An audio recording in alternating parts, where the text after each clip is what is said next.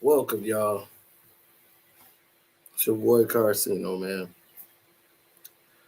Before I step out tonight, I just wanted to tell you guys thank y'all once again. All the people who signed up and became a member here, thank y'all once again. Appreciate all of you for all the love and support, as always. Is the casino fly? What's the casino fly tonight? Uh, let's talk about it. Let's talk about it. Where we used to be and where we are today. We're not here without the people that has fought the good fight with us throughout the sabotage, the detractors, all the hate, the corruption, all of it combined to try to take us down. Right, the whole system. We came up through all of it, and we still here only because of you. Now, some of you may not know how this channel got to be as popular as it did. The reason that this channel became as popular as it did was a series we did that wasn't planned, wasn't thought out. It was just stuff I thought everybody knew. And come to find out, they really knew nothing. And no one was even talking about these stories at all. Now, everybody and their mama got a podcast. And they can't wait to tell you about the stories. Right? So now, I'm not a very festive person. As you can see, I don't do any Christmas celebrations, Thanksgiving decorations, and all that stuff. I'm not that festive, but I don't like to kill other people's joys in the process. My mom is festive enough. um, but again, going into this cycle, this was about 2015 when I decided to start telling people what was actually going on that they really didn't know. And I was surprised to find out that a lot of the stories that were out there was omitting so much. And I said, wow, they've omitted a lot out of this. Like, is this all people know? So when I started telling them what was happening, immediately people are going to say, who is this guy? He's a liar. No one believes me. And that comes with the territory. That's a natural defensive technique. I don't know these people, so he must not know these people. How does he know that? So obviously, I must have some type of connections if I know these things. I must have some connect into it. Then they start to go through my past. They start to go through my photos and they seeing me in places and situations where they are artists and where they are people at of the know. They start seeing all of the rappers. They start seeing me with Suge Knight. They saw Floyd Mayweather with me on numerous of times. Saw me on HBO with Floyd Mayweather. Then everybody starts saying, oh, he was around.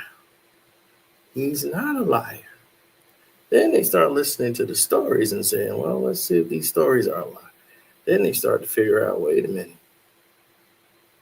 this stuff is added up.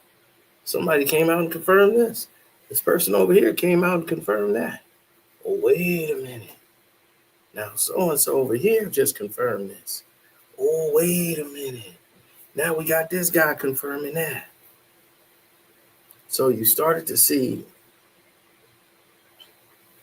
all of the people start to confirm the things that everyone else was dismissing.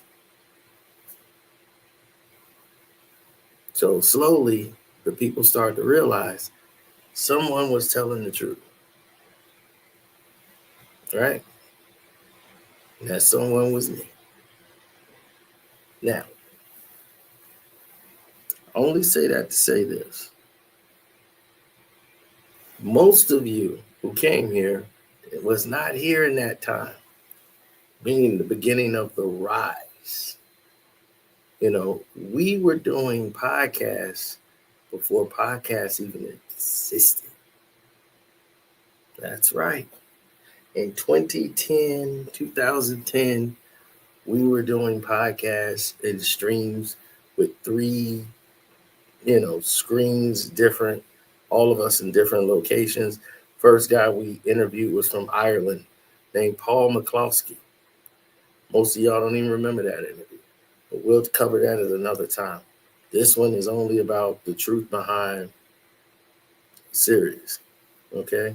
And because it's about the truth behind series, well, I'm actually finna go out and meet some Chicago Bears players. So yes, Chicago Bears colors it is. So now, here we are.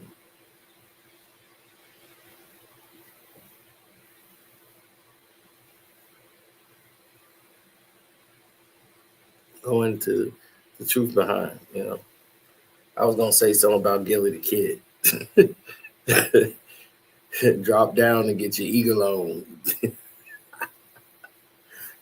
Drop down and get your eagle on. Go ahead, mascot Gilly. But, nah, this is not my presidential suit.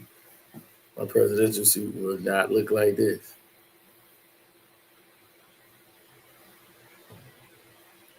If your pastor dressed like this, don't go to the church.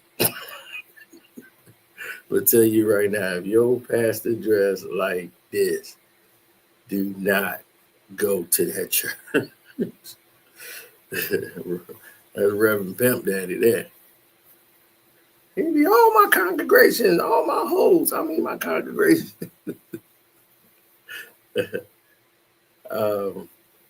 So this is pretty much a reminder for those who didn't know from the very beginning what really kicked it off and put it into extra overdrive is when the movie Straight Outta Compton. The movie Straight Outta Compton came out, and believe me, it was straight out of fiction. Because and I saw that and I was like,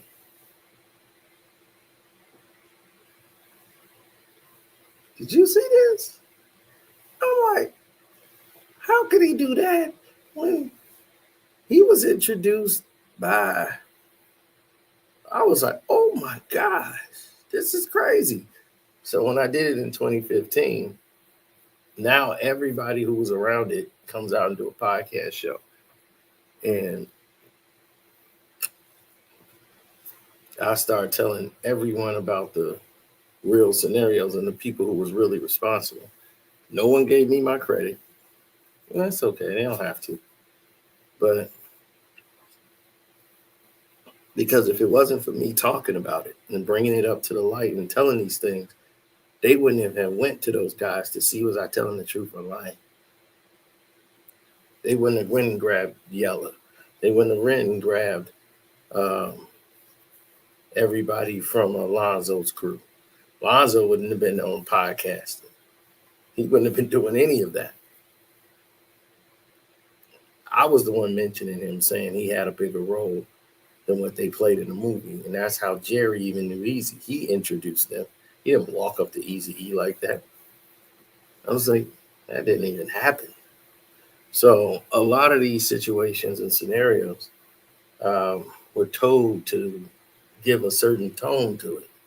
As Jerry Heller died filing a lawsuit against the movie, that his family, his brother, I think, was still keeping the lawsuit going fresh.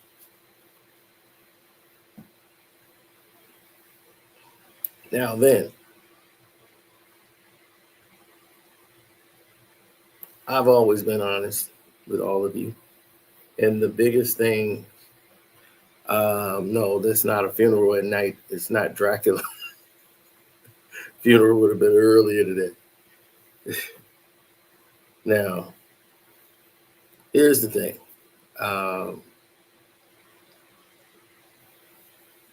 And here's what we know, right? What we know is something very simple. is that when the Nas and Jay-Z battle happened, Memphis Bleak was on DJ Vlad and he was talking about the Nas beef and everything else and really trying to incorporate himself as the generator of this said beef, which we looked at as ridiculous and pretentious, but also ridiculous. So what we decided to do was the very unconventional thing. We said, hey, since this is the route y'all want to take, let's take the route less traveled by. Let's go ahead and decorate this whole thing by telling the truth. So the Nas and Jay, they actually sat down and did an interview together. They actually had Sway and Tech or whatever, Sway from Sway and Tech, narrate this thing. And he did such a horrible job doing that. It was like, oh my God. And Nas and Jay gave the softball answers to everything, and they just sat there and lied about the whole interview. And I said, oh my God, this was a nightmare to listen to. They covered none of the beef at all. They just sugarcoated everything, kept everything so silent that nobody else in the free world would even know what was going on or what was being said. So I said, I'm going to tell the whole world the real truth and nothing but the truth. So sit back, relax, and I apologize for the audio. This was done 10 years ago, okay? So I apologize as the audio was the old computer. We was doing this. It wasn't no $1 million plan back then. And yes, we've made over $1 million doing that. For those who didn't know, yeah, we made over $1 million doing that back then. Wish I had it now, but that's millions later. Yes. So, yeah, some of you were here, some of you were not, and you weren't privy to it, but appreciate the love and support y'all just continuously show for the newer videos today. So let's get to it. Hi, I'm Karceno. Oh, let's talk about it. Let's talk about it. No one knows Karceno and none of these. There's so much going on in the world, and I'm just giving my 2 cents on it. Go in and do a raid at someone's house, but you don't have an arrest warrant for them. Put your seatbelt on. Strap in, because this is it. You have been lied to by the people who battle it was. Nas and Jay-Z has lied to you. Sway lied to you. They all, well, he probably didn't lie. He just probably didn't know. Because a lot of them just don't know. You think because they on the radio they know. They don't know nothing. They just know what the rapper tell them. So they don't know anything about nothing. But you want to know how the Jay and Nas beef got started. You want to know what it was about. Get ready, because this is the truest story ever reported on the entire everything. Now, let's go back to the beginnings. That's the best way to do it. Illmatic, one of the best albums to ever come out in 94.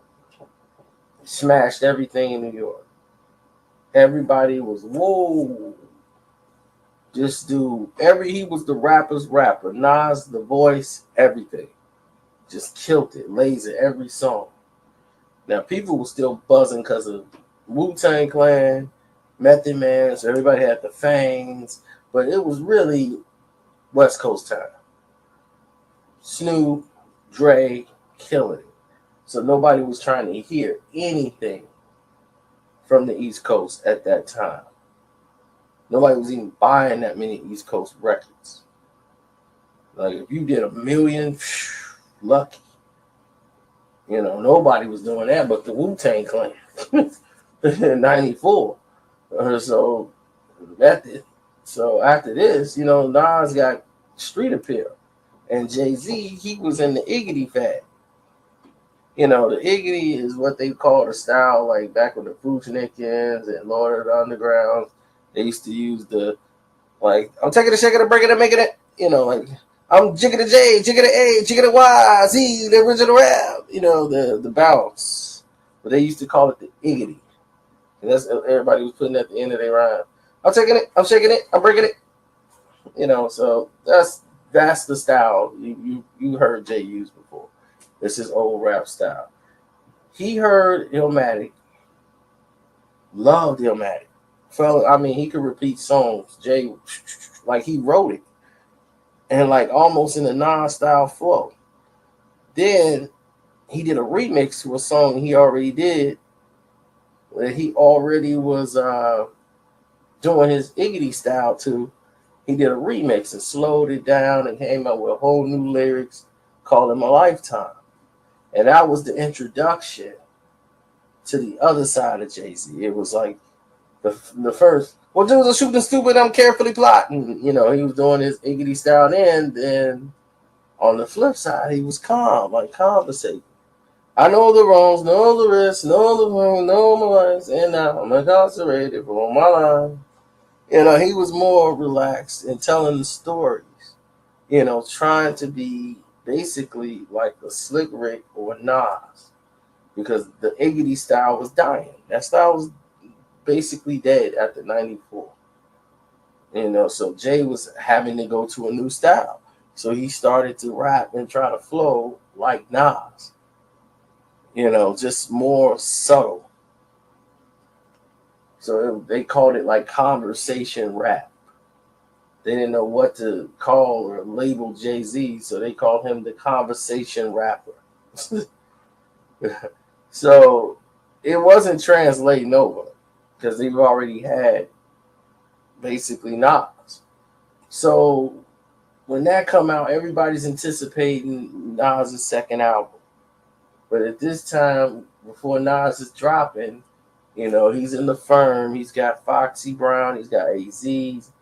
And they're the firm. Jay-Z writes for Foxy Brown, and so does Nas. You know, Foxy didn't write that many raps. She can deliver. Her deliveries was sweet, but she needed somebody to write the rhymes. She was still in high school. So, you know, Foxy, you know, listening to Nas and listening to Jay. And then she was like, Jay be like, what Nas write for you? Oh, I'm saying this. Oh, that's tight. And every verse that Jay would write for Foxy, hoping that he'll get on, like Nas would say something and like, man, dude is ill, you know, I'm gonna help him get his thing like really blown up.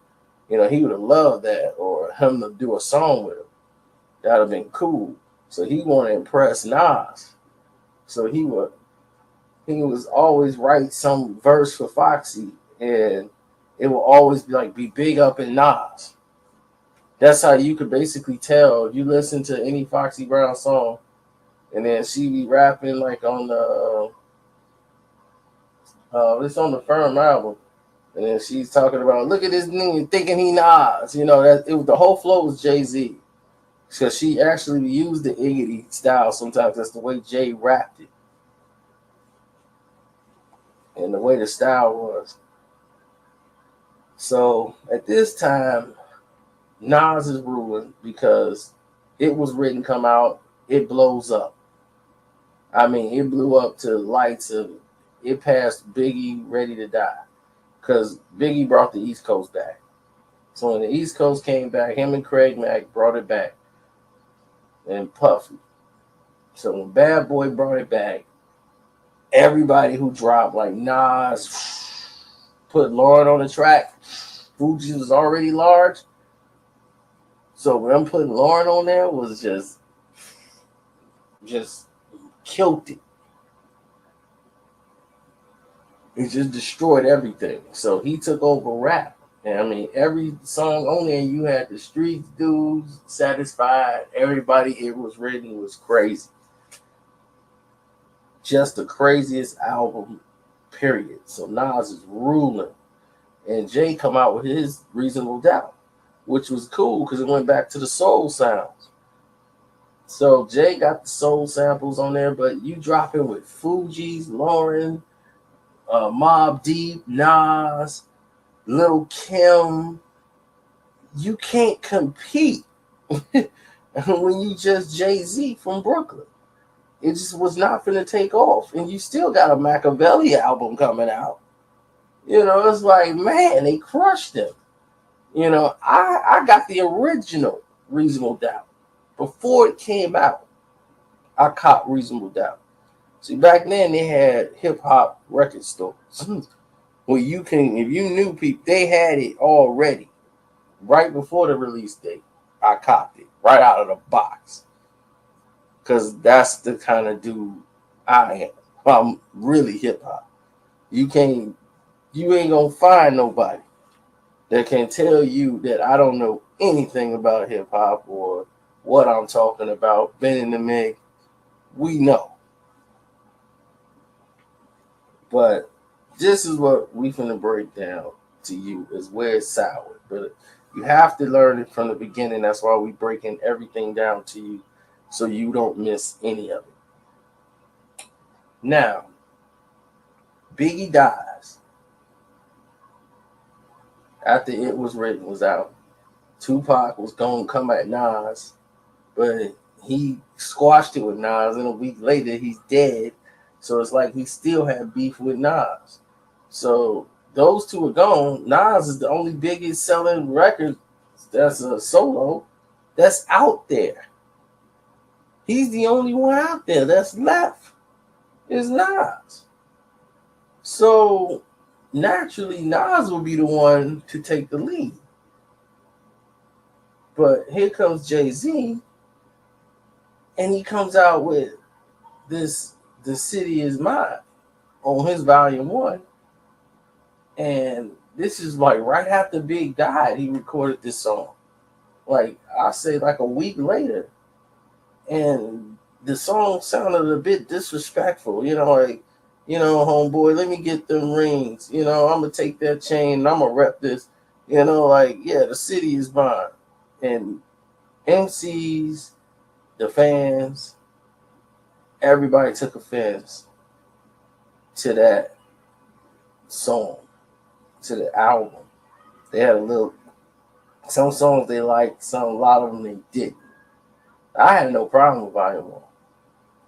Just, I don't listen to Sunshine anyway, but it's some songs on there that are great. And it didn't get its appreciation until they came out with Streets Is Watching to try to really illustrate to y'all what that album really was, and y'all slept. They made videos and put them on the Streets Is Watching DVD, which everybody had. But during that time, Jay and them, they was going to the clubs, popping bottles, doing the thing with the champagne. They had the Renee and Angie samples. They was doing it big. Then Nas and his baby mom, they're not dating. They break up. Nas is big now. He's going around dating celebrities now. Celebrity women and messing around with chicks. So his girls, she out messing around. Next thing you know, they all hang out in the same type of spots, environment. She running to Jay-Z. So her and Jay are talking and like, oh yeah, and no one think nothing of it because Jay and Nas at this time, they cool. They don't hang out, but they know each other. They doing the same industry. They cool. But Nas is touring. He's really, really busy. He's getting ready to film Belly, and he's getting ready to drop another album, which was supposed to be a double album. The I Am album was supposed to be double CD. They had this big marketing plan for Nas. And they have the Firm album coming out. They got all this stuff going on with Nas. He's so busy, he got no time to really pay attention because the whole East Coast is hanging on his shoulders at this time. So when the Firm album dropped is when Volume 1 was finna drop. And Nas is only on a couple of songs, but then he got like everybody on the East Coast on there. Because everybody, Capone and Noriega really shines on there. Like everybody was, so they called it the firm flopped. It had the most production of any CD that I can remember in anybody's time. If you go get the CD and look at the back and see how many producers, how many record companies was involved in making that album, you would think the budget was like 20-30 million dollars. But they said that the album flopped. The album sold over 1 million records. It's just that you didn't have a Foxy Brown, AZ, and Nas on every track. You had one track, maybe 2 tracks, or 3 tracks total with all of them. And then that's it. Nas is basically out off the album. And then it's just a free fall with all these other people just supposed to be the fire. They just all together because everybody's like, man, we finna eat off this. So Jay was writing for Fox, everything was going good. And Foxy Brown comes out with her album and blew up. And that's how Jay kind of rolled Foxy on in with I'll Be Good and all these other songs he was writing for her on her first album. So Jay's already getting writer credits and doing real good, and things is going okay. But he's talking to Nas' baby moms, and then they at a party. Nas ain't there. Jungle and Nature at the party. Jay got a drink, and he only see Carmen, so he coming direct line straight to Carmen with the drink. She freeze. She's froze, and Jungle and Nature was there, and they like kind of peeped and observed it. And then Nature was like, man, I think, because he saw them at the last second, then he turned to get a drink to somebody else. And was like, oh, here. He was like, man, I think he was gonna try to get at the car. Then he's like, nah. I'm like, he like I'm tripping, like I'm reaching. Like that wasn't finna happen. And so she just played it off, but she was like, man, I was close. We almost got caught. Because at that time they was full out dating and messing around. So Nas still don't know. It's not like Nas is like, man, like being a total sucker. He's out of town. He's gone for months. He's not living with her. They might mess around every now and then, but he's not living with her. He don't really know what she's doing. She goes out all the time. And this is why he basically like, I can't deal with this. Because Nas basically was like, you stay at home with the kid. I'm going to go out and rap, and I might bang some chicks and do what I do. And she was not a stay-home chick. She was a girl that liked to go to the clubs and get wild. That's how you met her. In the streets. So, anyway, back to the story. They sit up there, and the album come out, the firm didn't do well. After the firm didn't do well, Dre's no longer working with Nas, so he was not going to be on the I Am album. Everybody's going in a different direction, and people are like, man, I'm not going to do this and that. And Nas is like zoning out on his album. Then his album gets leaked. Like the songs he already had done got leaked. So you got 5-6 songs. And if you buy the lost tapes, most of those songs are from some of the majority of those songs are from the I Am album. All them bangers, like Blazer 50, all of those songs, those were I Am album. Songs that got leaked. So when that happened, it was like, oh man, so it was basically, we're gonna stick with Nas's life. We're gonna take some of the songs that's just gonna have to come out because this was it was his coming out song. So he replaced these other songs with people with like DMX, Scarface. He replaced a lot of songs on there, but I Am is still one of the illest albums in hip hop, period. And I don't know what dumb people thinking. Like, he fell off. How did he fall off? That album was incredible. Aaliyah, the song he did with Aaliyah, the song is incredible. I just don't understand what people they let hype and talk rule them. They have no mind of their own. Somebody else said, they just back it up and be like, since a lot of people said, I'm gonna agree with it. It's just stupid. They have no mind of their own. But anyway, that album comes out, and on that album,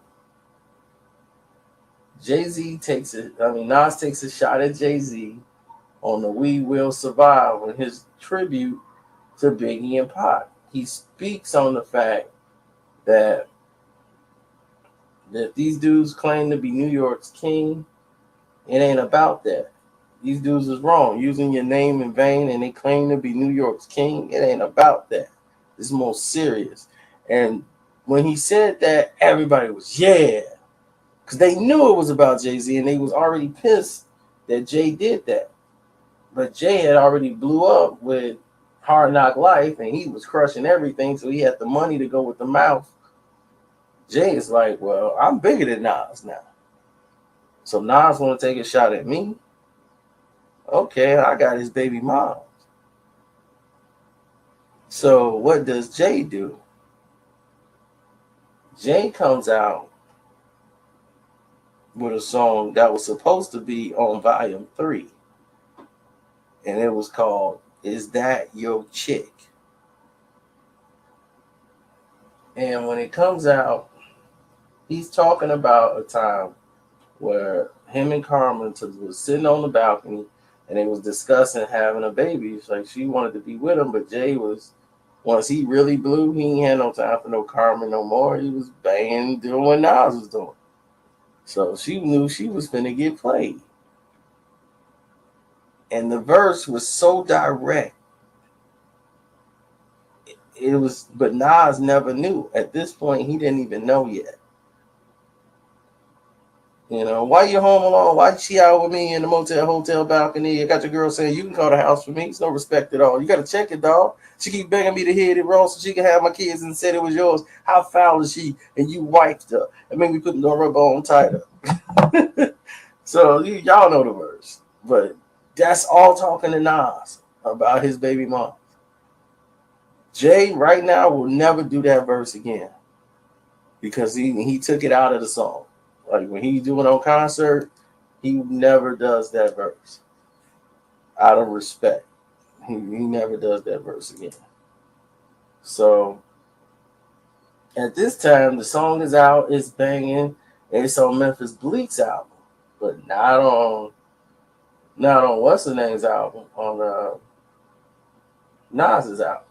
I mean on Jay's album that it was supposed to be. So the single is out, but that song is on now that it's on Bleek's album and not on Jay's. Jay's album finna get ready to come out. Nas got 2 albums dropping that year. He dropped I Am. Now he's dropping Nostradamus. And in between that period, Carmen told Nas she was dating Jay. And this is when it was broken up. Like, I dated him, but it's over now. And we dated off and on for a couple years. Now, when she said years, like about a year or two, Nas feel heated. Because now it's like, oh, okay. And Carmen was like a woman scorned. She wanted to be with Jay. She thought Jay really was into her like that. And then when he blew, she got played. She really like found out where her position with him was going to be. It was never going to be more than what it was. And she felt salty. So then she want to run to Nas and tell Nas. Nas goes down to Baseline Studios. And he's ready to fight. He's ready to fight Jay-Z. Dame Dash comes up there and says, man, dude, he's not here, man. He's not here, man. Just go home, man. Don't do nothing crazy. Man, it ain't even worth it. You know what I'm saying? This is not even worth it. He's not here. I mean, just go home, fam. I'll feel you. You know, him and Nas and Dame talked for about 20, 30 minutes about it. Nas went there by himself. And I did. If you got anybody who know Dame Dash, or can get goddamn Dash to confirm that. If y'all want to think I'm full of mess, go get his name up. Ask him, did Nas go down to Baseline Studios to fight Jay-Z when he found out? And Dame came down and talked to him and cooled him out. And Nas left. Don't see? This is stuff they don't even tell you about. Now, the Nostradamus album comes out. It's a track on there called Come Get Me by Nas. And the second verse, because Nas know now. And when the second verse hit and it comes out, you don't like me, clown? Or you gonna take me down when I bring my face around? You gonna do what? You clearly knew I blew up. I've been shining. Baseball diamond, ring for your chitlins. Niggas know what my 9 pearl handle's about. What you say, girly mouth? Get it crumb like the dirty sauce. Then I know you see me flossed out most of million. See your girl talk about me, you give it a cold eye. Girls dig you, imagine what she feels for me. You make hot songs, but she know you steal from me. Who ill is me? I rode on haters in album 3. Next album, I take y'all dudes to 3D. Can't find nobody shook for Queens. I'll be with the most grimy killers, and they all look clean. To put bomb underneath cars. If you want beat, then start your next trips to the graveyard. Now, when he dropped that verse, you know he was talking to Jay. But y'all missed it. Y'all missed all this. So when this was dropped, and it was dropped hard, Jay is coming out. Jay-Z comes out, goes to promoting the Volume 3 album. And then he got a song on there that came out like right after Nostradamus. So right before the album goes in for mastering and he got to submit it, Jay's waiting to hear Nas's response because he knows that Nas know about him and Carl. So when that go off and he hears Come Get Me, Jay-Z on Volume 3 has a song with the same title called Come and Get Me.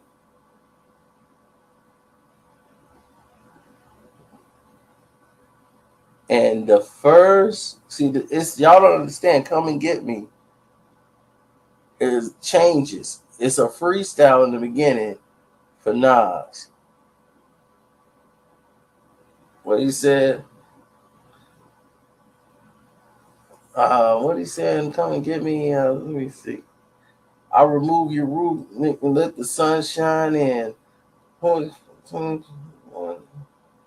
When I got the gap tucked, I'm fat, ignorant bastard. I take it back to day one. No kids, but trust me, I know how to raise a gun.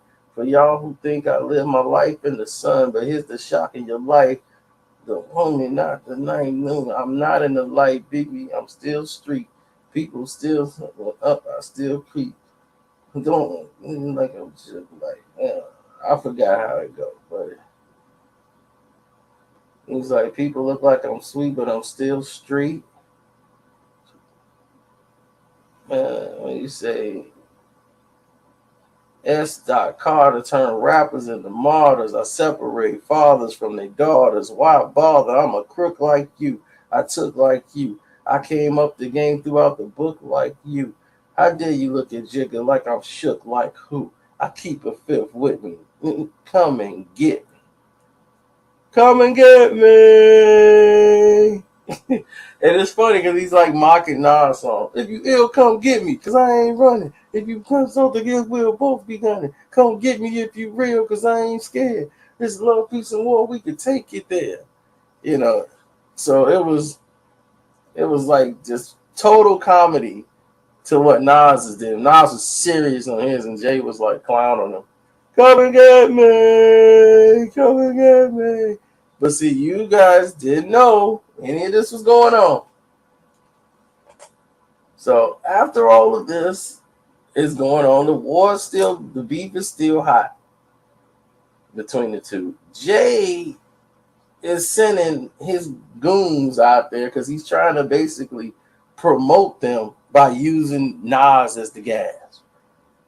So it's Memphis Bleak versus Nas. He's sending Memphis Bleak out there.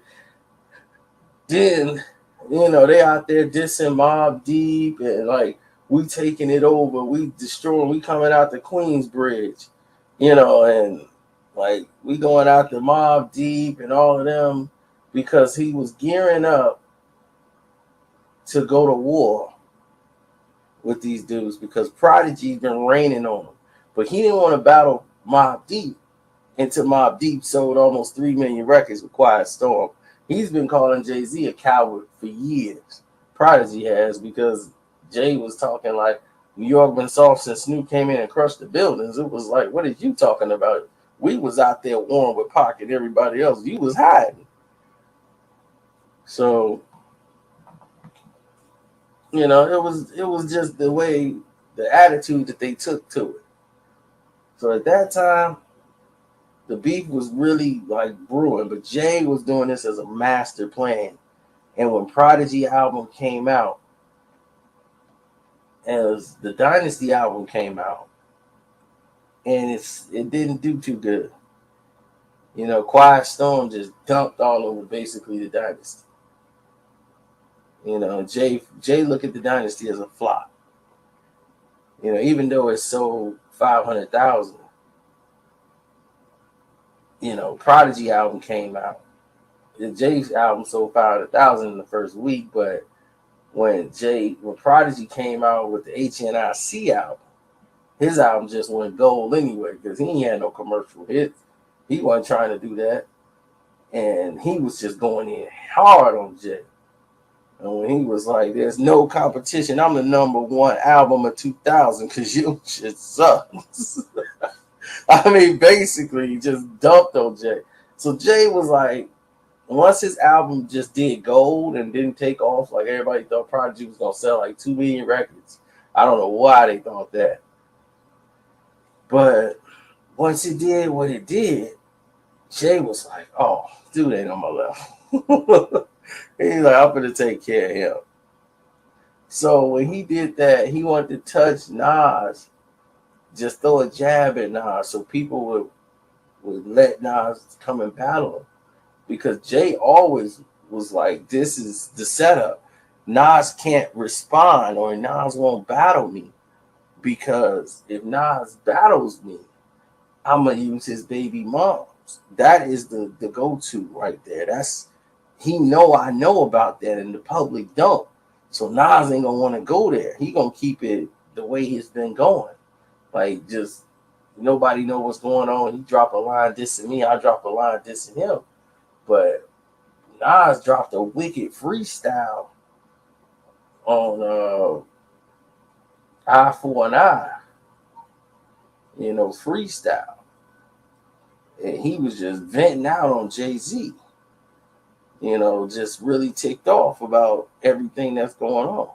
And if anybody can remember when Nas came down to the radio station and he talked about, hey, man, let's keep everything on wax. Got the Jay-Z brought everybody Rockefeller down to take over Flex. The next week, Nas came down there.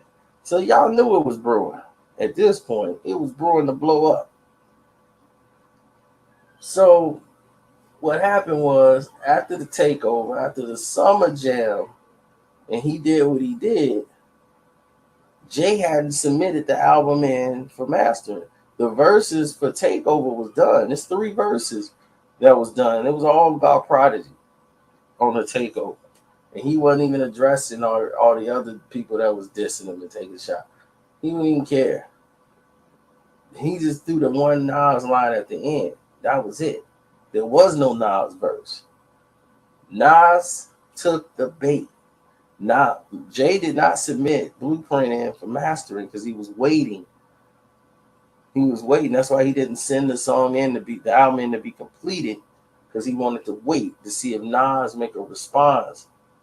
And Nas talked to Chuck, who was like Rakim's main guy. He called up Nas and like, Nas, man, you gotta respond. Your career is over, son.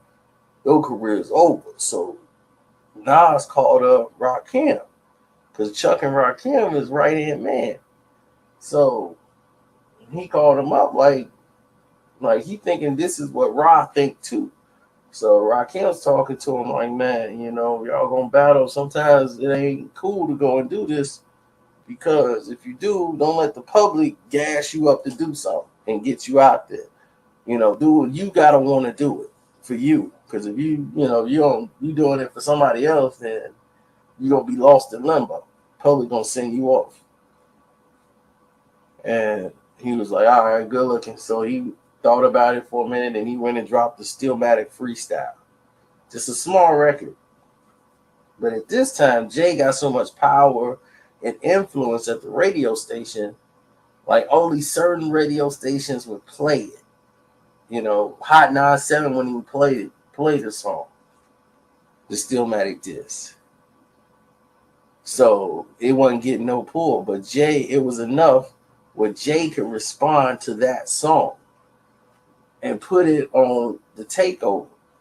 So when the Takeover album song come on, and the album has got this Nas verse, Jay-Z is responding to everything in the Stillmatic Freestyle. Yeah, I sampled your voice. He's talking about what he was saying in there. You sample my voice, I rule you. Everything he said in the Stillmatic Freestyle about Jay. Jay was addressing in the in the Takeover song. But what he did strategically backfired on him because it looked like he started it and came out with the verse because nobody really heard the Stillmatic Freestyle because he had it submerged off the radios. So because you knocked it off the radios and it was only on mixtapes, basically, the underground, the people in the streets knew, but the overall fans just know you came out with Takeover. So this plays in your disadvantage because when it came out, it was slick to the point, and you know who, did you know what, would you know who, and everybody was like, whoa, what is that? But everybody else knew like, oh, okay, he's trying to say, you say something or say something else, boom, I'm coming out with it. That's my ace in the hole. But Nas isn't stupid. He knows you're gonna do that. He knows that's your ace in the hole. You never tell nobody you got the ace. You hit them with it. When it's at the last point, you bring that point out. You don't flash the gun.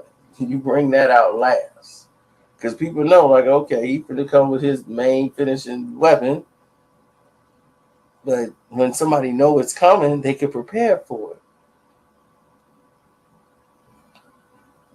Nas had already been going through the PR of, we barely talk, she's not with me. He's doing that to get close to me before.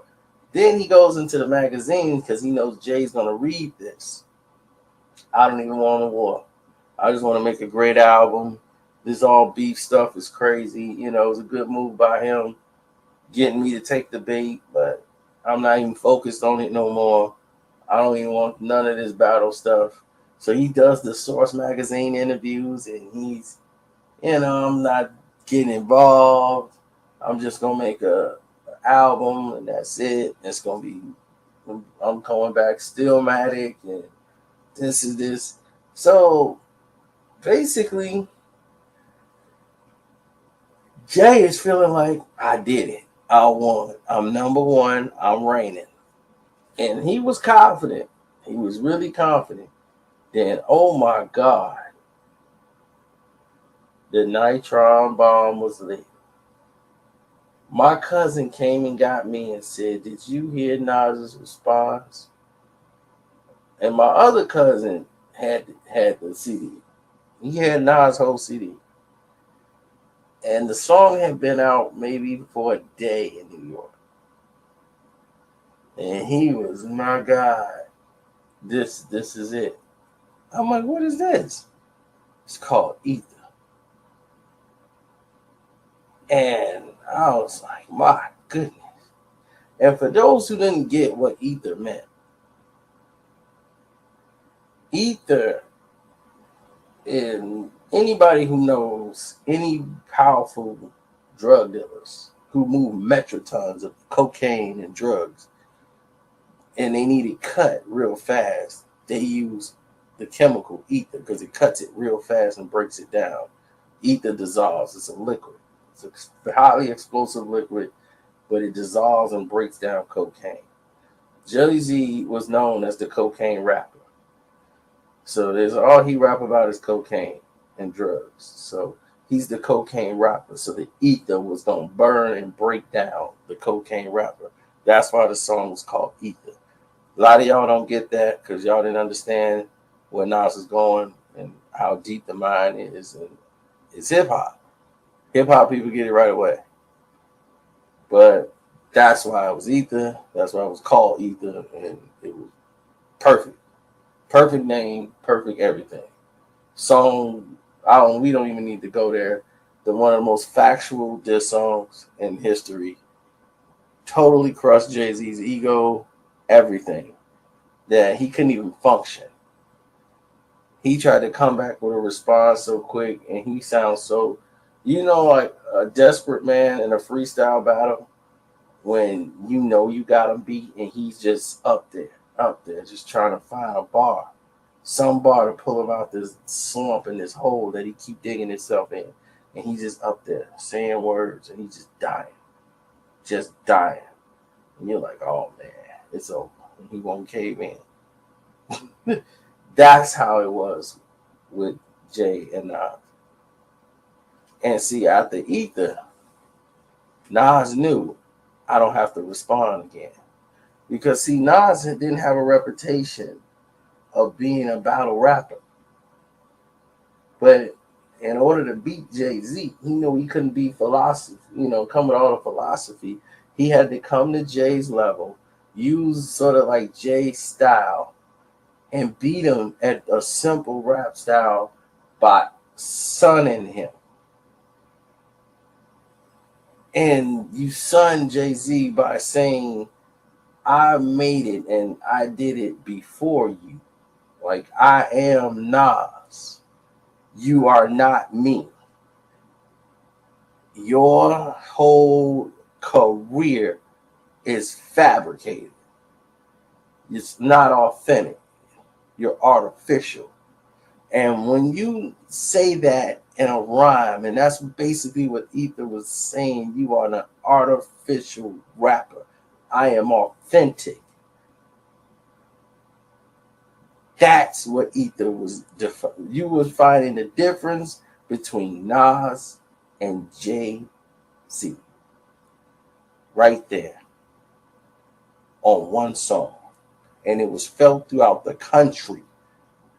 England, everybody, UK, they loved the song. They didn't even know what it meant. And then there was a beat that no one had ever heard before. You never heard that beat on any other song. You never heard it used. You never heard it. It was new.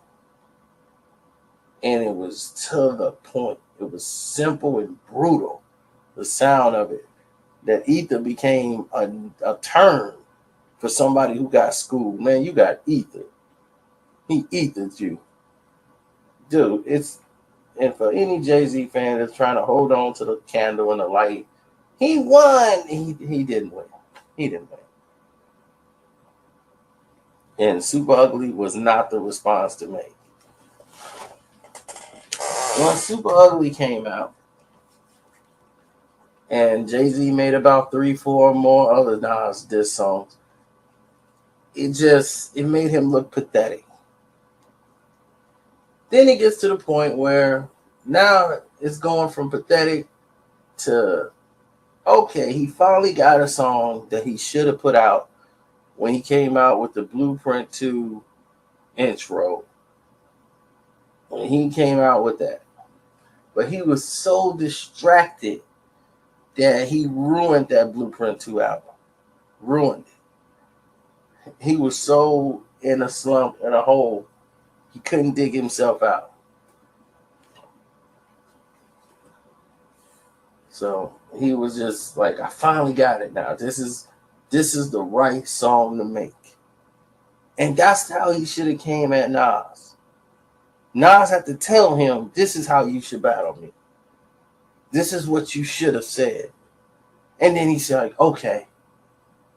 And then he came with it, but it's like, now it's too late. But that's what you should have said. But now it's too late. But that is what you should have said.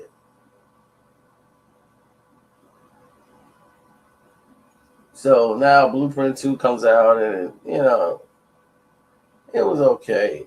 It was a little, I mean, he has some points on it, but Nas just throws jabs at him every now and then and just break him down to minerals and to pieces and just let him know that I'm still Nas and you're not. And he would do it on every song. He would drop like a little bars. First of all, this is Nas. I'm a Braveheart veteran. And y'all already know who I'm better than. All that stuff was with pokes, Jay. It was just poking him, driving him crazy. And like, what's his name? What he said, I was brought up off that. I was brought up off that Planet Rock. James Todd Smith, Curtis Blow, Shannon Scott, Lil Rock and them jams. How could y'all mess with it, John? Jehovah Witness. Him and his co-defendants are eating like Lucky Charms with 2% low-fat milk. I'm 5% pro-black built. It's another mother out the mother. I don't think about him, man. He talking. It's a lot of gossip like I'm a prophet and I can't go back to my project. Oh, man. Dude, I'm telling you. It's not even comparable. The difference between the two MCs is not even comparable. Jay is a great MC. Nas is the best you've heard in a very long time. You haven't heard an MC like him. You ain't gonna hear it now. But Nas can go there and give it to you. So that's the difference. Now, from then, and with different eras, that's just the difference right there. Nas is essential. Jay is artificial. Just giving you the gist of it right now. And you look at where they are right now today. It says everything. I mean, the fact that they came together and didn't go to war or didn't try to kill each other, that says a lot. They took the big step, but you're never gonna hear a story this complete with all the details in it, everything about the beef, how it started, how they was all cool. I know it's pretty long, but I hope you got the results you was waiting for in the end. I ain't gonna keep y'all no more than I need to. But I'm out.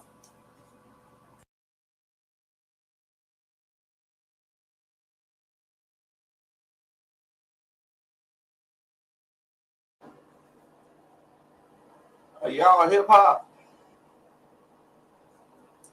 I mean, really hip hop?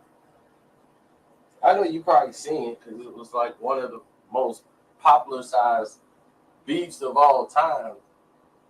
Some people call it the first beef in rap history. The Juice Crew versus BDP. Boogie Down Production. Now, here's the true story behind that. Because I've heard the story told, and it's told with some parts that are true and some parts are omitted. Not like they purposely did it.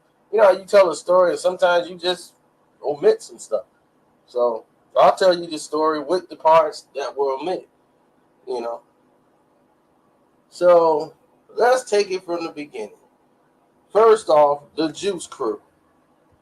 That's Mr. Magic, and Marley Marl, the hottest producer and DJ in the game.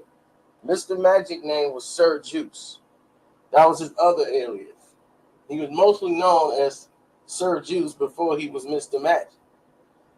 So they naturally, when he put this crew together with Marley Marl, they became the Juice Crew. Okay, Marley came along as a writer and brought in Dimples D, to remake Sucker MCs, and they had Sucker DJs and all of that. But that was before, like when it first was getting started. But when the Juice Crew came, you talking about Biz, MC Shan, Big Daddy Kane, The Real Roxanne, Cool G Rap, Master Ace, Craig G, Granddaddy, IU, Tragedy. These, they had Glamorous in there, I think, and DJ Polo was a part of it. I mean, this was the biggest collaboration of MCs. And when people was talking about the Wu-Tang, and they was like, man, we've never seen nothing like this before. You have. It was the Juice Crew.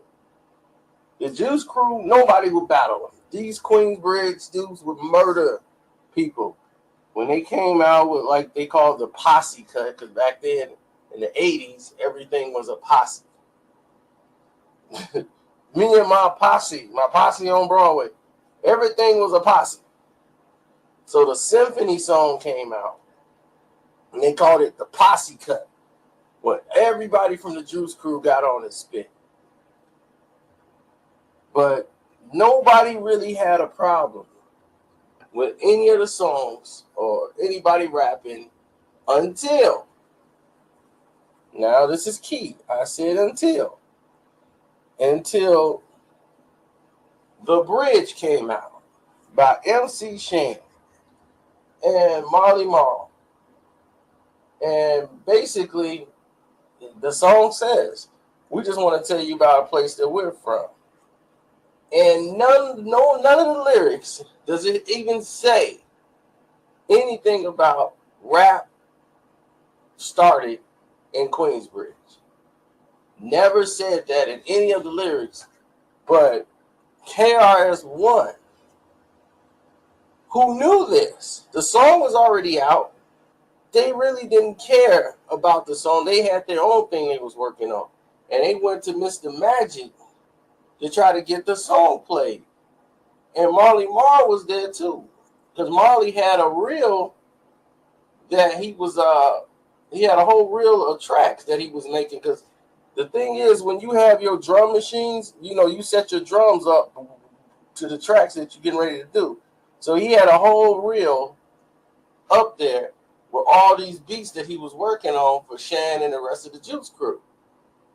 And the guys came up there, and when Marley got there, he was already telling them their song was whack and he wasn't going to play.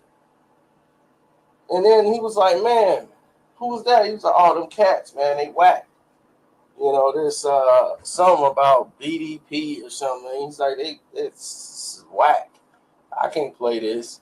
I mean, he's just destroying them right in front of their face, telling them how it's garbage. And then they go back and they listening to MC Shan. And it's like, man, this dude's garbage. And they playing him all day. So they went into the studio fired up. And they made South Bronx. But what had happened is, when they left, they stole one of the reels. And that reel happened to have the beats that Marley Marl was working on with the drum machine. Because, everybody back then in the 80s used the drum machine where you press the button. Then you got the clap sound. Everybody had that machine. But some people, they do it a different way. So they know they stuff when they hear it. They know, like, hey, that's mine. Like, I did that. So it's just a creative process where people know. So South Bronx come out, booming, boom, boom, boom, boom, boom. South Bronx, South Bronx. Because they went to his rival DJ, Mr. Magic and Red Alert. They didn't get along. Okay, where that beef started from, like where all radio DJs beef start from. It's something stupid. Just like I can mix better than you, you can't mix better than me. Just like that. So it's nothing real big there. But Mr. Magic had the radio show. He was the big DJ influence. So when Red Alert, like when Cool DJ Red Alert got down with Boogie Down Productions, he gave them the voice they didn't have. And when he got on his radio station, he blasted South Bronx. Then he came back and like, we gonna play that again. Hit him again. South Bronx. So. The energy level was so amped. It was a problem to come to the Bronx. And then they saying, you saying Queensbridge, the rap started in Queensbridge. It never said that. He never said that at all. But the fact that Chris said it, it made it true. People listen to the song and everything. They never said it. But Chris said they said it. And he's attacking him. And he's saying it on the song, they saying it. And you can play the song and he don't say it. But people believed it. It was genius of a strategy to do. Now the whole attitude in the streets is, yeah, man, you talking about all that junk Queen rap started in the Bronx. It ain't started no Queensbridge. People followed. They jumped on board and they followed. So now you got all these people amped up. They had to come back. Queens, they like, look, let me get them. Everybody in the Juice Crew wanted a piece of the Chris. KRS One, but Shan was chosen. Shan is like, no, he's coming at me. My song is me. I'm gonna get it. That's the one I got to get it. So he came back with Kill That Noise. Kill That Noise. So when Kill That Noise came out, everybody loved the mix more than the rap, really. When Kill That Noise came out, but it didn't have the same energy as the South Bronx. So when the South Bronx record was playing and it didn't have the same energy, people were still going back listening to South Bronx. But they was like, man, Shan got to him. Yeah, that was tight. But they really loved the beat. Kill that noise. At the time, the mix and everything, more than they liked the actual rap. But they would say, okay, Shan is up. Then next came the knockout blow. There was no recovering, and I mean no recovering from The Bridge Is Over. And when The Bridge Is Over comes on, and you listen to that track, go listen to South Bronx track, then come back and listen to just the beat. You can tell what happened. The beat reel that they stole from Busy B, not Busy B, but Mr. Magic's radio station that night when they got told they was whack and they left and they stole the reel, it was the beat Marley Marl made. The drums, everything, the way he do it. That beat, if you listen to it, you can tell that's a Queen's beat.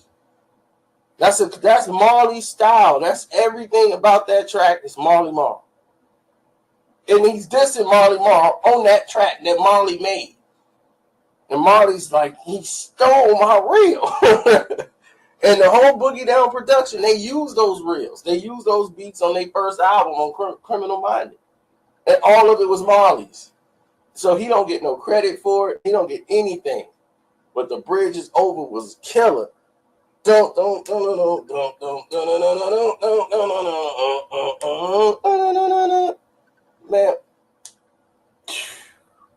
Marley to this day he can play that beat for you and make it for you in about 10 seconds. Because it was his. But that's how it started. That's how it all got. Man, it was a problem to be from Queensbridge, and it was a problem to be from the Bronx. That's when the boroughs started really really, it was really a problem. And they didn't kill you back then. They beat you down and let you live with the fact you got knuckled down. They're like, oh yeah, we knuckled them down so you could live with the humiliation factor. Then you had to come back and knuckle them down again or best them with your knuckles To kill somebody, then they had to really do something to be killed. Not like today when somebody he bumped into me, I got to shoot him. You know, it's because their feelings is hurt. Your feelings get hurt, you come back and fight them again. You know, that's what you do back then. You know, I mean, it's the same way it should be now, but these dudes are clowns. But you're supposed to fight them back. That's what you do.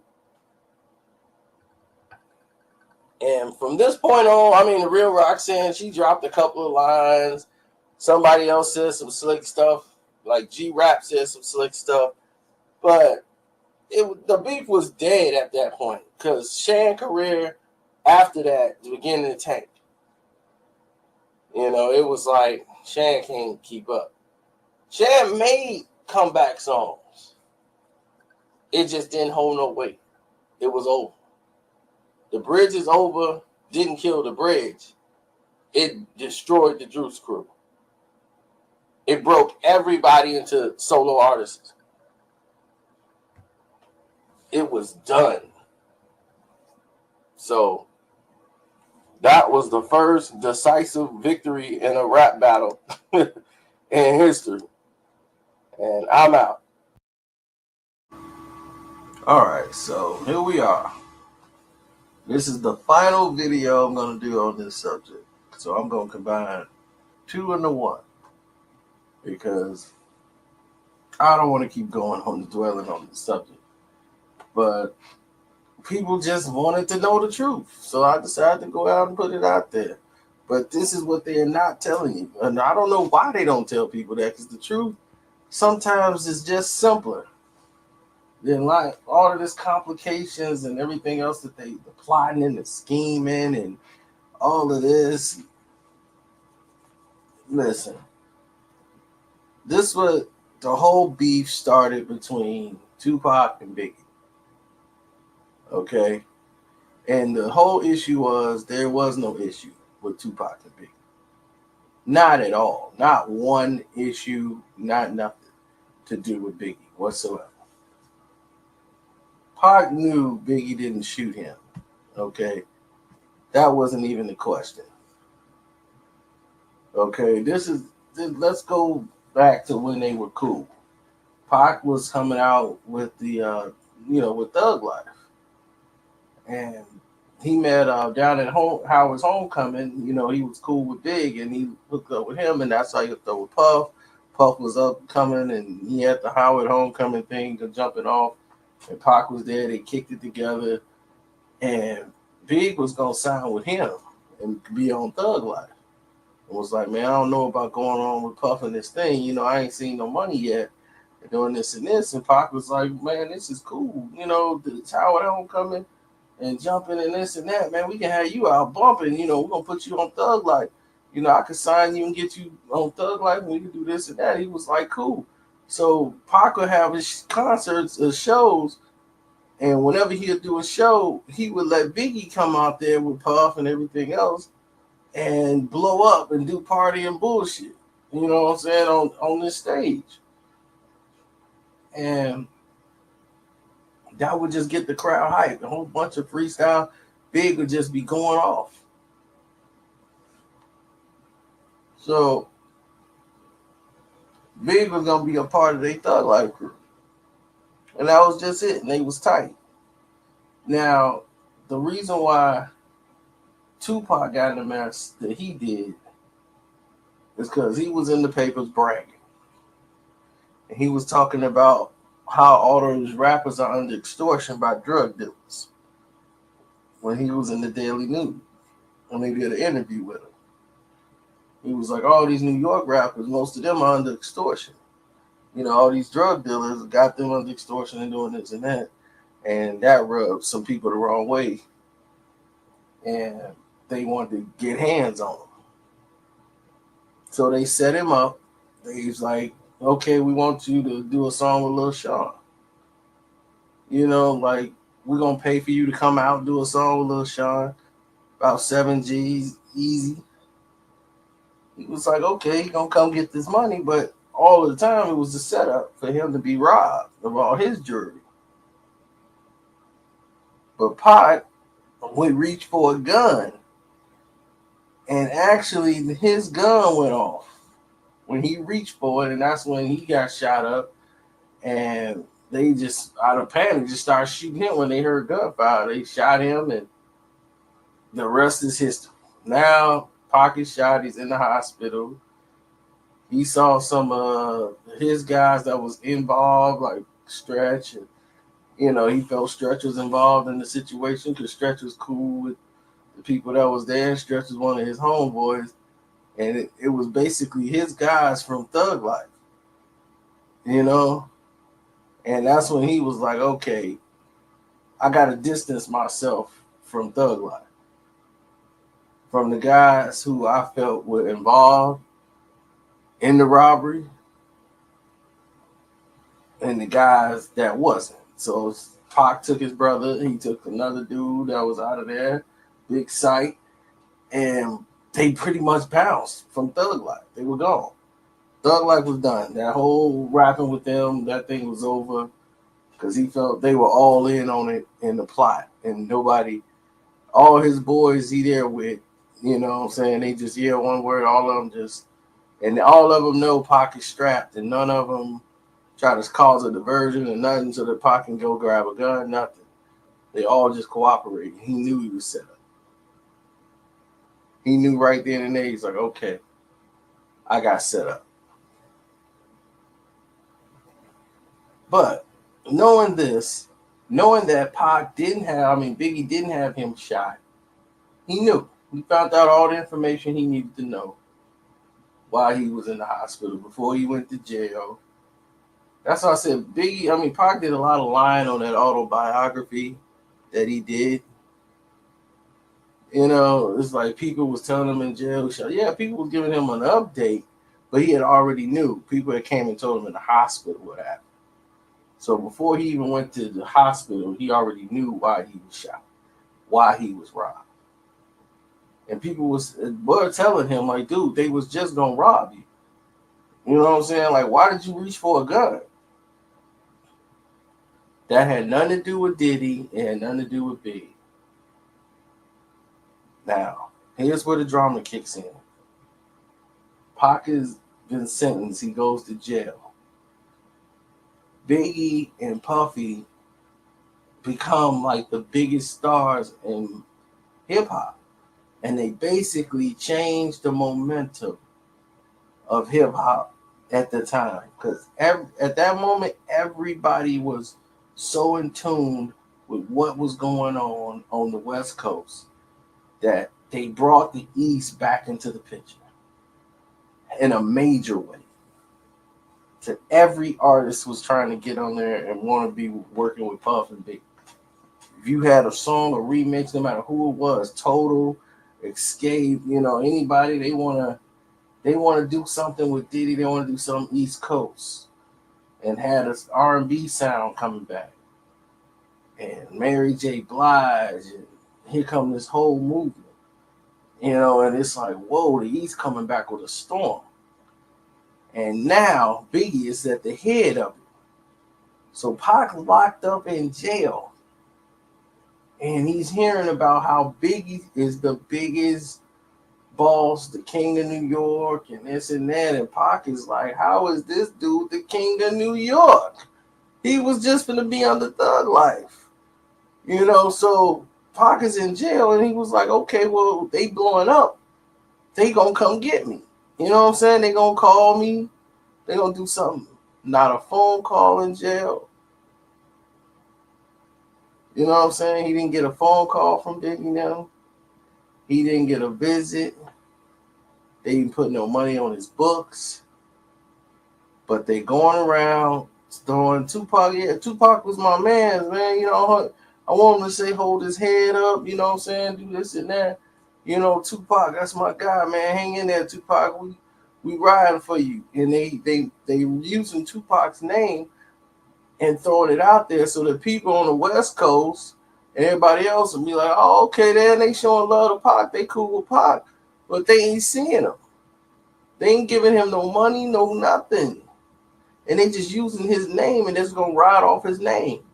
Just throwing it out there with him. Every time they go do a show, and Pac looked at that as wrong, real wrong, and was like, Diddy got all this money, and you ain't gonna pay a meal to get me out? After I didn't let y'all blow up on my shows, let y'all do this and that, y'all just gonna do me like this and leave me here to rot, and y'all just gonna use my name and throw it up and throw peace signs to Pac, free Tupac and all that stuff, but y'all ain't trying to see me? That's what started the beef. So I don't know if anybody ever told y'all this story, but that is exactly why the beef started.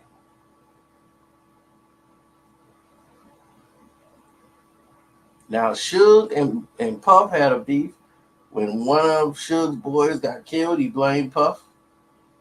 And ever since then, they've had a problem. But before then, Death Row and Bad Boy were cool. They worked together, and there was no problems. Now, since that incident happened, they got problems.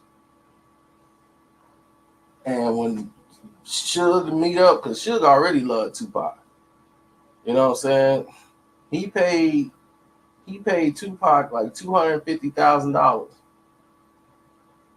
just to do like 2 songs on Above the Rim. The song Pain, and then they had another song that they didn't even use. That they didn't never even make the album, really. So, I mean, to 2 songs, 200, I mean, that's like an album. It's like an album salary.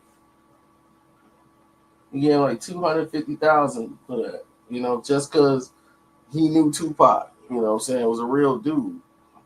And he wanted him to sign with Death Row. But that wasn't the right time. But this was the right time. He had leverage on Pac. And he was like, man, I'll get you out, man. We'll get you with the best. You're going to come back bigger than ever. So he signed like a 5-album deal. He fronted the $1 million and Pac went to work. Because he had the aggression. He was finna destroy this whole East Coast. Biggie was the king and Puffy is the clown prince. That was finna end once he came out of jail. And he was finna bring the West Coast back. That was his motive. That was his intentions. But he was smart. He knew he couldn't come out dissing the East Coast. You can't let your first song out of jail be Hit 'Em Up. Because now you didn't cause a major division. And now you got no money for it. And that was going to dry up the well. So what he did was throw little jabs out there to keep people interested. And people want to know, man, what happened with Pac? Who shot Pac? What is he going to say on this album? And it's the same similar situation with 50 Cent. It was the same situation. People were interested to know what he was going to say after he just been shot and he's back.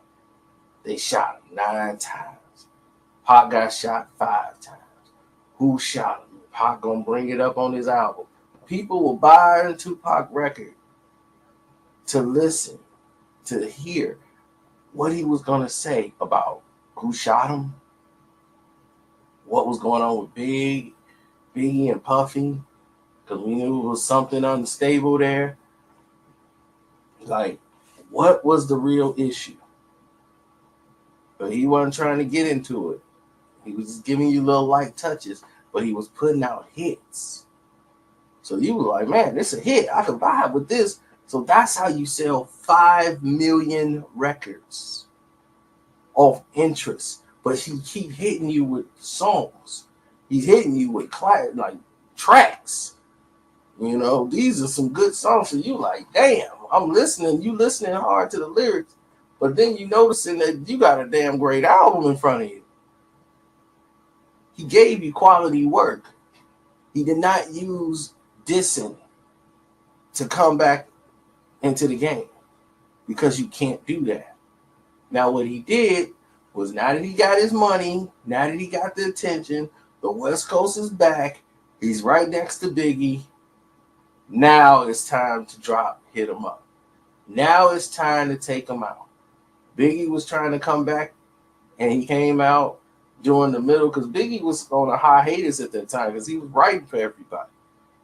He was writing for Lil Kim's album, getting Kim album ready, and then he was writing for Kim album, getting Kim album ready. He was writing for a couple of other artists, doing a couple of like features on people's albums, Michael Jackson, R. Kelly, and then he dropped the Junior Mafia CD, which took off. So Biggie was coming back into the game when they did the remix to Get Money. They were coming back because that remix to Get Money was on everybody's radio station. Get Money was everywhere. And they did the remix with Biggie and all them on it. It was coming back. So it's like Biggie's here, Biggie coming back. Pac couldn't let that happen. Went to the studio, dropped Hit 'Em Up, and released it. But this was all a strategy and a plan. That's why he wanted the Faith to be on the song, because he knew that no one knew his plan at the time. So it was still okay. On their end, they thought things were still okay between Death Row and Bad Boy. Like, okay, well, they want they want Faith to be on the song, so things are all good. So she came and dropped her vocals, but all they cared about was the pictures that she took with Pac, which was all set up by Death Row and Pac. They wanted to set the pictures up so they could take them and put them out just to jab at Big, to put it on his brain. And it was going to go right along with the song. It's all strategy. All was strategized. So then when he dropped Hit 'Em Up and I Slept With Your Wife and this and that, boom. It was like a bomb. Because now he got pictures and now you got people believing it. And now Biggie starts to lose power. Now he got to respond. And then when he don't respond, now you got a real issue on your hands. And everybody else is up in arms because they like, man, you the king of New York. You got to get out here. We got to fight this war. Everybody else is fighting it, whose name was mentioned. You got to front line this thing.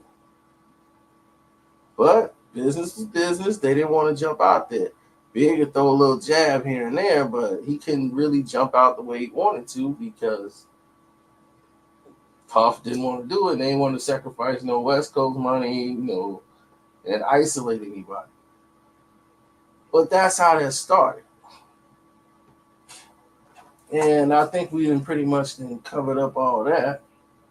I mean, for those that don't know, Big and put out, since Big number passed, you done heard a couple of freestyles where Big was really putting it on them. I mean, Pac lyrically could not sustain with Biggie. Let's get that straight.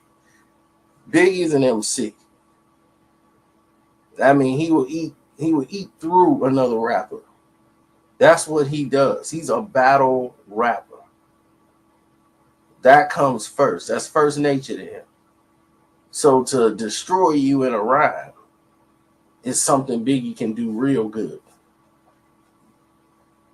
And if anybody doubt that, just go listen to Long Kiss Goodnight, which is all about Pac. So kind of let you know what that's about. Now let's move on to after the Hit 'Em Up, success is going on and everything's going good. Here's another scenario, another problem that ensued.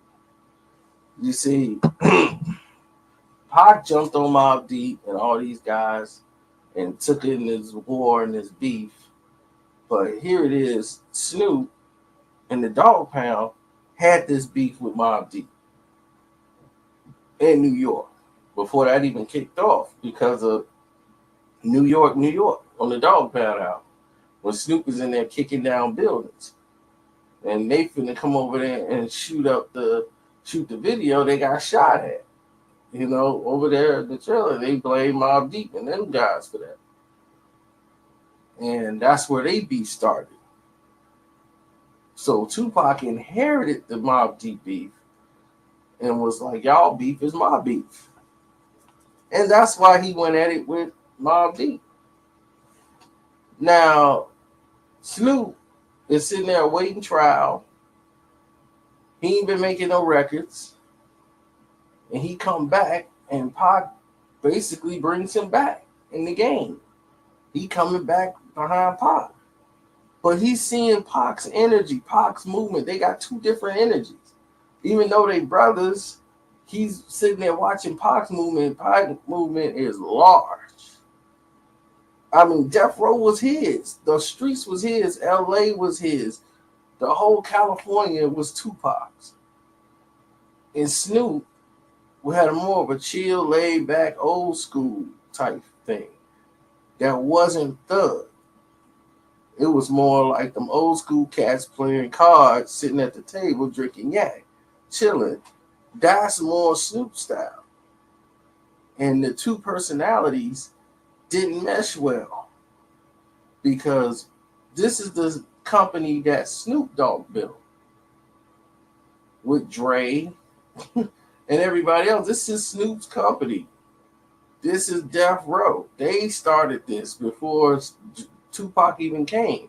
And now Suge just basically gave Tupac the keys, gave him his publishing and everything. And that did not sit well with Snoop. But Snoop couldn't argue or fight it at the time because he had crazy court legal problems and everything else. So he wasn't in a position to fight.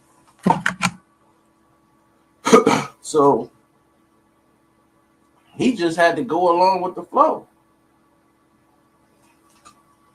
Now you got problem number 2 on your hands. Snoop, he's got his album coming out, Dogfather. And he was like, yeah, I gotta get some Tupac songs on my album. Tupac was on, Wanted Dead or Alive was recorded for the Dogfather album.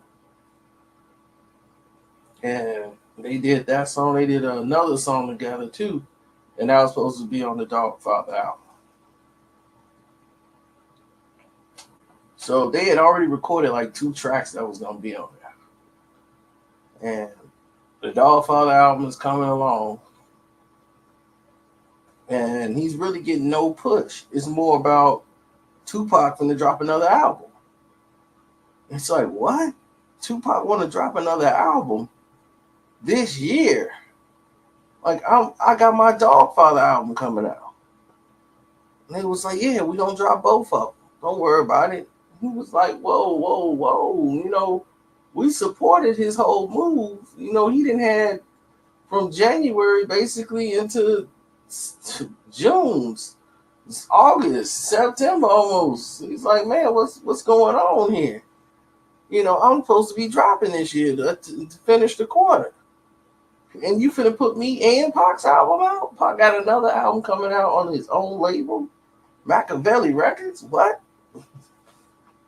So now Snoop is not going along with the program. So he ain't really feeling this Tupac movement. Everything's about Tupac. Then even the Dog Pound is leaning more towards Tupac. Daz and Corrupt. Both of them are basically with Pac, because Pac work ethic is not like Snoop's.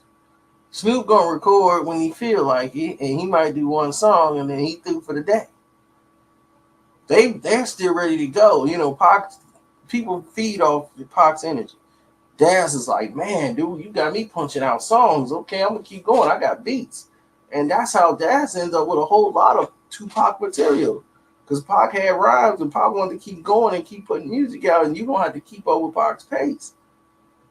So him and Daz got close. And then Corrupt is close with it. So Snoop is like, you know what? They ain't treating my album right. This ain't going good. I got to do what's good for me. This East Coast, West Coast is going to kill my money. Pac then already waited and got money on both sides before he went and dropped the bomb and split the thing in half.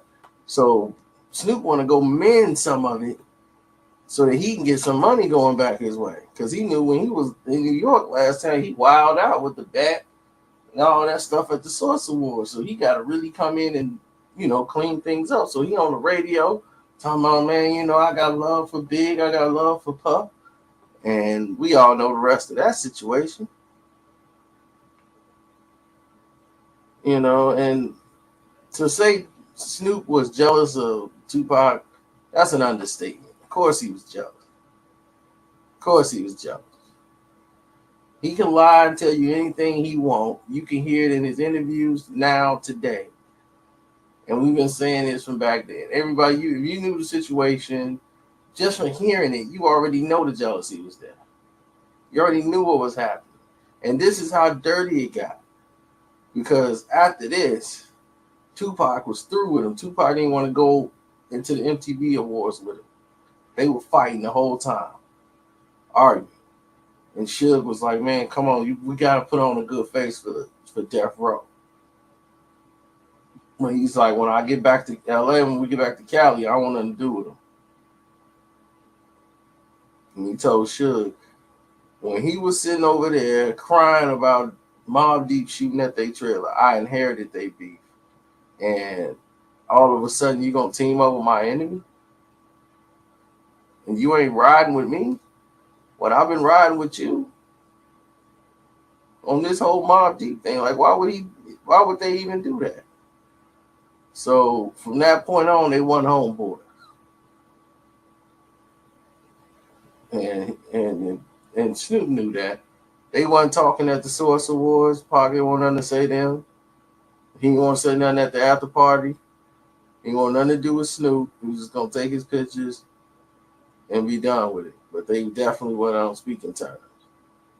They didn't speak on the flight back, and that was the last time he basically saw Tupac alive.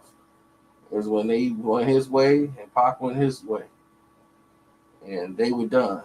And Pac got shot. Like, wasn't even too much after that. Like about a week later, the very next weekend was the fight, and Pac was shot.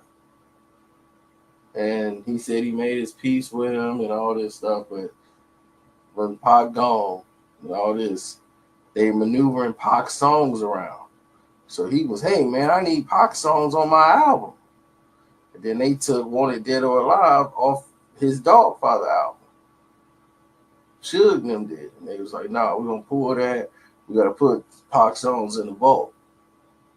And he was like, we gotta hold them, man, because we gotta probably make more Pac albums. We gotta do this and that. We're gonna try to hold it. We got another soundtrack album coming out. They're gonna want Tupac songs, and we got Tupac songs. We gotta keep this moving. Business is coming 100 miles an hour. And Snoop was like, okay, well, that's when the money started backing up behind Snoop. Snoop was gonna be the big boy. We gotta get Snoop back. Pac gone. Snoop gotta carry the torch. So Snoop back big, then chest out. Like, they finna bag me. I'm finna get this going. He did the Dogfather. They put the budget up for the video. He wasn't really happy with the budget, but he still did it. They got the video made. They put it out. They got the tour coming out with the album. Now, Tupac Machiavelli album already came out, and it's crushing. I mean, crushing the charts. Pac had so many songs on Machiavelli that was classics that the streets were all bumping, and Hail Mary was killing. So when they tried to drop the Dogfather wasn't doing doggy nothing. It was just sitting there because it was too much Tupac with the Machiavelli album out. Now the album comes out and they got the tour coming. This is what Snoop does. Snoop wants to make money on the process of Tupac's death. They're promoting it, and then he's ordering a big gigantic cross. They was like, yeah, they just moved a big cross in as one of Snoop's props. I wonder if Tupac's coming back. A lot of people thought Pac was still alive at this point. Really at this point. So it was like he could have faked his death. So, and he's coming back on Snoop's show, and Snoop was doing this from town to town.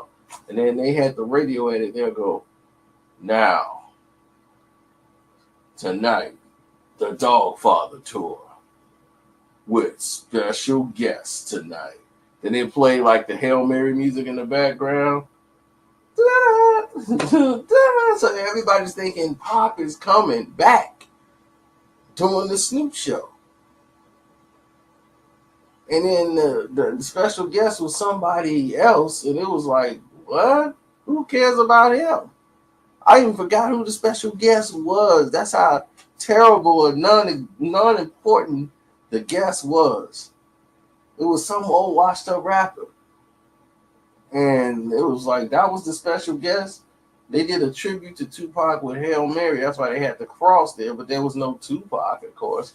But they knew him and everybody else, knowing Pac is dead, are using him to sell their tour. Telling people we got a special guest, but we can't say who.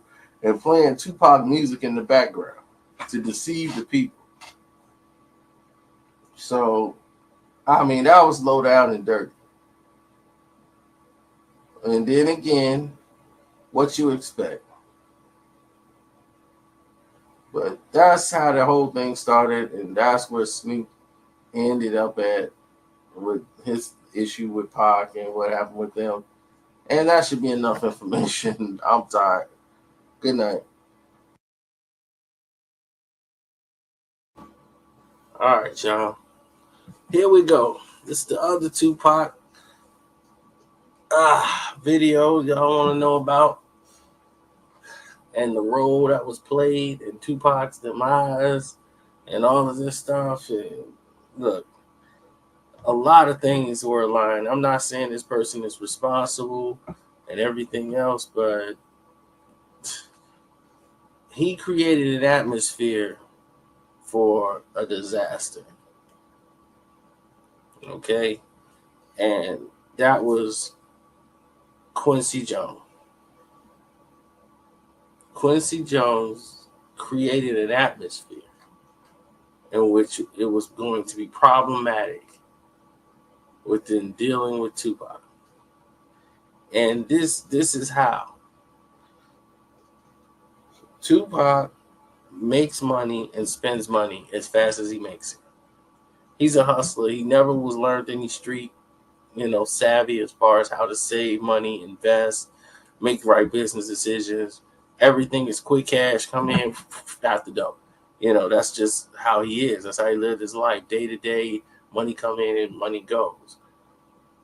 And just because he sold 5 million records, that's not going to change. And people didn't understand that fashion, and the fans don't understand that Tupac should have $20, $30 million. He sold 5 million records. They got all this money. Def Jam got 100 million. 60 of it got to be Tupac's. So you hear all these things, but what you're not seeing is all these things Tupac was requesting, Death Row was getting for him. But this money Tupac has to pay back. So he's paying this money back. Now what was happening is Tupac, while he's dating Khadija and he's making all these songs, Quincy Jones is telling him, hey, after the Hit 'Em Up song and all this, you don't need to be making these kind of songs, these type of records. All this negative energy, man, you're killing yourself, man. You're an artist. You don't need to be dealing with all this negativity. Because he had the Machiavelli album recorded. It was ready to go, finished, mastered, ready to go. But he wanted to get the Outlaws album out. Then he had a whole nother album, which y'all heard through Machiavelli tapes, was just an introspective, like a Me Against the World album.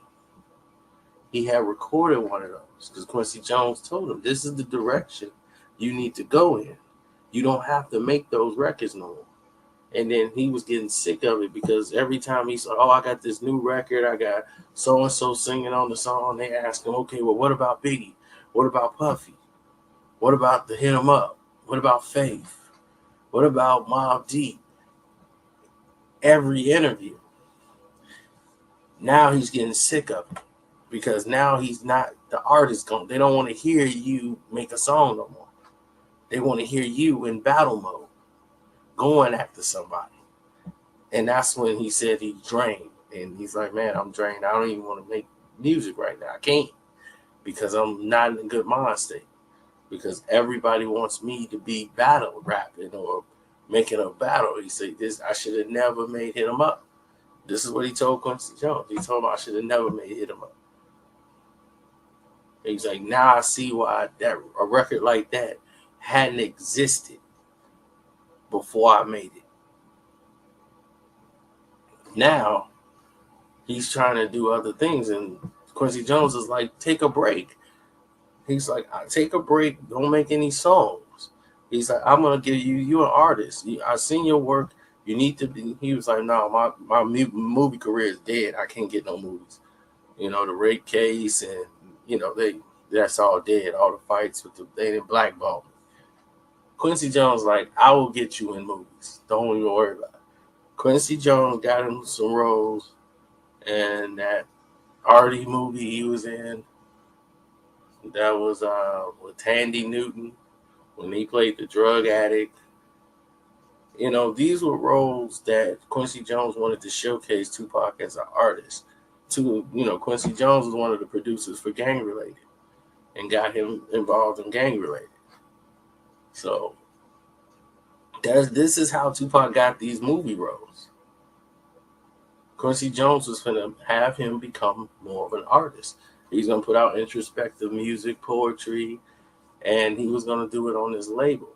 And he told Tupac, he said, well, what about let's get your contract so we can see your financials and know where you are. You know, so we can try to help your contract out. And he couldn't get the records. Then he going to the lawyer. He telling Suge he's still not getting the records. And see, Suge is knowing something like, wait a minute. Tupac don't ask for records. He don't ask for nothing like that. Where is he? Who's talking to him? Where is this coming from? Because he got to know somebody's advising him. Then he writes a letter, a cease and desist letter, and fire the lawyer, David Kenner. And in that letter is written like, who would advise him to do this? Tupac just don't go up and Tupac don't like dealing with that. All the legal terms, that's why he has so much legal stuff on. He just leave that to the lawyers, and he just like, what I owe y'all, and he pay him. He found a way to pay him, and that's that. He don't want to deal with it. So to see all these maneuvering and he owes this and he owes that, and Tupac he wants to know about his finances, and this is not normal Tupac activity. That he wants to know what's going on. Someone else is making him do so. And this is why this scenario was happening. Now he's firing the lawyer. Now he's asking for this. He's got Machiavelli Records. His first record's out now. He changed his name from Tupac to Machiavelli. So that when he records on Machiavelli, he can be the ruthless Tupac to come out and do this and that. And he got his own publisher. Through Death Row Records going to distribute it. They have already worked out a distribution deal for his record company with Machiavelli Records. So he could be Machiavelli on those songs. But when he go and do his arty songs, he can be Tupac. It was a whole it's hard to explain, but you could pretty much get what I'm trying to tell you and what he was planning on doing, because he was getting ready to change his whole perspective. You weren't going to see the ride and die Tupac. Half these songs you heard were all pre-recorded songs that he can fulfill his contract because he owed Def Jam 3 albums. He had over 3 albums worth. So he knew he had a lot of songs in case he had to go to jail. Anything happened, because he wasn't preparing to die. He was preparing in case his case came up and they said, well, you got to go back to jail. We still found you guilty. He got 3, 4, 5 albums ready to go. Like he can have his music out and he can still make money, because the first double CD that came out was his original third album, Thug Style. But once he knew he was going to jail for the case, he destroyed that album and made Me Against the World a more radio-friendly, introspective album. And had his friends come in on and help finish the album out. So that, because he was going in. So all that money he can make off that with Dear Mama and everything else, use that to pay off all his legal bills. But he knew he couldn't do that with a Thug style album. See, that's the intelligence of knowing the market and knowing the business, knowing what's going on and knowing what's going to pop and knowing what's going to sell for. So that'll give you a prime example of what happened during Tupac's last couple of weeks of him getting things in order as far as where his direction was going to go. Had he lived, Tupac was going in a whole different direction. And you guys remember the interview? He said don't be surprised if you see him sitting next to politicians and all this. That was coming. He literally was going to be sitting next to politicians because Quincy Jones was going to make that happen for him. The place you see Jay-Z at now, oh yes, you were going to see Tupac there. He was planning on it. He was looking forward to this. He was looking forward to getting his art out to people, getting poetry, more poems, everything. He loved to write, and man, he was just intelligent. Really intelligent when it came to how he would separate who he truly was from the guy you saw on TV Wild Out saying thug life. That really was just a persona he put out there for all you to see when he felt like he was in that mode. He was Tupac the artist, the rapper rather. But he was very multi-talented, hard worker. It's tragic that he died, and I just thought I should shed some light on that, So I don't think what Quincy Jones did was a negative either, Let me put that out there too. I don't think what Quincy Jones did was a negative. Quincy did a lot of things to advise him, like you need to be more aware of these things. But he didn't know that Tupac spent a lot of money. He really did. He bought his mom, got his mom a house. No money. He never saw the money when his mama got a house. Mama got a car. He got cars. All that stuff was being charged to him. So that's another note too. So everybody just think like they just robbed him of all his money. I'm quite sure some money did go someplace that he didn't see going, but a lot of it he spent.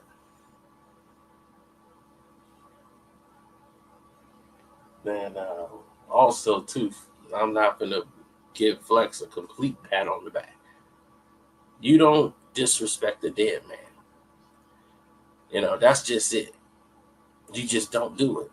Whatever beef you had with that man, when he passed away, it goes down with him. Because what are you doing? Battling him. He's still, what are you still like badgering his name for? And he's not even here anymore. His family is still here to carry that burden. You know how that's going to hurt?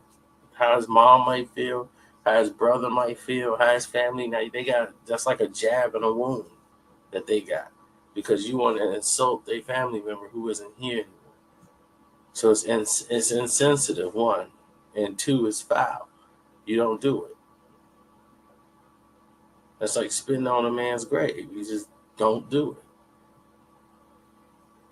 I don't care. My biggest enemies, there's people that didn't like me, that I didn't like, passed away tragically at a young age. But any beef we had is gone. It died with them.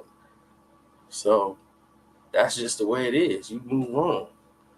And sometimes I think people get so full of themselves because of their position that they feel they get a lot of authority and base, like they feel they could just say and do anything. And I think that's what happened with Flex. He lost himself right there. that even when he came back, he did make a good point. Yes, Tupac did he did open Pandora's box with Hit 'Em Up. But so a lot of people have done things first and wish they'd have done it a little bit differently if they could go back in hindsight. So on that note, I'm out. Peace.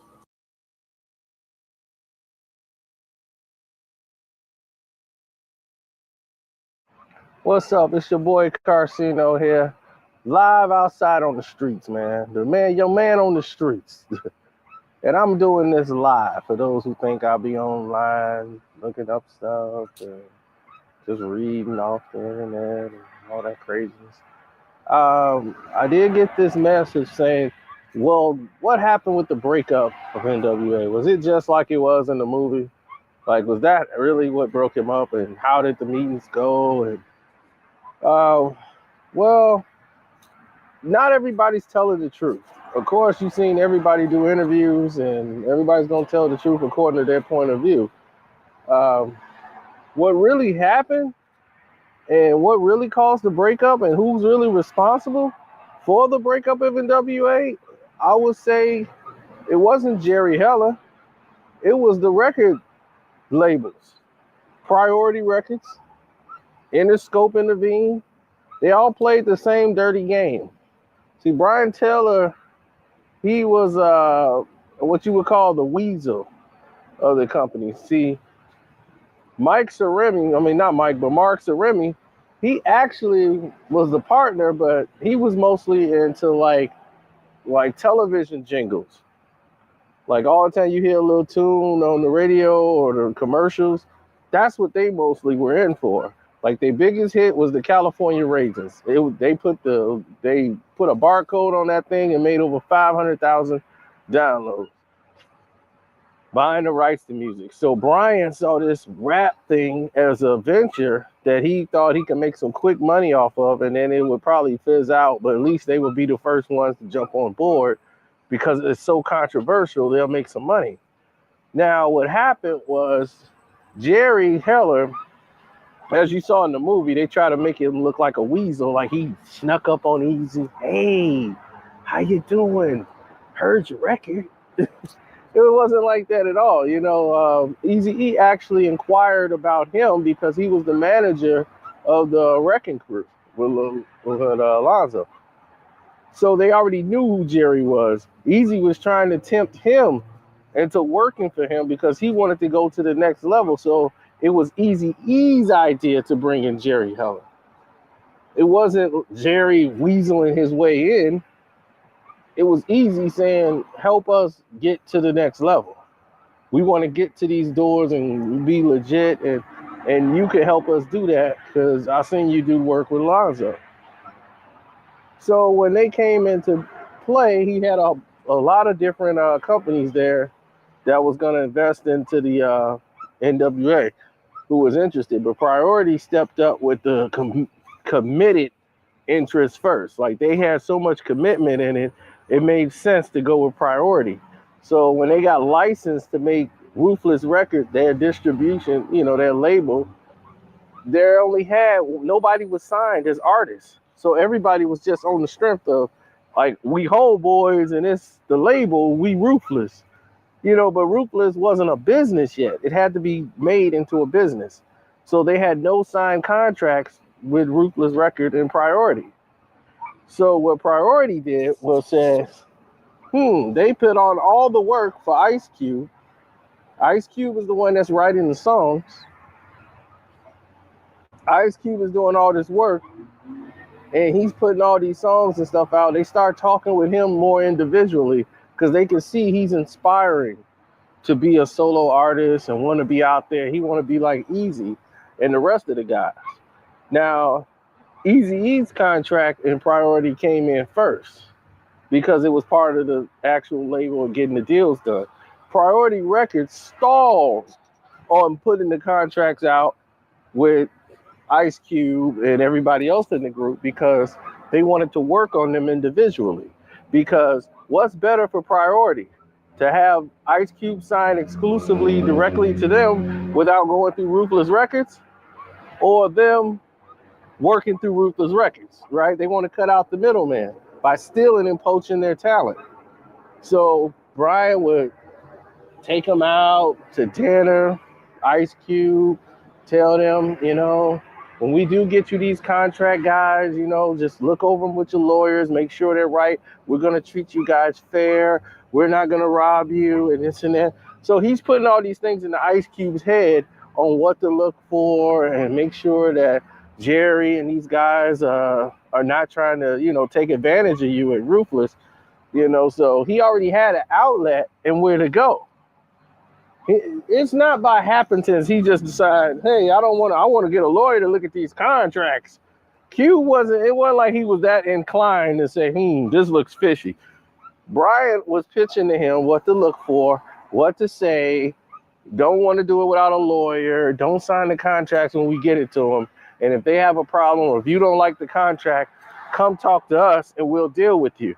And that's what happened. Why do you think Ice Cube went directly to them and got a record deal? Immediately after he said, I'm out, he goes to Brian and then they get him a record deal as an independent artist. Because he's already been promoted by what's his name? By NWA. So he's already got exposure. So they already see and know what he can do. They know what Cube could do. You saw it on the NWA album. So now that Cube's doing this, they were going to work on Dr. Dre. And a lot of people blame Suge for a lot of it, but this was happening before Suge even got there. Suge came along and said, he was pro-artist. Suge got there, he was pro, my artist should be getting this, my artist should be getting that. He came in and was like, basically, hey, this ain't right. Jerry getting this much as a manager, but see, that's because a lot of people didn't know the business of what Jerry was doing.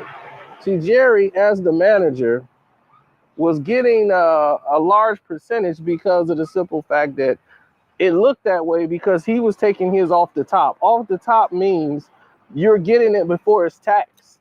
So you're getting your money before the federal government gets theirs. So the money the government's going to tax is not going to be the money after Jerry takes it. It's going to be whatever the money was before Jerry got his cut. And Jerry's going to get his 20% off the top. So whatever the money comes in, Jerry gets his 20%, then it is taxed at the rate where Jerry had it at, or where the money was at the given point in time. So Jerry's not ripping them off. It's just that they don't understand business. And Jerry was getting 20 off the top. That's just what it is. It's 20 off the top before taxes and everything else. So when the taxes take the money out and then everybody get their cut, and they're like, well, Jerry got that much. How'd Jerry get that much? And our money is this little. That's the business, baby. And Jerry went on the line for them. He did. He went on the line for the company. And as the company started to lose money, Jerry was making sure he protected himself and the company. That's what a manager does till he gets fired. So, hey, it's the business. It's the way it was. But they went to work on every artist in there. They tried to get Ren. They tried to get MC Ren, but they didn't really trust Ren. Ren wasn't like Ice Cube. He wasn't as ambitious and wanted to be out there in front. And, he wanted an album, but Ren wasn't that type of personality. So they weren't going to say, Ren, come on a boat trip with us. That would only work with Cube. It wouldn't work with Ren. Dr. Dre is somebody they loved because he was a great producer. He produced the great hits. They wanted him to be working with Cube. So they wanted Cube to try to get to Dre. But Dre wasn't hearing it. And when he left, it really depressed Dre because Dre had a lot of good stuff and work that he wanted to do with Cube. And he was just not interested. He wasn't interested in working on a lot of stuff at the time. And Dre didn't work for a while. A lot of y'all didn't probably know that either. Dre gained like 200 pounds, man. Dre was like 300 pounds, literally. Before he started getting back motivated and to work, and when he came out with the 100 Miles and Running and Niggas for Life album, he had dropped some of the weight, but he was stressed because he wasn't. Dre likes new things. He likes to be progressive. He likes to move forward. He don't like things to stay stagnant. So some bugs dropping down and stuff, I got to get up out of here. But he likes the things to keep moving. He likes progress. So if everybody is stagnated, he gonna get tired and want to move and do something else. Look at his whole career since then. He'll do one album, couple albums. He ain't gonna keep making the same album. He gonna bounce and do something else. That's what happened with JJ Fad. A lot of people don't know JJ Fad started the entire company. JJ Fad was the first artist to be released on the label. They came out before NWA. They did the JJ Fad album, and then when that popped, they were like, man, we should put some dance stuff on our album. That's how you got that ridiculous song on the last album, Something to Dance To, because of Supersonic by JJ Fad. So thank JJ Fad for that. And of course, what's his name? Latin was on there. And everybody was like, what happened to him? That's what happened to him when they said, yo, Dre, I need something to dance to. And they started playing that loop type beat. That's what happened. And then Jimmy Iovine, they were interested in Dr. Dre because of the fact of Suge Knight. Suge Knight was the one that kicked up the interest. He was cool with an assistant that worked over there at Interscope. And he said, I can get this to Jimmy, because Jimmy is like Dre. That's why them two are so clinked together, because they're innovative. When Jimmy Iovine was in the 70s and 60s, that's what he did. He was innovating, going to new levels to try to find anybody controversial, anybody who's trying to change music, and he would fight for them to get their music out. That was Jimmy Iovine. So if he sees something that's different or revolutionary, and when he saw the G-Funk and using George Clinton with the new style, he said, okay, I'm with this. And right away, he jumped right on it and was like, I don't know nothing about hip hop, but I know like this guy's a genius. He did say that. Now that was a true statement in the movie. Jimmy Iovine was like, Dr. Dre's a genius. Like his music and everything, the stuff he's doing, his work is genius. So he wanted to work with Dre. Suge just took the wrong approach in trying to get him out of the contract, and ended up leading him into more legal trouble. But, as far as making it harder to get the deal done, because now you got lawsuits on top of it, and all you could have did was go to Jimmy in the first place. And Jimmy said, I'll get you out. And Jimmy got Dre out of his contract by just calling Jerry Heller, and they negotiated the contract release. And he told him, he said, Jimmy Iovine told him, he said, I don't think Dr. Dre is going to record for you if you keep him. So let's just try to make some money out of this and make this transition as smooth as possible. Like, what is it going to take to get this deal done? And what happened is Eazy-E and Ruthless Records got 20% of everything that Dr. Dre did. They got like a 25% or a quarter of the Chronic, because Dr. Dre was artist and he was producer. Anything he was producer of executively, they got a piece of too. But what limited that was Suge Knight being executive producer.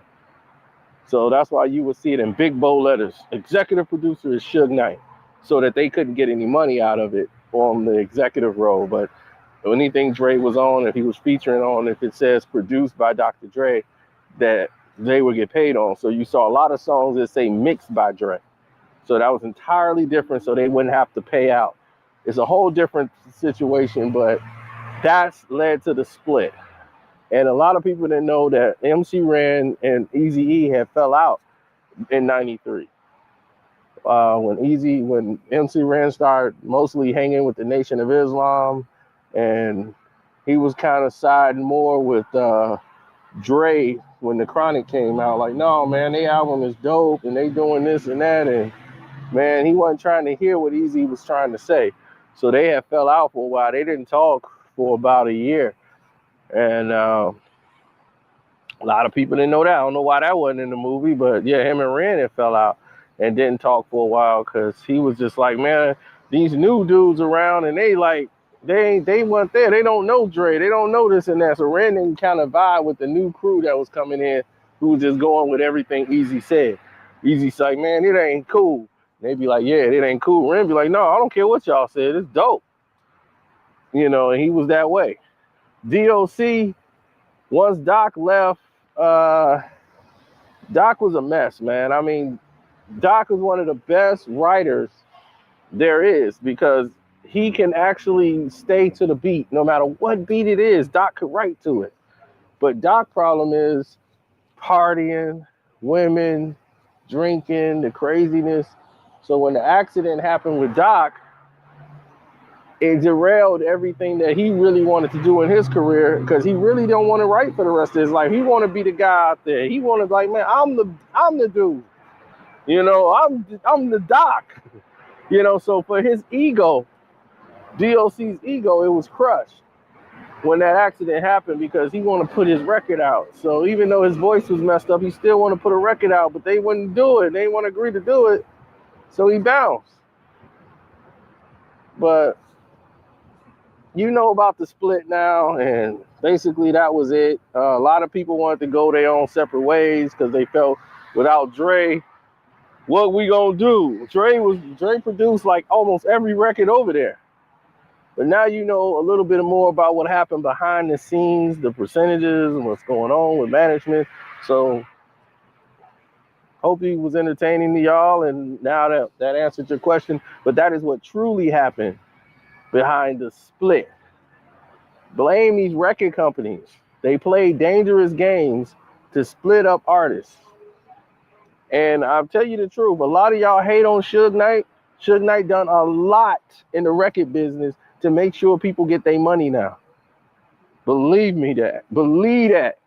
There's a lot of tricks they used to play in the 80s and 90s that a lot of people getting their money now. I'm out. I'm finna give you something that I've never given out before. I've never talked about before on any level, on any type of internet. Not even in a blog. But, I mean, it's nothing really damaging. But I don't like talking about people who ain't here to defend themselves or here to say things about themselves. So, I kind of feel weird talking about like Tupac and stuff like that. But just for the hip hop heads that's out there that just want to know who was in it or around it and missed it, and this would fill in a lot of blanks for you. So get your hat on, get your earphones plugged in, turn your volume up, and I'm finna tell you about the battle you didn't know about that was going on between LL Cool J and Tupac. Let's roll it. Now, this goes back to 1992. Tupac, Cool J, no problems. Mama Said Knock You Out is the biggest record pretty much going. LL is riding a 2-year success train of Mama Said Knock You Out. He comes basically towards the end of it, and he's with Quincy Jones' daughter, Kadada, or Kadita, whatever they want to call it. And, she's all attached to LL. And the son, QD3, he's hanging out with LL now because LL and her are dating. LL was separated with his wife at the time. Well, not his wife. They weren't married yet. So he was separated with her from all of this touring and partying and girls. So now he's dating her. And while he's dating her, they gotten really close. They're doing this. But the success is not, everybody's waiting on LL's new album, but finances isn't right. Money's missing. His father spent up a lot of money. He had to fire a lot of people, including his father. So he's not in a good space. So he's working on this album, but he's not in a good space. And he's in a relationship with Khadida. He's leaning on her for the relationship. So our brother QD3, Quincy Jones III, is helping out on some tracks.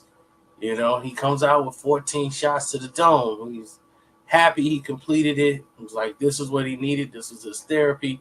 He's going to get it all back. He's going to jump right back in the game. It's 93. 14 shots to the dome come out. It's a top hot album. It's got some tracks on there, but it's not real radio.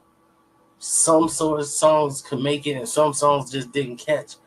But it was totally basically ignored because at that time in 92 and 93, there was a big shift in hip hop to the West Coast with Dr. Dre, Snoop Dogg. So West Coast took everything. You got Warren G, you got all of this sound has to sound like the West Coast. Nobody was trying to hear anything East Coast at the time. So all the East Coast sales were dying at that time. Nobody wanted to hear it. So LL work suffered, and he was miserable. So going through this process, dealing with, in this relationship, he's not happy. So they're fighting and not getting along good. He meets Quincy Jones, and Quincy's telling him, I'm going to help you get this. You're going to get back. He liked LL Cool J's music. He liked LL, period. So he told him, I'm going to help you out, and I know your situation isn't good because LL had, his dad was his manager and managing the things, and he's basically doing it on his own at this point. So Debbie Allen and husband Norm Nixon, he was running LL's management and doing all this stuff. They put him in a little movie project, Out of Sync, that they filmed. And then they had this TV show coming up that Quincy Jones was producing. Quincy Jones brought in LL. And Debbie said, oh, yeah, that's a great idea.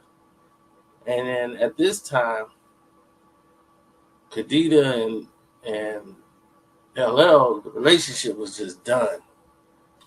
And he just couldn't do it no more. So when he broke it off with her, it wasn't a good break. She was still attached, and LL wasn't.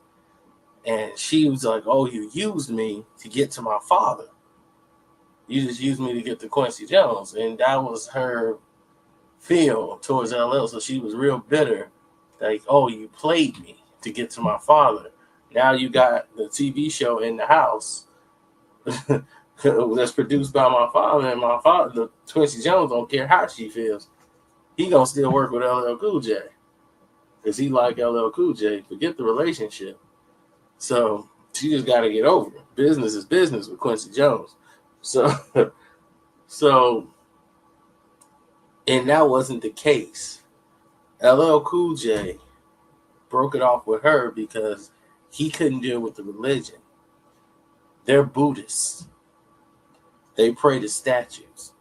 And when she took LL in there to start praying to the statue and they Buddhism thing, he couldn't do that. And he's just like, I can't do that. I can't. So they had the discussion, but she thought it was more than that. Like, that's too petty. In her mind, said, for this to happen. Don't worry, I'm going to link all this together. And anybody who know already should know where the pieces are going to fall into place. So this is 94. They breaking up 90 into 93, 94, 95. Tupac is doing an interview. I think it was in 94, 95, where he was talking about Quincy Jones. And he was talking about mixed babies and Quincy Jones. He actually named Quincy Jones. And Rashida, the youngest sister, took to offense when she heard it and started, yelling back at Tupac. and they sent them a letter and all this stuff. So he ended up writing back like, "Oh, I'm sorry, I didn't mean to offend you guys and this and that." And then he ended up somehow hooking up with Khadija. They hit it off, and they ended up talking and vibing. And then he sat down with Quincy Jones and they talked. And forget all that internet Illuminati crap, where somebody put a lie in there when he said, I want to talk to you, Tupac, and talking about, I want you to have sex with me. All this crazy stuff. That never happened. That's just somebody who trying to get a shock and awe, and people are taking that and running with it. That never happened. Never happened. Why would Quincy Jones put himself out of a complete stranger, never met Tupac before until now, and then he wants to just say that right off the top of his head? That's just retarded. Now, back to what really happened. He met Tupac, they talked, and then he realized Tupac was not the guy he was seeing on TV because he never met him before. So all he can go off is the perception he saw on television, the guy in the news, all the problems. He never really liked Tupac until he met him and realized, oh my God, this guy's entirely different. He's articulate. He writes poetry. What in the world are you doing? Making music like this. So on his next album he had coming out, he was on Death Row. He's coming out with his record. QD3 starts going to the West Coast to do his work. He goes over to Tupac. Starts working on Tupac's album. LL's album's coming out. LL got Quincy Jones to get, basically Quincy and all the rest of them, they really didn't contribute to this album. But it was the type of album Quincy Jones wanted him to make. Instead of the hardcore rugged stuff, come with the smooth thing when they talked about. And he got Boyz II Men. And Mr. Smith was one of his best albums to date, the people think. Just be smooth. It was one of the smoothest albums of its time from a rap artist. And not to be hated by the hardcore fans. That was another shot. Because of the I Shot You song. Now, the I Shot You song that was on there was a complete shot at Tupac. And this is before Hit 'Em Up even came out. The I Shot You song was on there by himself. LL just spitting bars. But the beat was so hard. And back then, rappers didn't name other rappers in their songs. You see, it was a cleverness to it. It was very rare that you hear somebody get named in a song. The cleverness was in you figuring out the details and dropping gems in your song. That's how battles were dictated, and the fans knew who they were talking to. So it was like a private conversation between the fans and the artists so they could hear it. That's how battles was done back in the day. Now it's entirely different. They just come right out and just say there's no creativity at all due to Hit 'Em Up success, basically. But before we go too far, let me try to stay on track. Now, I Shot You comes out. And this was in a response to a Tupac interview. Tupac did an interview with Source Magazine talking about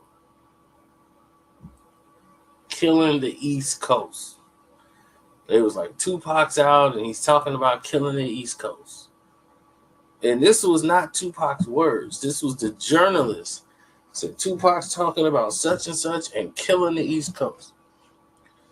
So if you're reading the source, which most rappers did, all you see is Tupac talking about killing the East Coast.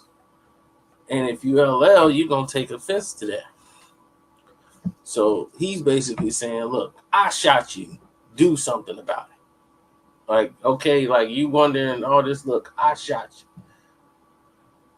You know, all this talking and all this garbage, I shot you. You know, like, now what? Like, what's gonna happen now? Do something. Say something to me, is what LL was basically saying.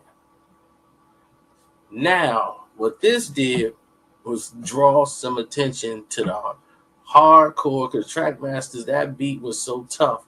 Everybody in New York was basically making a remix to it like they do now and freestyling to it. So they said, you know what? We got to do a remix. And we're going to throw everybody on this song that was on Def Jam, had some ties to Def Jam that was coming out, that was all on the East Coast. They called up Foxy Brown. They had Mobb Deep there. Keith Murray just jumped on the track. So there was really no problems. Basically, it was none. Keith Murray did the hook on the original song. You know, LL didn't even know they were going to put all these people on there. So LL did another verse, and it was more personalized to Tupac.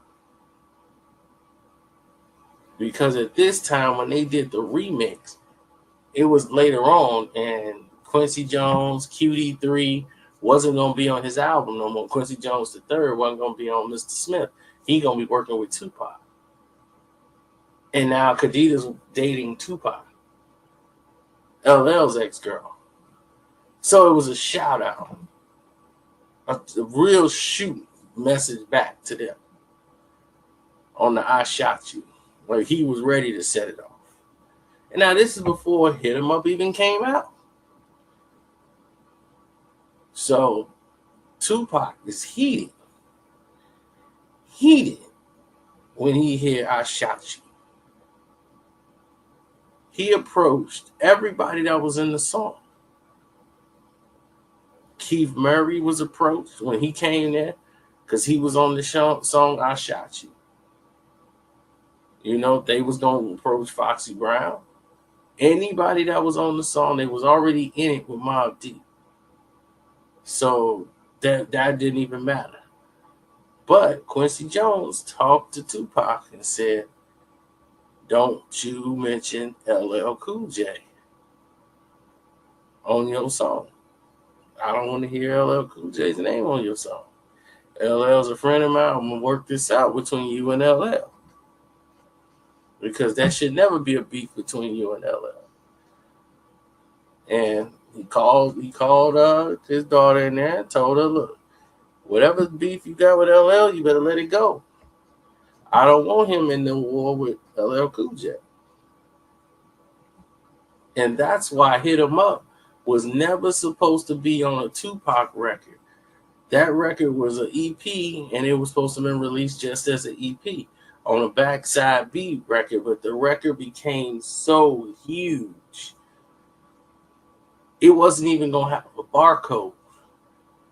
It became so huge, they threw it on the How Do You Want It thing so they can get a barcode on it and collect some of the money because it was massive. It changed the game, and I do give Flex some credit for that because he was correct on one thing. It did open up a door of negativity in the whole game of hip hop. It was telling people it's okay to be negative because what they gonna do about it? Be negative. And it's been a tailspin ever since. Everybody's been making Hit 'Em Up songs since then. Not as successful, but they kept making them.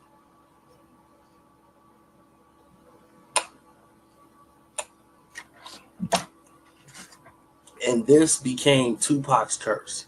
That song ended up becoming his curse because that song was supposed to launch the Outlaws album. They made like 2-3 versions of Hit 'Em Up. There's a radio edit. There's another version of it where it's mentioning different lyrics. They did like 3 takes of Hit 'Em Up. And John Jay didn't even want to do the record no more because he was just like, man, this is too negative. Because at this time, there's never been a record like this ever made. So he was like, I don't even know if I should be associated with this. But all these other records, like Tupac record records like 5 a day, 6 in a day, 7 in a day. He's a workaholic. So before he can be told to take LL's name out of these songs, he didn't already recorded the stuff that got LL name in it. When he was LL Cool J, I'd rock your bells and all that stuff. That's on there. He got a song when he talking about busting on LL. It was all there, ready to start a beef with LL Cool J and go down that road and battle him. Because that's what LL wanted. This is before Hit 'Em Up came out, though. When Hit 'Em Up came out, nobody cared about that. But when Hit 'Em Up came out, LL is already aligned with Diddy and all of the Biggie and all them because they hot. They were bringing the East Coast back. That's why Mr. Smith took off so well, because Biggie brought the East Coast back, and LL had aligned himself with Diddy and Biggie and all them, and they had brought back the club, the player movie. LL learned, and he saw that. He said, okay, this is what's hot. Then next thing you know, you got Lounging. He's coming right back, and he's not paying attention and following into the battle mode no more, because he's seen like, I don't even need to address Hit 'Em Up because my name wasn't mentioned. So I don't even have to go down that road with him. I can go down here and do this. Plus, Quincy Jones already told him, LL, leave Tupac out of it. And LL is not finna back and go ahead and bite the hand of Quincy Jones. So he left it alone and went to the club and the party mix. But a lot of y'all never knew that battle was about to take place. Quincy Jones killed all of that. But that was going to be a battle to take place. And I'll tell you a whole nother story because I got to split it in two. I'll just leave that at that, and we'll move on from there. What's up, man? Shigar. Now, let's talk about what y'all really want to talk about. Biggie and Nas, the two biggest MCs in New York history. Okay, what happened? Why did Nas say, y'all don't know about my Biggie wars? Who you thought kicking the door was for? Let me explain to y'all what that meant. See, back then, Biggie was the man. Biggie was the one. Nas was cool with Diddy, and he was cool with Big. They once Big blew and started blowing up and getting large, they had a problem. Okay? And the problem was Nas is once again put in the middle between two of his friends, which was Ray from the Wu-Tang and Ghost and Biggie.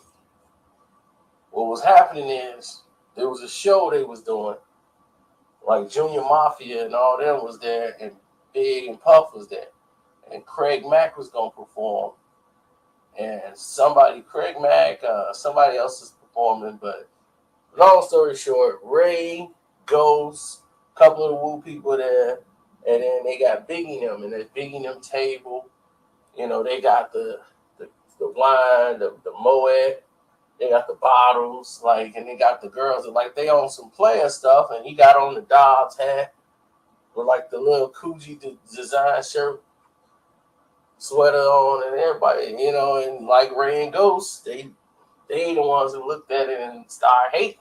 Oh, now this dude want to get on, want to pop a little champagne. That's what all this was about, was from that club when they all went there for that spot, like an after spot. So all the hate was coming from that.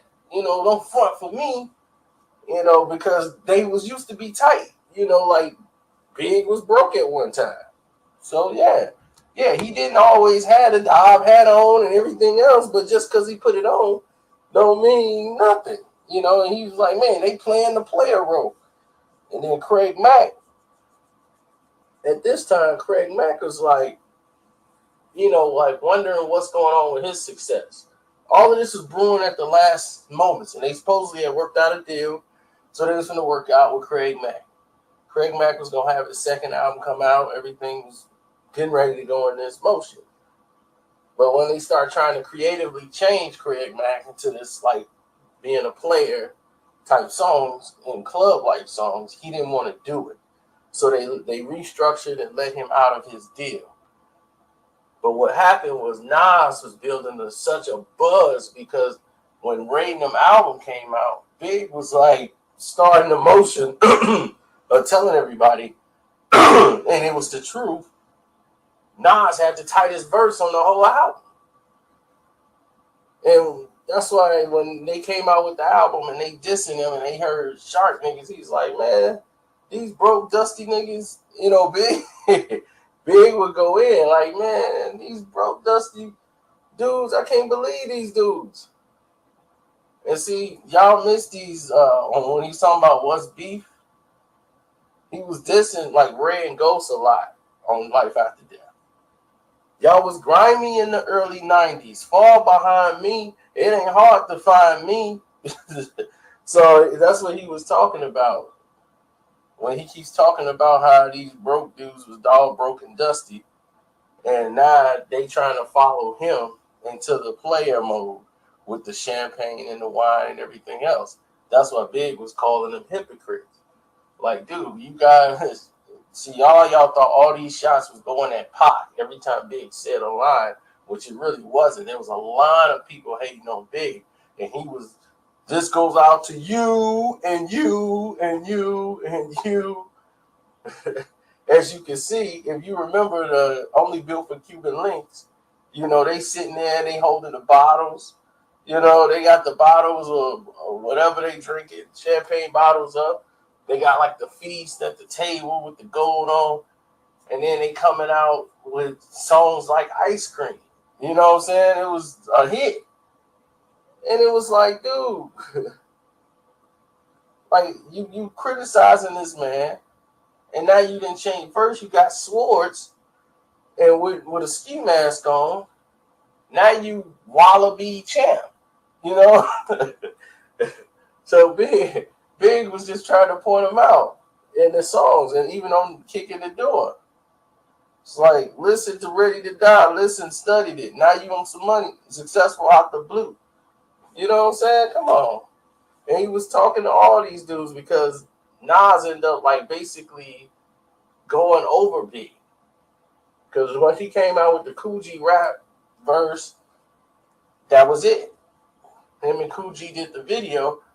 Nas had a buzz that was out this world. So whenever song he was coming with an album, the new Nas album's going to be cold. That's why they went and put all this production in the Nas when he came out, because he has such a buzz that appearing on everybody else's album. The AZ album, it's like, man, AZ and Nas, and then Nas come out, but it was written. And then they had the Lauren on there, blew everything out the water. He outsold Big. So he was the new king of New York. And then when he threw that line, it's one life, one love, so there can only be one king. He was throwing a shot at Big, but he was bragging. It was used as the promotion for the album. That line, one life, one love, one king. And Big was like, no, he didn't. So he was just joking because Nas is his guy. All the guys that's rapping, Nas is the only one he thought was nice. He like Meth out of the woo. He didn't really deal with nobody else. Meth was nice to him. He never felt Ray and Ghost. No, not one of their rap styles. And he Big was like, oh, they ain't touching me. Like Big, like I'll put a hole in them. Like lyrically, put a hole in them. They couldn't hold weight with him. And that's his exact words, y'all. I'll put a hole in him. That's what Big say about any rapper who want to battle him. I'll put a hole in him. I will end your career thinking you can try to be a rapper. I'll put a hole in him. So that's his slang. Now listen, when this all laid out and was getting ready to come down, Big called Nas and was like, oh, man, he couldn't get through because Nas was busy at the time. He was really busy. It wasn't like he was blowing him off. So Big called him a couple of times and was like, oh, okay, now he felt he made it. You know, he was calling to congratulate him. Like, okay, yeah, you took over the spot, but I'm coming back. You know, it was like, now you sold this million, I'm gonna sell 5. Get that. 5's the minimum. But when Nas didn't return his calls and nothing, Big was like, oh, okay. This dude really feeling it. So let me go in the studio and I'm gonna let him have a little bit. And he let him have a little bit on a couple of songs, you know, let him know, like, hey, man, I'm still big. And if you got Life After Death, you know which songs these are. So after that, you know, it was nothing. Basically, he still gave him shouts out and props in the album, but there's no real beef. But the thing is, with Ray and Ghost, he just didn't like them dudes. Bottom line, they were Ray and Ghost. I love them to death. They made one of the best albums ever. Still some illest MCs in the game, but they were haters, flat out haters. Mostly Ray Kwan. Ray is the biggest hater. Ghost is just, that's my guy Ray. You know what I'm saying? So Ray don't like him. I don't like him either. Screw him. But Ray's a hater. It is what it is. He has always been that way, and that's just it. Man, he ain't nice. I'm nice. And Ray's nice. I mean, I like Ray's style. A lot of people use it similar to G-Raps a little bit. So G-Rap, Nas, Ray, they kind of got the same type of style. Biggie's style was a lot different. And for them to try to say, man, this nigga, you biting your style, biting your album cover, trying to be you, Nas. You know, this is how stuff starts. And when Biggie was pointing out the fact, like, dude, you guys all stole off Nas, and you guys trying to be like Nas. Now, Nas had the hottest verse on your album. He was creating division, you know, and that's why they were like, man, he trying to start stuff and create division between everybody. And Nas was the guy that was caught in the middle. So with him, like with Mobb Deep and everybody else, like they was more cool with Big. Like Mobb Crew, they love Biggie. Mobb Deep, they was like, yo, Biggie the man. You know, he bringing the East Coast back. We love that. So and he didn't get on New York. And they was like, man, I knew Big probably wouldn't get on it. You know, but we needed to put that out anyway to say, you know, we doing something. But, you know, Big at a point where he can't afford to get on that track and do this and that. So it was all right, you know, that he didn't get on it. But he wanted to be on it. So that's what people forget about Big, or they didn't know. Big's an MC, y'all. He's an MC to the core. He will get in a cipher and it's nothing. That's what I'm trying to tell people. He was turned into an artist, but he was always an MC, better than he would ever be an artist. And he would wanted to be on the record, but, you know, he couldn't be. So when he came out with Long Kiss Goodnight, it is the same beat from LA. To let you know, I wanted to be on the track. I couldn't get on the track, but I'm going to do my thing on the same beat of LA. So that was that. But there's no Biggie Nas beef. But like I keep telling y'all put the label beef on everything. It was more Ray and Ghost and Biggie with the disdain for each other. Nas and Big thing was a competitive thing. Like, okay, now I sold this many. Let's see what you do now.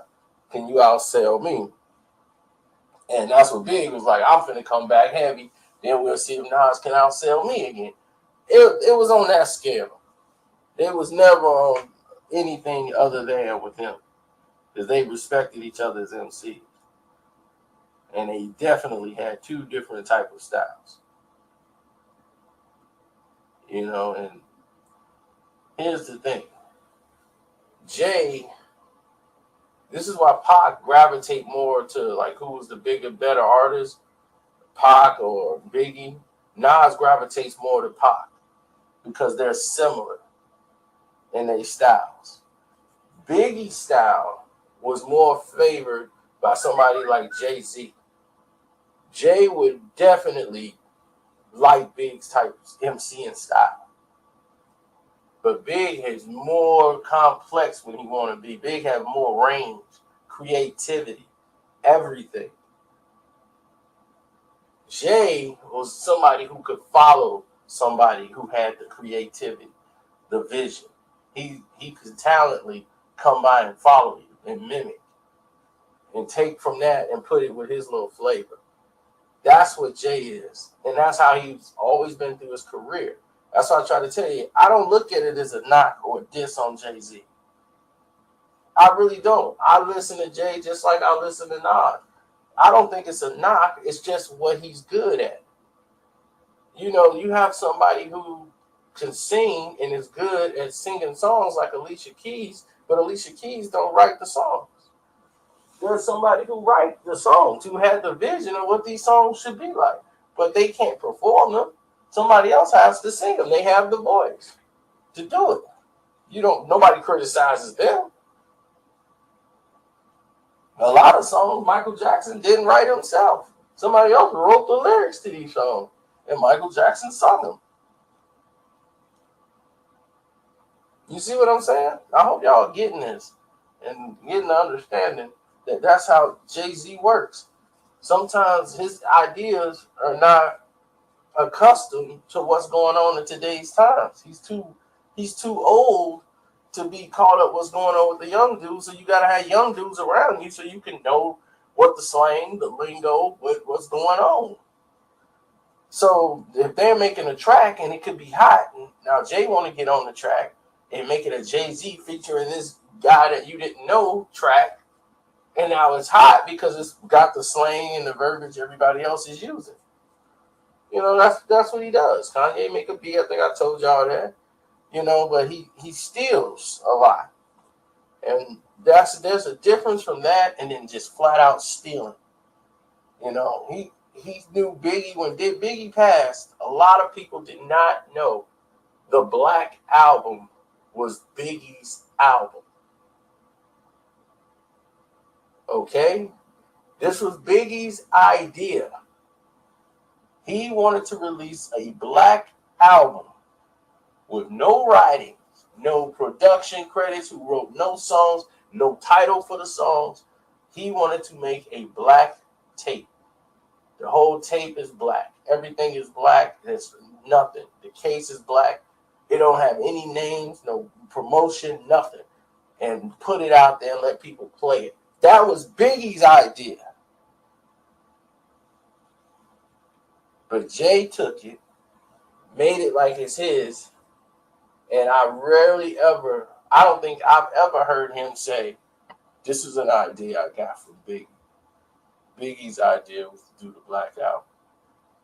And I kind of took that from him when he passed on. I don't hear him give Biggie his props for the Black Album because he stole it.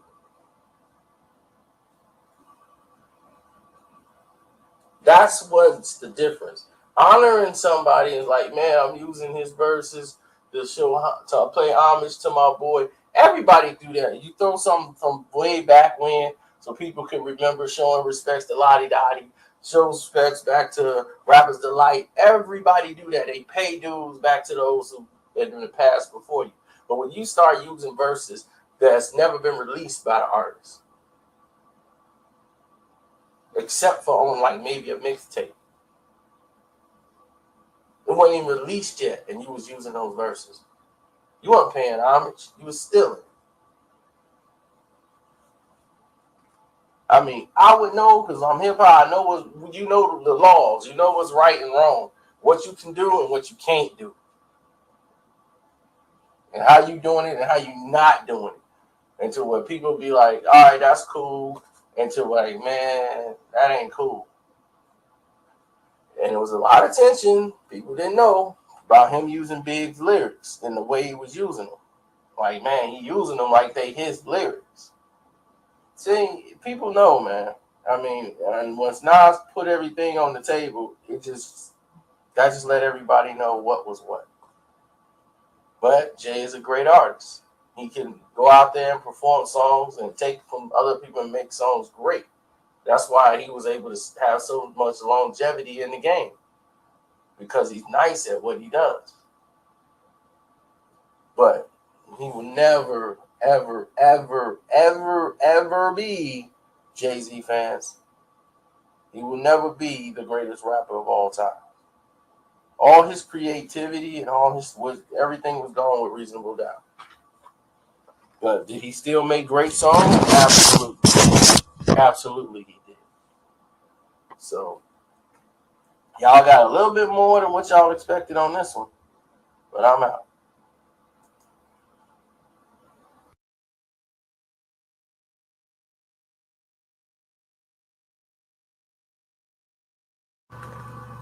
What's up? Y'all know this is. Y'all wanted me to do another one, so here we go again. Let's go over the Nas Tupac beef. A lot of y'all want to know about that, so let's go into that scenario right now. Now, I'm going to tell y'all from the beginning that this really wasn't a beef before this even starts, but everybody labels stuff as beef, so let's just take you to the beginning. Okay. Nas is finishing up his album in 95, and this is when hip hop and everybody's getting ready to go into this big flurry with Tupac coming out. Now he's doing some recording studios work over in LA, and Dre at this time is getting ready to leave Death Row. You know, he was in a position where he wanted to get out, and he was trying to see where he should go, what his next move should be. So Nas has got crazy buzz on If I Rule the World. You know, the buzz of that song is just crushing. And right now, when the song was released, the album is not complete. You know, they're still working on the album, but the single was out. They still had joints that they was working on, that they was going to get on there. So when talking with Dre, meeting with Dre out in LA, you know, Nas had a good following. You know, he's at the House of Blues, no problems, no nothing. And this is because when Hit 'Em Up came out, it didn't mention Nas. It didn't have anything to do with it, and he didn't react like everybody else in New York was reacting. You know, there was the song L.A. L.A. with Tragedy Gaddafi on it. They asked Nas if he wanted to get on the record. He said no. You know, Prodigy was on the record, and he ended up pulling himself off the record, pulling his verse off, but he stayed on the hook. But he wanted to be taken off the record too, because they was having some difference of opinions. But they kept him on the hook, and that's a whole nother scenario. But it led to this when Nas made that decision. Like, I'm not going to be a part of that. I'm just going to be to the side of it. I'm not going to mess up my money. You know what I'm saying? So when Tupac and him actually met, it was in LA at the House of Blues. They talked to Nas, and this is about 2 weeks before the album came out. I'll say about 2 weeks before the song even, it was written even dropped. When it was written, getting ready to come out, he met Tupac. And the House of Blues, I think he did If I Rule the World when he was there. And he said, man, you know, like basically how Pac heard it in an interview, that's exactly how it was said. He went to him and was like, hey, man, this ain't got nothing to do with you. Don't get involved. And everything was cool because Nas wasn't feeling that anyway. And he was like, we got love for you. You know, he met all the Outlaws, all them. You know, they was all good. Once he left, and then the album come out and all this stuff, there was still like no real rumblings about it. Like we didn't even know. Once Nas sold 2.5 million records,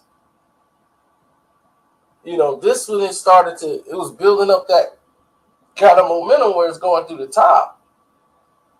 And then he got Mobb Deep on the records, and Mobb Deep is kind of going at Pac on the records. And the verse that was supposed to be on LA is on Live Nigga Rap. So it's like, whoa, Fake Thug, No Love, you get the slug CB4 Gusto, your love though, I didn't know till I was drunk though. It's like, whoa, Pac took offense to this. And was like, oh, okay, then Nas the number one guy in rap at the time. Biggie wasn't. Biggie wasn't putting out no material. Biggie material basically was, he did the remix, the songs, and he was getting paid doing remixes. He was working on his double CD at the time. That was supposed to come out in September 96, but they pushed it back and made it a double CD. Once Pac died, they did not want to put a Biggie album out while Pac was dead. So they pushed it back. And they pushed it back a year so they could finish it and make it an even bigger album and put some more songs on it. So they didn't want, because it was going to be a massive Tupac support when that happened. And you can't have a Biggie album come out the month Tupac is, he dies and here comes a Biggie album. That's not going to work. So anyway, Nas is the man. They come in New York. And what's his name? Fatal Hussein just told a flat out lie, a half truth. Fatal Hussein, Pac sent him back not to get no new recruits and to stock up because they was coming to New York. That was not the case. Fatal was already sent home because he wrecked Tupac's car. That's why he was sent home. He was basically kicked out the group. Pac snapped on him, was pissed that he wrecked his new vehicle, his new whip, sent his ass home. So that's why he was here. And he was out of Pac's good graces. So when Pac reached out to him and told him, man, we going to New York, we need some reinforcements. Had the dudes on stand by, we finna come through and this and that. Because what Pac wanted to do at this point is try to repair the damage that he did because he had the One Nation album. That's what it was about. It's like, okay, I did what I wanted to do because I want to get Puffy and all them out the way. Then I want to come with Death Row East and show that we all supporting it. There ain't going to be no more riding. Just like anybody with them, they got to go. That was the mentality. So when Nas was there, though, they still hadn't addressed the Nas issue. But what Fatal Hussein did was bring about 50, 60 dudes from New Jersey. And they all outside, just all these dudes from Jersey carrying Death Row's East signs. And, some just teenagers, some real young dudes out there. And they were out there meeting with Pac. So Pac looked deep. They Pac deep with all these West Coast dudes. And they came out, but it wasn't like that. 90% of those people were from the East Coast. They weren't deep like that. They saw Nas in the awards, or once and in passing, and they was like, "What up, fool?" It wasn't nothing like that. Tupac wasn't even in that mode. He was in a look, man, let's talk type mode. So when they saw him outside, they had a talk, and because Ed Lover, they made it look like he just ran up on Nas. Everybody was coming to show Pac love. Nas is coming to show Pac love. At this time, nobody even knew that Pac had any animosity towards Nas. Nobody knew that until Pac was dead. So at this point, Pac is trying to see Nas. Hey, Nas is coming over to show love. He came over with his brother. He came over with Wiz and Horse, the Bravehearts. Just them four came over there. Nas had brought the bridge out because they went, Jabari Jungle went and called and said, yo, it's Pac and them dudes up here. They wild, come on up here. So Nas was up there deep too. Nas had guys too, but when they went to meet Pac, they didn't take the whole armada over there to go meet Pac. Just them four walked over there, and then the one dude got all in Pac's face got all in Nas' face. Some Jersey dude drunk. Little kids just want to be heard. Yeah, man, what Pac couldn't even talk because this dude is all in his ear. So Pac told him to shut up. And then basically it was Suge. Suge was like, don't nobody need to be talking except for these two dudes right here. Everybody else, get back and shut the F up. So that killed all of the noise. Now, the reason how I know this story, like how you know all this? Because I knew it from both sides. One of the dudes from the bridge who actually went over there, we knew him. He was actually there. When they got the call to come down to the MTV Awards because it was going down. Then I got people on the other side who was there. So it wasn't like man, it's a big deal because at the time it wasn't really that big of a deal. They had a talk, it got squashed, and then that was that. But when Pac died, then now it's the issue, or where's nothing. But now it's probably put it in the book, make some money off of it. But all Pac told him, basically when they was talking, and this is what happened, is this. And if you ask Nas, is this what Pac told him? When he asked him about the songs, and he told him, no, man, I was saying in general. Like, I'm talking about fake thugs, and he told him, look, Nas, I got love for you, you know what I'm saying? You said that you disassociate yourself from these fake dudes. He's like, Biggie and Puff, I'm taking them out the business. They did me dirty, they getting out of the business. They already done. They ain't making no money, they ain't doing this, they done. I'm killing them out of the business. We finna start this. We gonna start anew. All the real people gonna stay. And he was like, we doing this album called One Nation. He's like, I want you on the album. And he's like, we got such and such. We got Melio, Scorpio. I'm gonna show there is no problems here. We gonna have the One Nation album. You on the album. Everybody be on the album. Red Man, Method Man. It showed unity. And we finna rebuild all this stuff. There is no East Coast, West Coast drama. It's just we got to get these fake dudes up out the business. And Nas told him, like, I don't even get down with Big like that no more. He's like, that's why I'm not on no tracks with Big. And he's like, I don't really do that. He's like, but yeah, man, you got me. Just call me. And I'll do it. He was like, yeah, I got this song, man. I was dissing you on my new album, Machiavelli. He said, I'm gonna take the whole verse off. He said, I'm gonna take the whole verse off and I'll have somebody else spit on there or something. But he said, I'll change that whole verse. That verse ain't coming out. First, he said the song wasn't coming out. Then he said, nah, I'm going to just take your verse off. So he's like, that's love. I'm going to just take the verse off the album. So we never got a chance to see him redo the song because, he died. But that was it. That was the end of everything. And Nas is going to be with him. Nas is going to do a joint with Pac anyway. And we're going to go into a lot of this other stuff at another time because y'all going to know about the Biggie and Nas situation. There was no beef, but everybody labels stuff as beef, so we'll do that. It's about the beef with Nas and Cormega. Now, everybody going to say they know the whole story, and they probably do. But it's a lot of people out here that know the half. Like, this beef was hot. And it just goes to show you how words on records and it leads to stuff getting real on the streets. Now, starting from the beginning, Mega comes out of jail. He comes home. He sees Nas.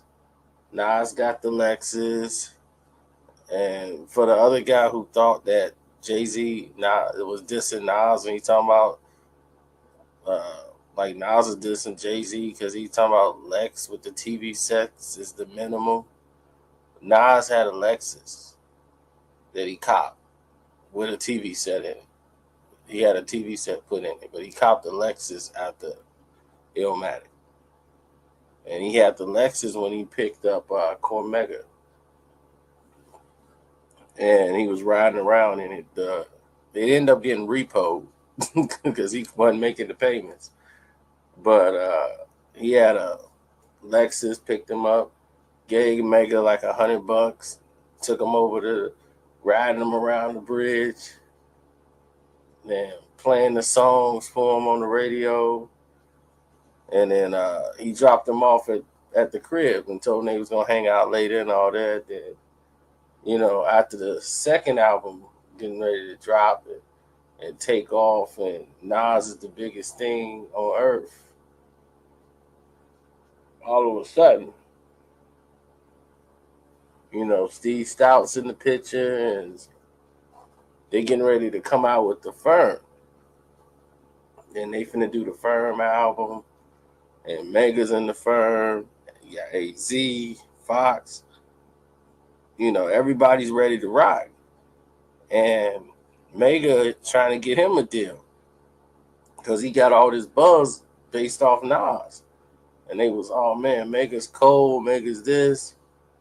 So Nas basically brokered the deal with Def Jam. Basically, Mega got the deal on his own, but they wouldn't have been interested in Mega if it wasn't because of Nas.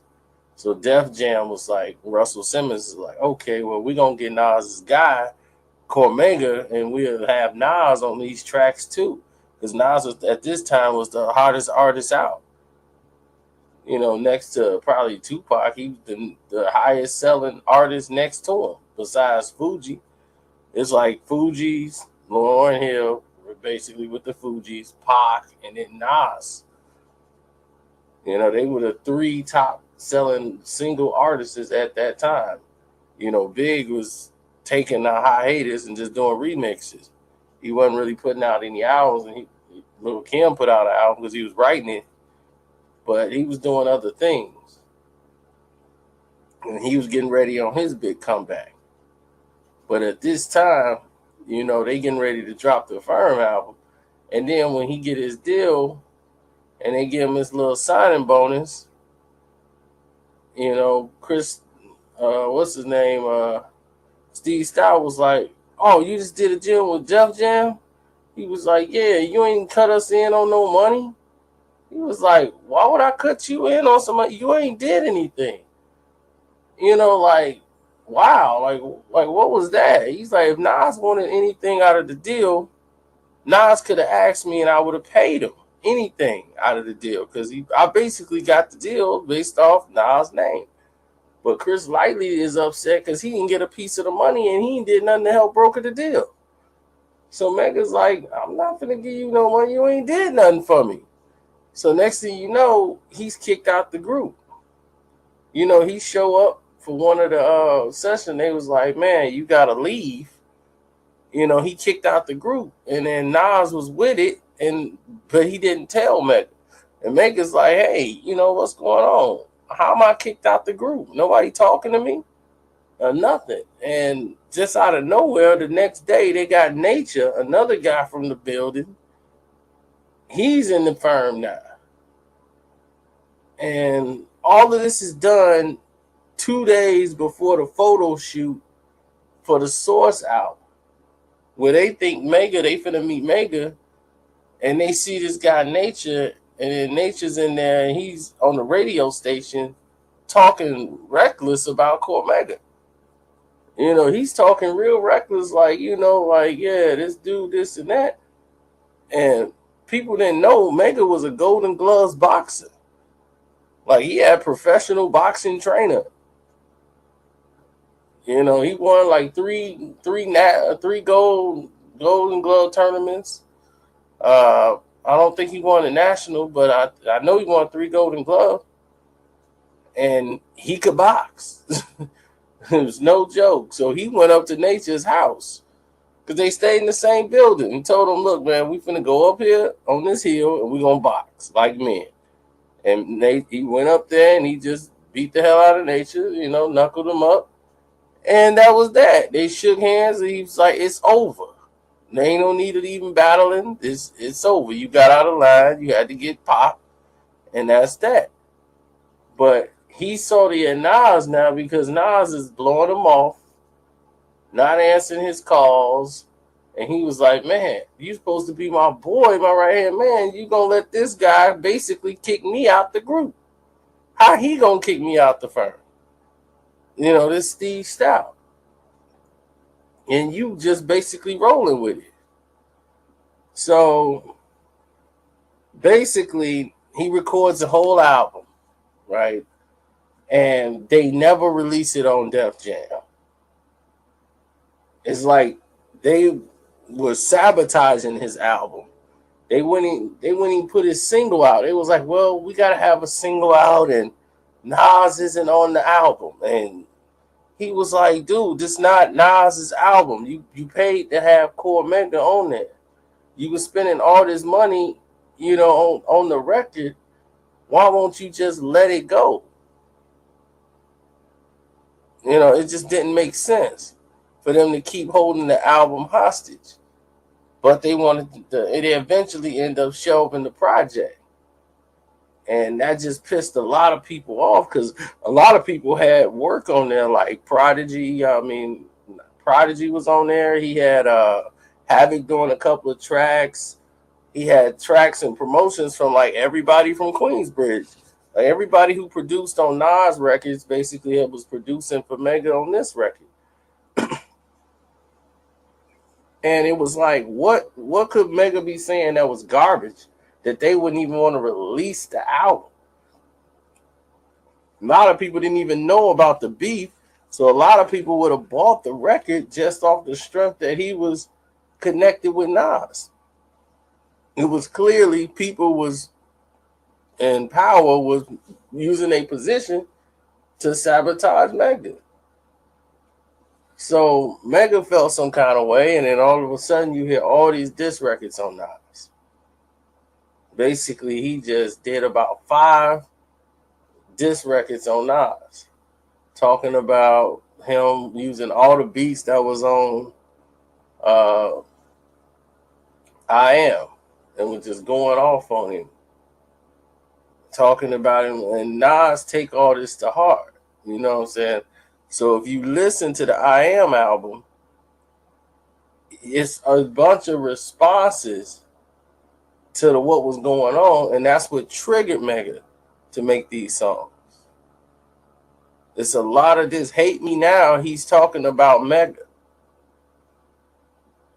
because the Mega album was the illest. I mean, the realest. So he came out with the illest. Trying to act like you the realest. Well, who the illest? I think we all know the answer to that because people feel us, right? You know, and he's talking about Cormega. You can hate me now. And the song Big Things, he's talking about Cormega. We on the same team. You don't want to pass the ball. You chucking, gunning for dope.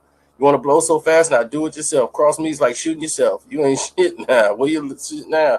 If you so ill, why your shit never came out? He's talking about Cormega. So when Mega made these songs, he was coming back in response to what Nas did. But nobody knew Nas, who he was talking about on that album. Basically, they were just bobbing their head to the songs. So when Mega came out, he looked crazy because it's like, dude, why are you attacking Nas like this? So he looked like the bad guy when he was really responding to what was going on. And like he was telling Nas, okay, you so ill, then let's battle for money, Mr. Big Time. You know, he was really just coming at Nas from a street perspective, like, dude, I'm really street. And I do this, and I'm nice on the mic, so let's go. And Nas would never give him like the time of day the way he would mention his name. So the QB album is coming out. Nas is getting ready to do the Queensbridge album. And everybody from Queensbridge is like getting together. Like Nature and Mega, they cool now. And Tragedy Gaddafi's on there, and everything's going good, you know, like it's going really, really good. Everybody's cool and cordial. Then, you know, he was like, nah, Mega ain't gonna be on the album. Well, we can't do a Queensbridge album without Mega on it. And now I was just like, man, I don't know. So Tragedy's like, nah, dude, we can't do that. You know, that ain't gonna be right if we don't have Mega on there. You know, that's gonna be the story. So they talked to Mega, Nas and them, and he saw that Mega was in another place mentally. Like, dude, I'm grown now. You know, we don't need to go this route. Let's go ahead and part this like men, and let's move forward. So now for the video shoot, Nas go and rents all this jewelry, this expensive jewelry. He got this jeweler in there so that everybody can have some peace on, some ice while they represent, you know, QB in the video.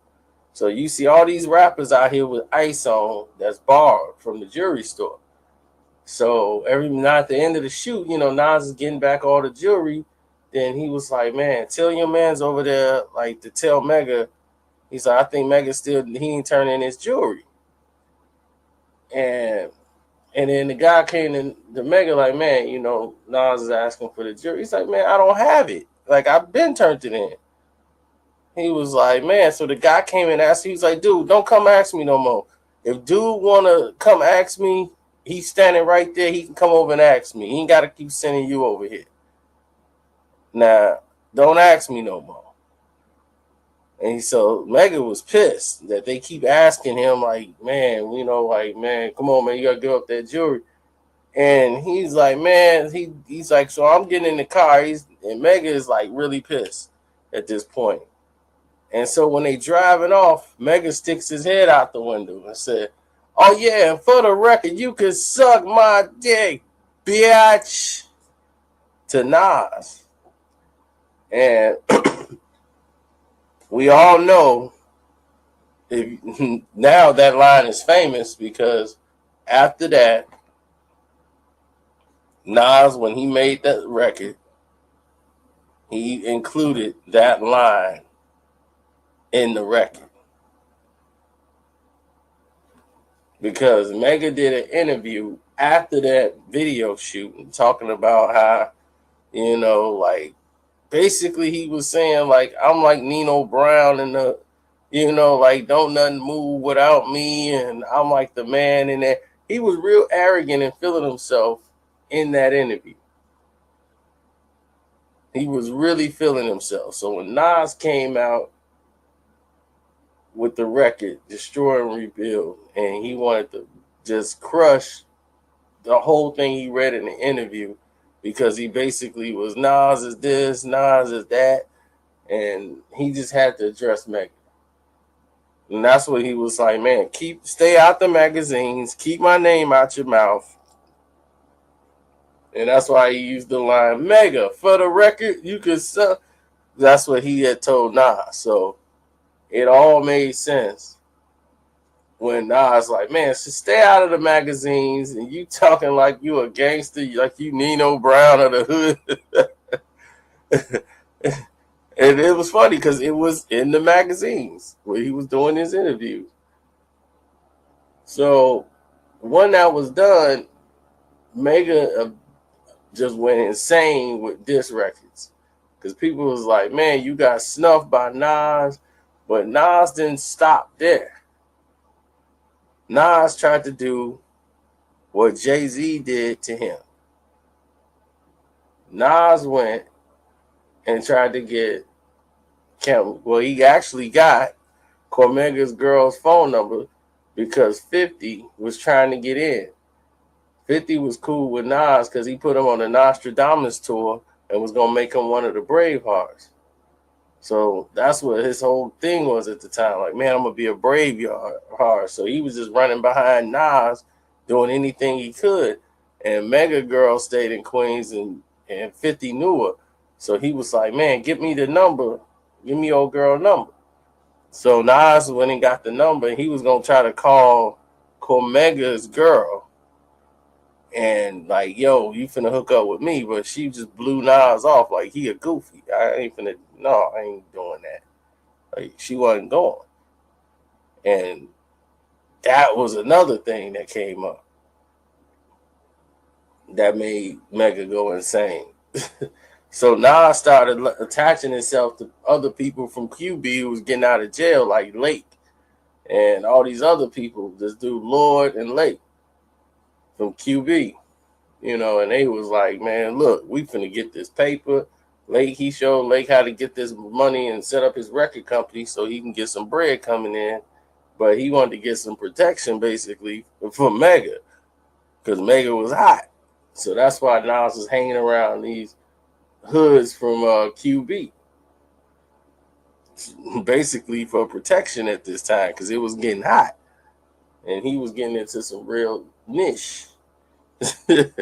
So after all of this had unfolded and this had happened, Mega had an album coming out. Well, not an album, but a couple of songs with Capone and Noriega. And then he was in the video shoot. So Nas called Nori because Nori got cool with Nas and they ended up becoming boys and started doing songs together. So he told him, like, man, like, I ain't gonna deal with y'all no more if y'all got Mega in the video, man. I understand he on the album, but I don't you gotta cut Mega off the video. So they end up cutting Mega out of Cormega off the video. They cut his whole part and everything. He was cut out of the video. And when that happened, that's when Mega's like, I can't deal with Nori no more. Because Nori was like, Nas was this guy. Nas was going to help him get to the top. And he wanted to get to the top. So he's going to listen to anything Nas said. That's just how he rolled.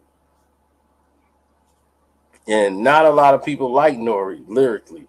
They just like, he ain't nothing I listen to. Like, that's how they treated Nori. So with him being close with Nas and Nas feeling him and gave him credibility. Like, man, look, Nas feeling me and getting on my joint, so I must be something. So they was like, oh, okay, all right.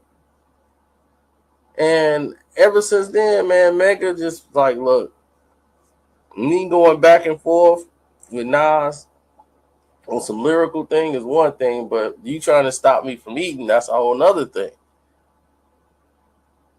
But as the years went on, Mega just said, you know what, I'm just going to work on my craft because every project he's coming out with independently was making money. People didn't realize that he was one of the first mixtape artists to really make money, like a lot of money being independent. Cormega made a lot of money off his independent records because he was selling them basically in the hood and was killing, selling 200,000, 300,000 independent on his own. So he didn't really need the majors because his name was already known just from the association with Nas and everybody else. But his problem was he do an interview, everybody want him to diss Nas. He do this, what's up with Nas? And he's like, dude, I'm not even mentioning this guy on this album. So he's like, I'm not giving him no more attention. So that's over. But people want to hear, okay, so what you got for Nas? I know you throwing some shots at Nas. What that's about, Nas? And that's not even what he on.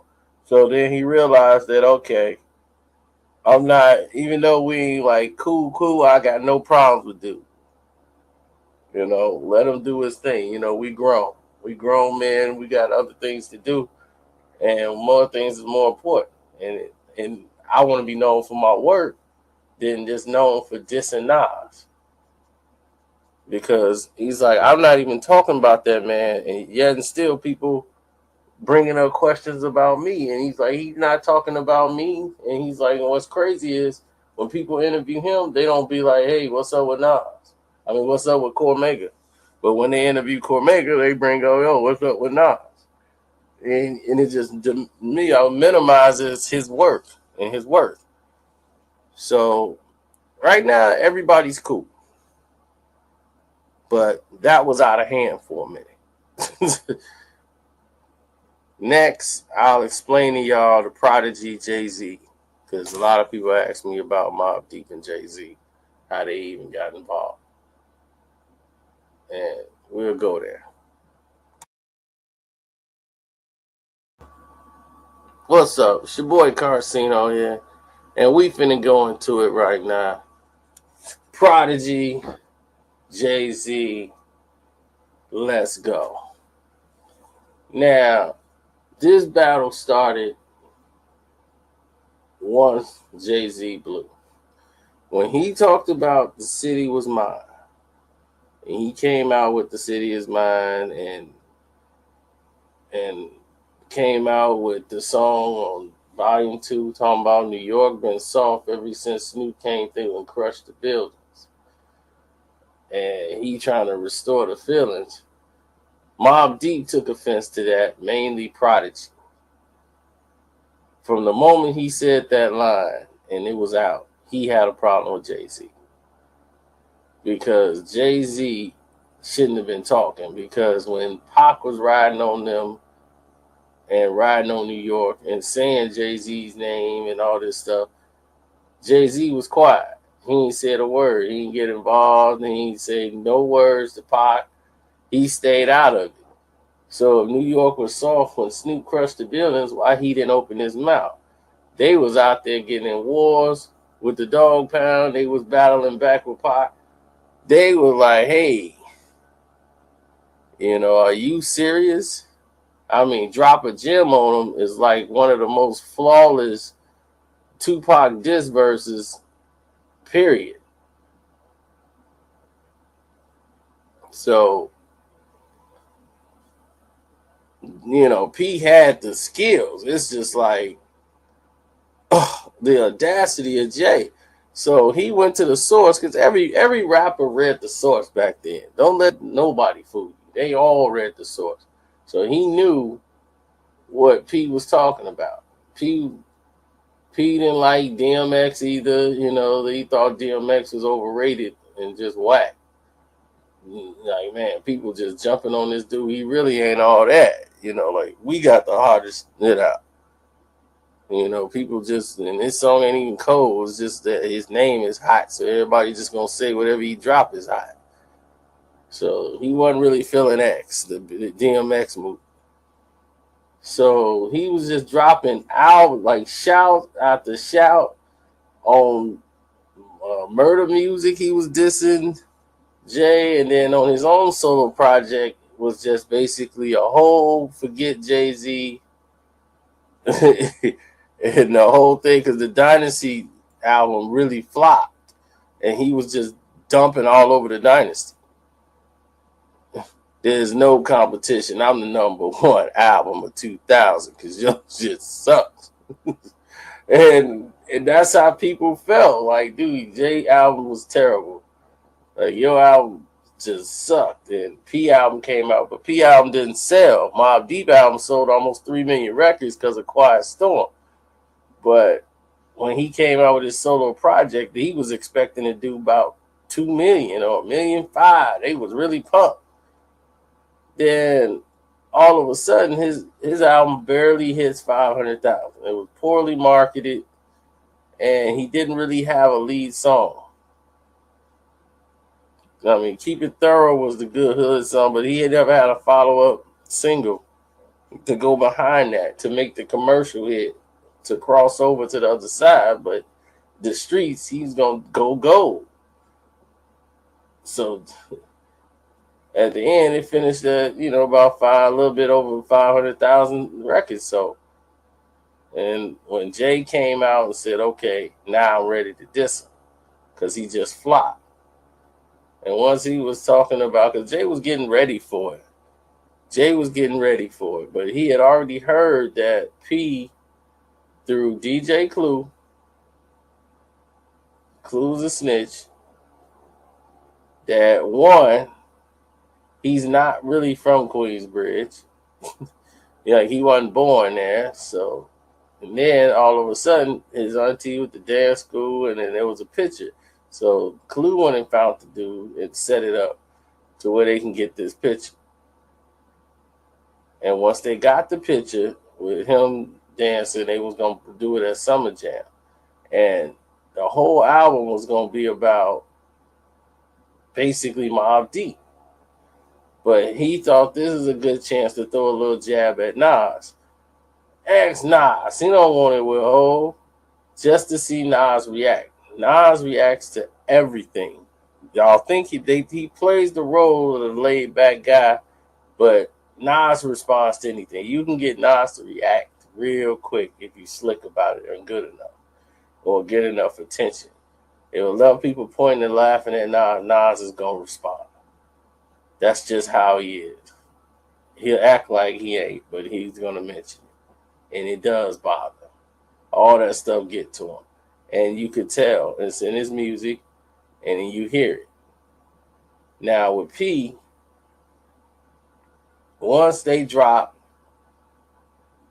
the takeover and they had the picture at Summer Jam, that was the end of Mobb Deep.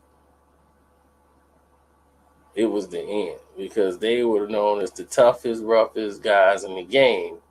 And even though it was a kid picture, just to see Prodigy and them look soft was just like, New York was just like offended that this even happened, that this picture even existed.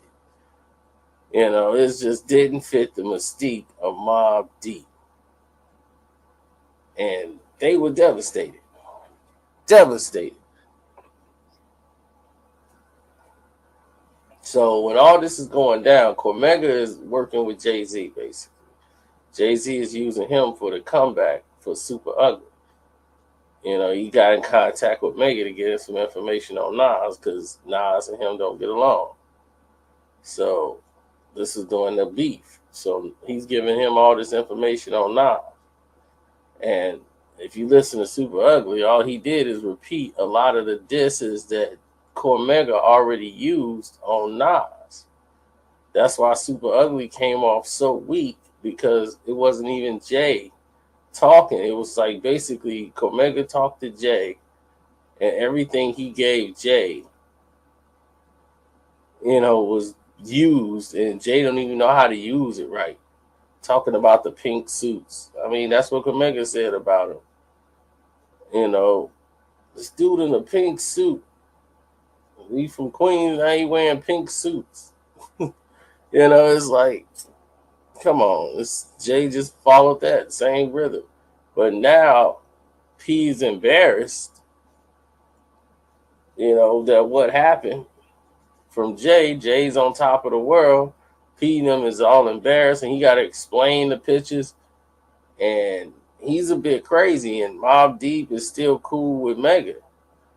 So, you know, P had a gun on and was like, I'm just going to smoke that fool. You know, he playing games. I'm going to just smoke him. So Mega had to tell Jay-Z, because Jay was like, yeah, your boy upset, ain't he? He was Jay. I got to tell you, man, Mega told him flat out. He's like, dude, look, P's crazy. You know, right now, I'm like, this dude got the whole world laughing at him and pointing fingers at him right now. He ain't in a good space mentally. And, you know, P is one of them dudes who could shoot you. You know, you're some guy that talk like they gonna shoot you, but they ain't. With Prodigy, it's about a 50-50 chance right now he might shoot you. And that's when Jay-Z took it serious. His whole demeanor changed, and he took it serious. And the Source Awards is coming up in LA, and they couldn't wait. Mobb Deep Prodigy's like, I'm waiting, I'm coming to get Jay-Z. And that's when he was talking about in his video, I'm going to catch you at the awards, and we going to see what's what. And he rolls with the Infamous Mob. The Infamous Mob and Mobb Deep roll together, but they two different cliques. The Infamous Mob is a bunch of old cats, and those dudes is brutal.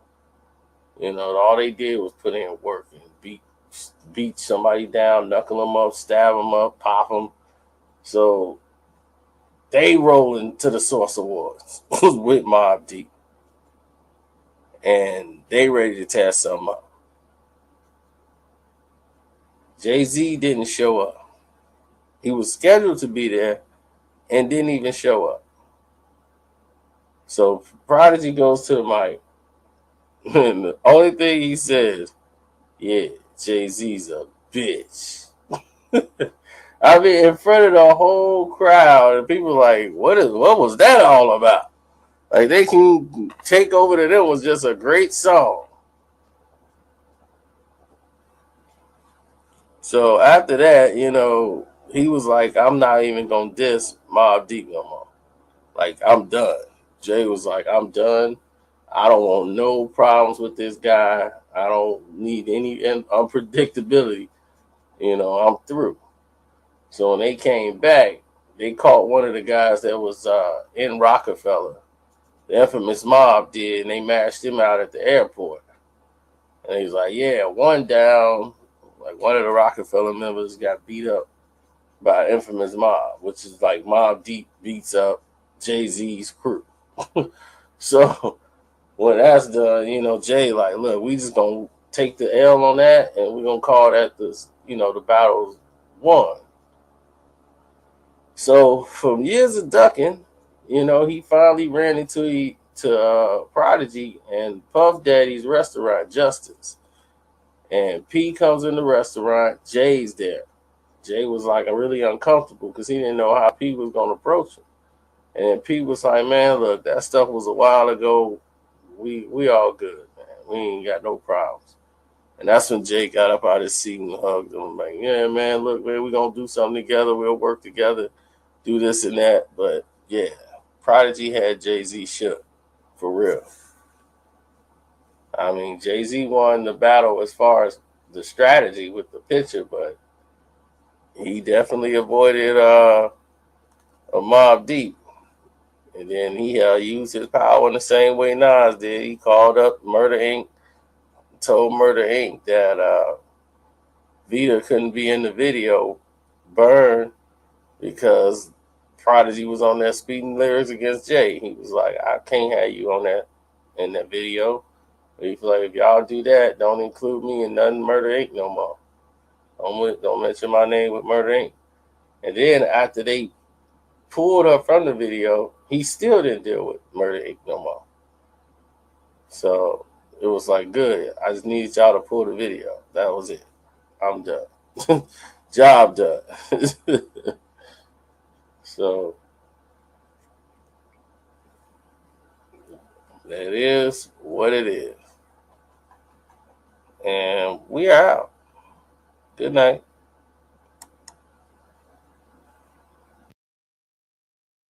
What's up? All you Jay-Z fans, I warned y'all. Just leave it alone. I mean, that battle was what, 2001? And y'all still want to gripe over Ether and like who won? Are you kidding me? It's over. He lost.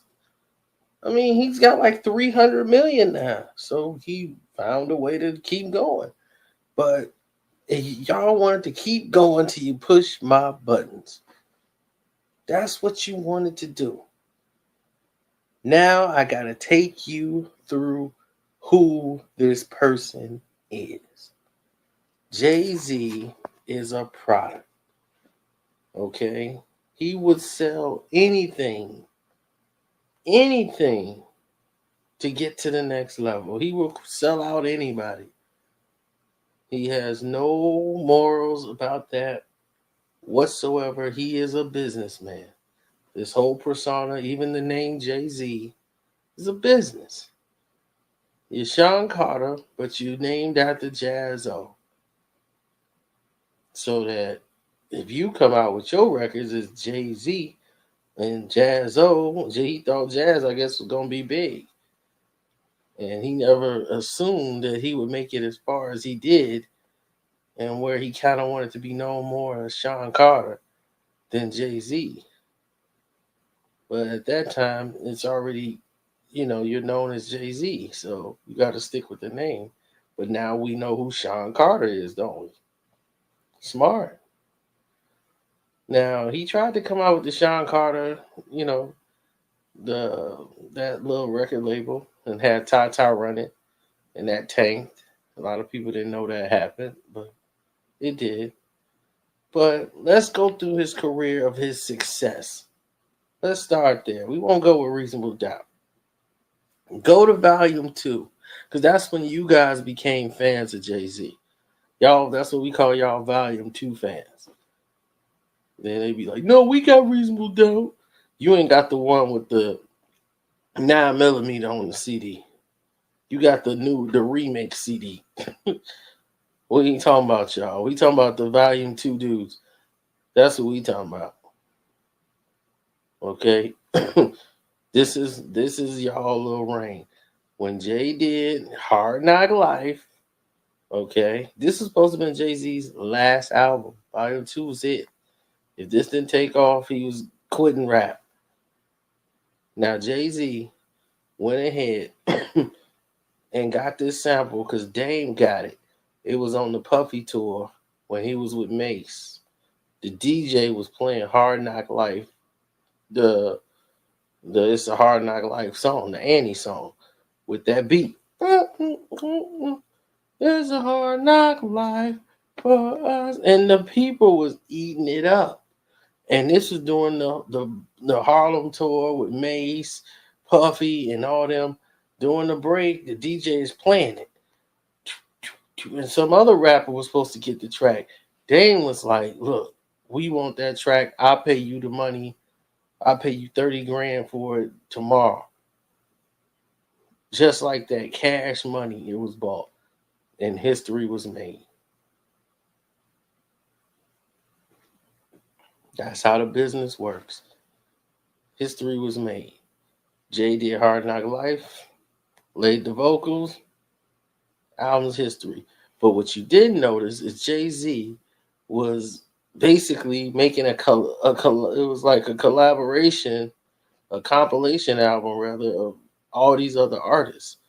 He's only on like 2 songs by himself the entire album. Everybody else is on the songs. So Volume 2, his biggest success album, is like Jay-Z and Friends. So he's not really by himself standing out. This is why I tell y'all when Nas is telling him Jay-Z wishes that he could restart his career over.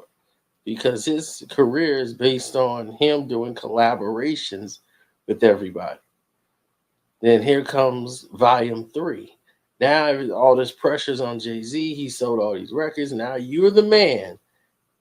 You got to come out with something swinging. So he comes out with, what was that song? What was that? Do It Again. 4 a.m. home at my crib. A song which was hot, was stolen. Okay? The song was stolen. The hook was stolen. It's a song by Rare Essence called Overnight Experience or something like that.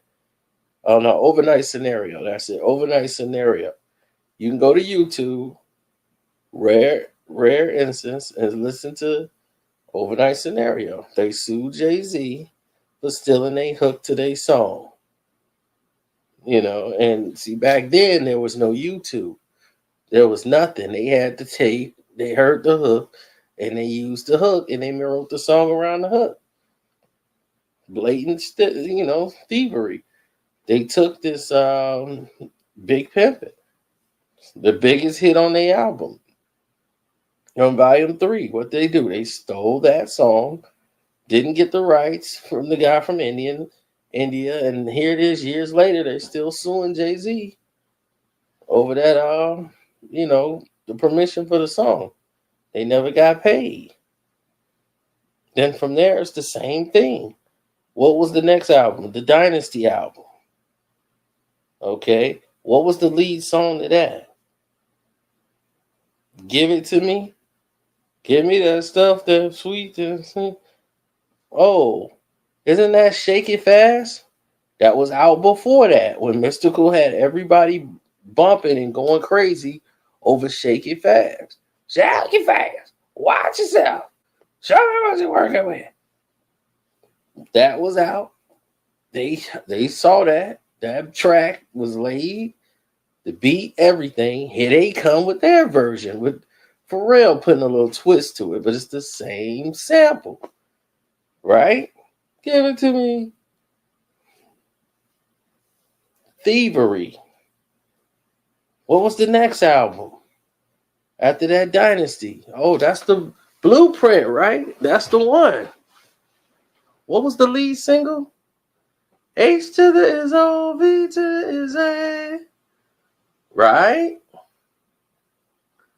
Who had that track first? Just a few months before it. They released it in April. Lil Romeo, My Baby. Same track, same Michael Jackson song, same everything. Little Romeo, My Baby.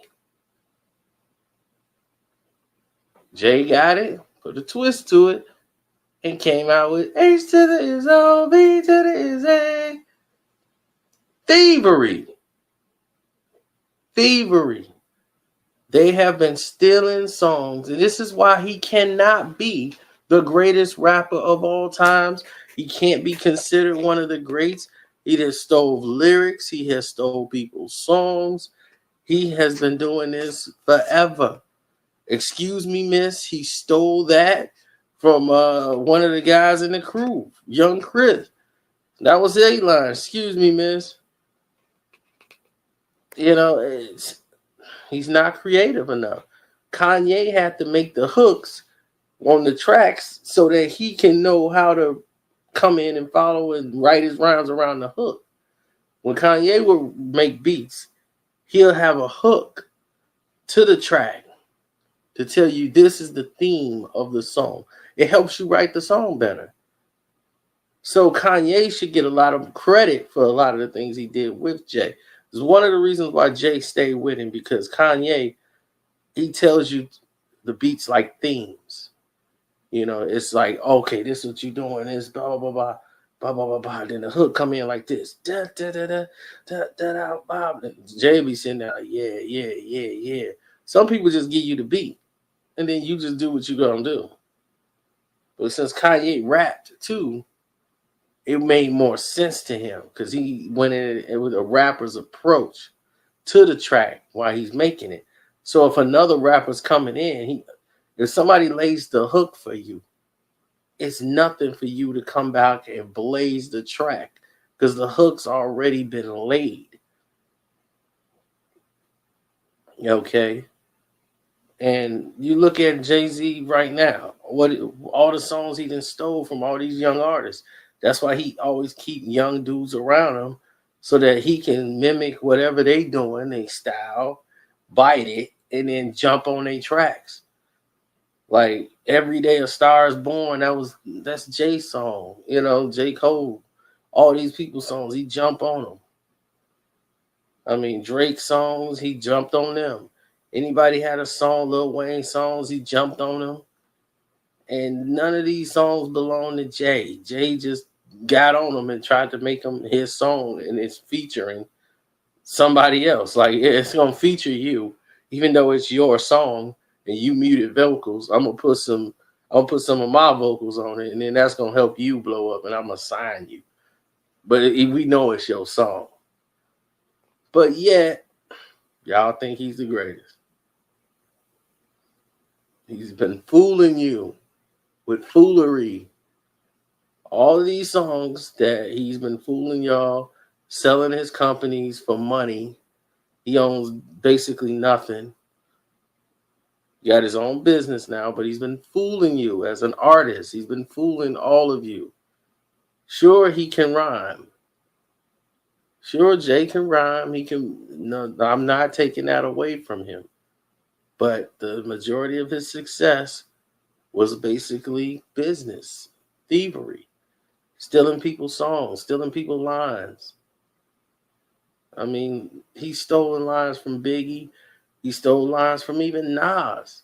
When he was beefing with Nas, he's on the Blueprint using Nas lines. It's like, are you serious? You and Nas didn't even get along. You dissing him on the same CD and you biting his lines. Biting Rakim, biting Cam.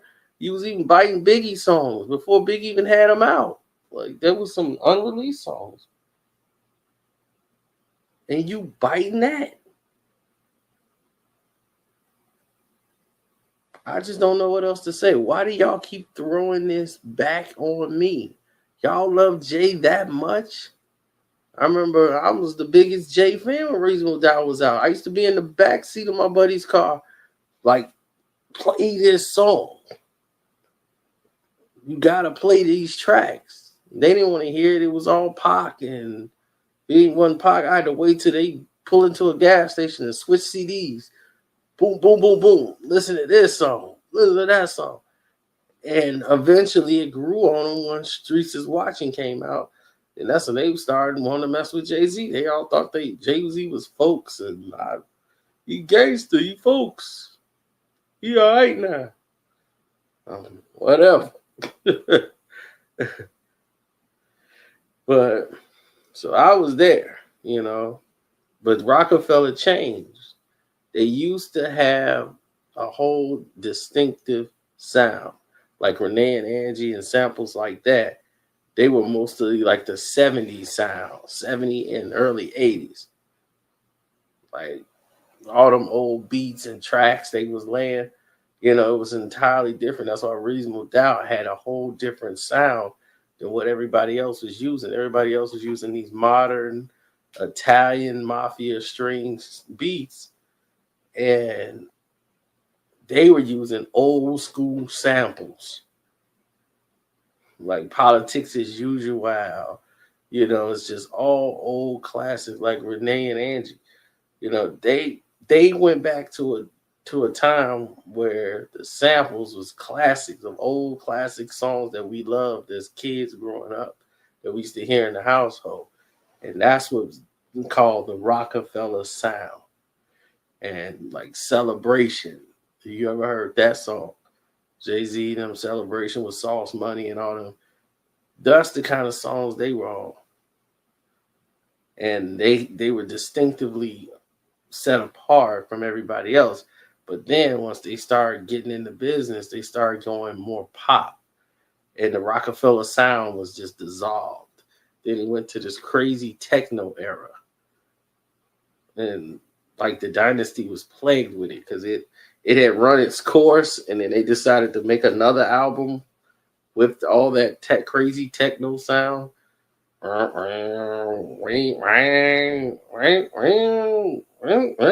was like, once that fad died off, thank God it did. When it totally went out the window, I was one of the happiest people alive because I couldn't stand it. But, you know, it changed. And Kanye came and got the ship right back on course. And that's why the Blueprint sound is so great. And people like, this album is outstanding because it had the soul sound back. You know, it reminded them of doing Reasonable Doubt when they had that Rockefeller sound. So, yeah, y'all a little history on it, but I'm going to tell you, the dude is good at stealing stuff. So, it's just facts, man. I'm just telling it like it is. What's up? And this is the one a lot of people have been asking for.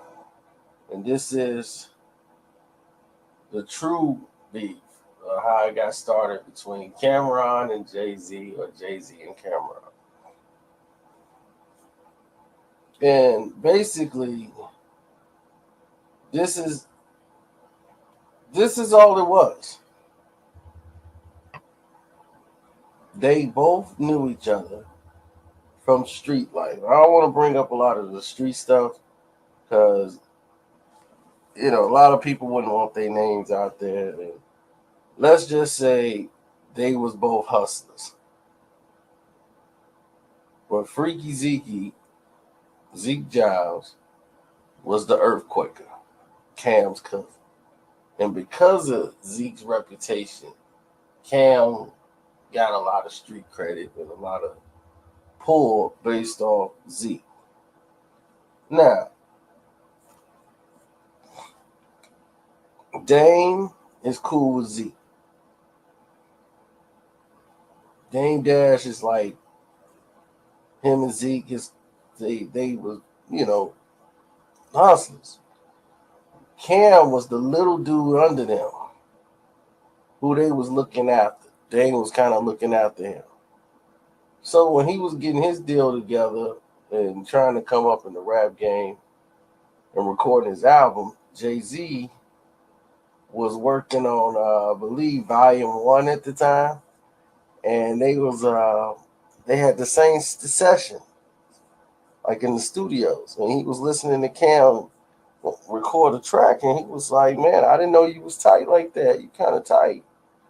And Cam was like, "Man, why don't you jump on one of my joints?" And he was like, "I didn't come up here to, get on somebody's album, you know."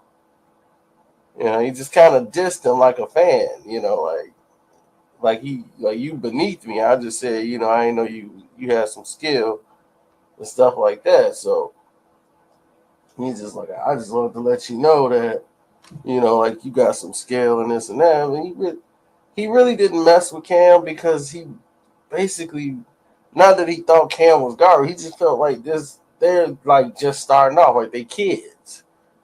So it was no real like disrespect for him. And then Cam album did what it did, and then he ran into situations with Un, and then Jay and Un got into a beef over Blue Cottrell, and Jay-Z allegedly stabbed Big Un. Well, he admitted to doing it in court, but Un signed Cam, and he had everybody else, and Dame was used to be cool with Un a little bit, but Cam and Un situation is starting to sour because Sony gave all this money to Un and like $60 million to open up entertainment, and he can't get shit off the ground. All these projects is sitting out there, and Un don't have the connections to really get this stuff going, and projects are sitting around. And Cameron's Sports, Drugs, and Entertainment album was probably the highest budgeted album to do nothing, and it was great production. It's a great album. So after that, no one really, like, Cameron's style of rap wasn't really popping it. So that kind of died out.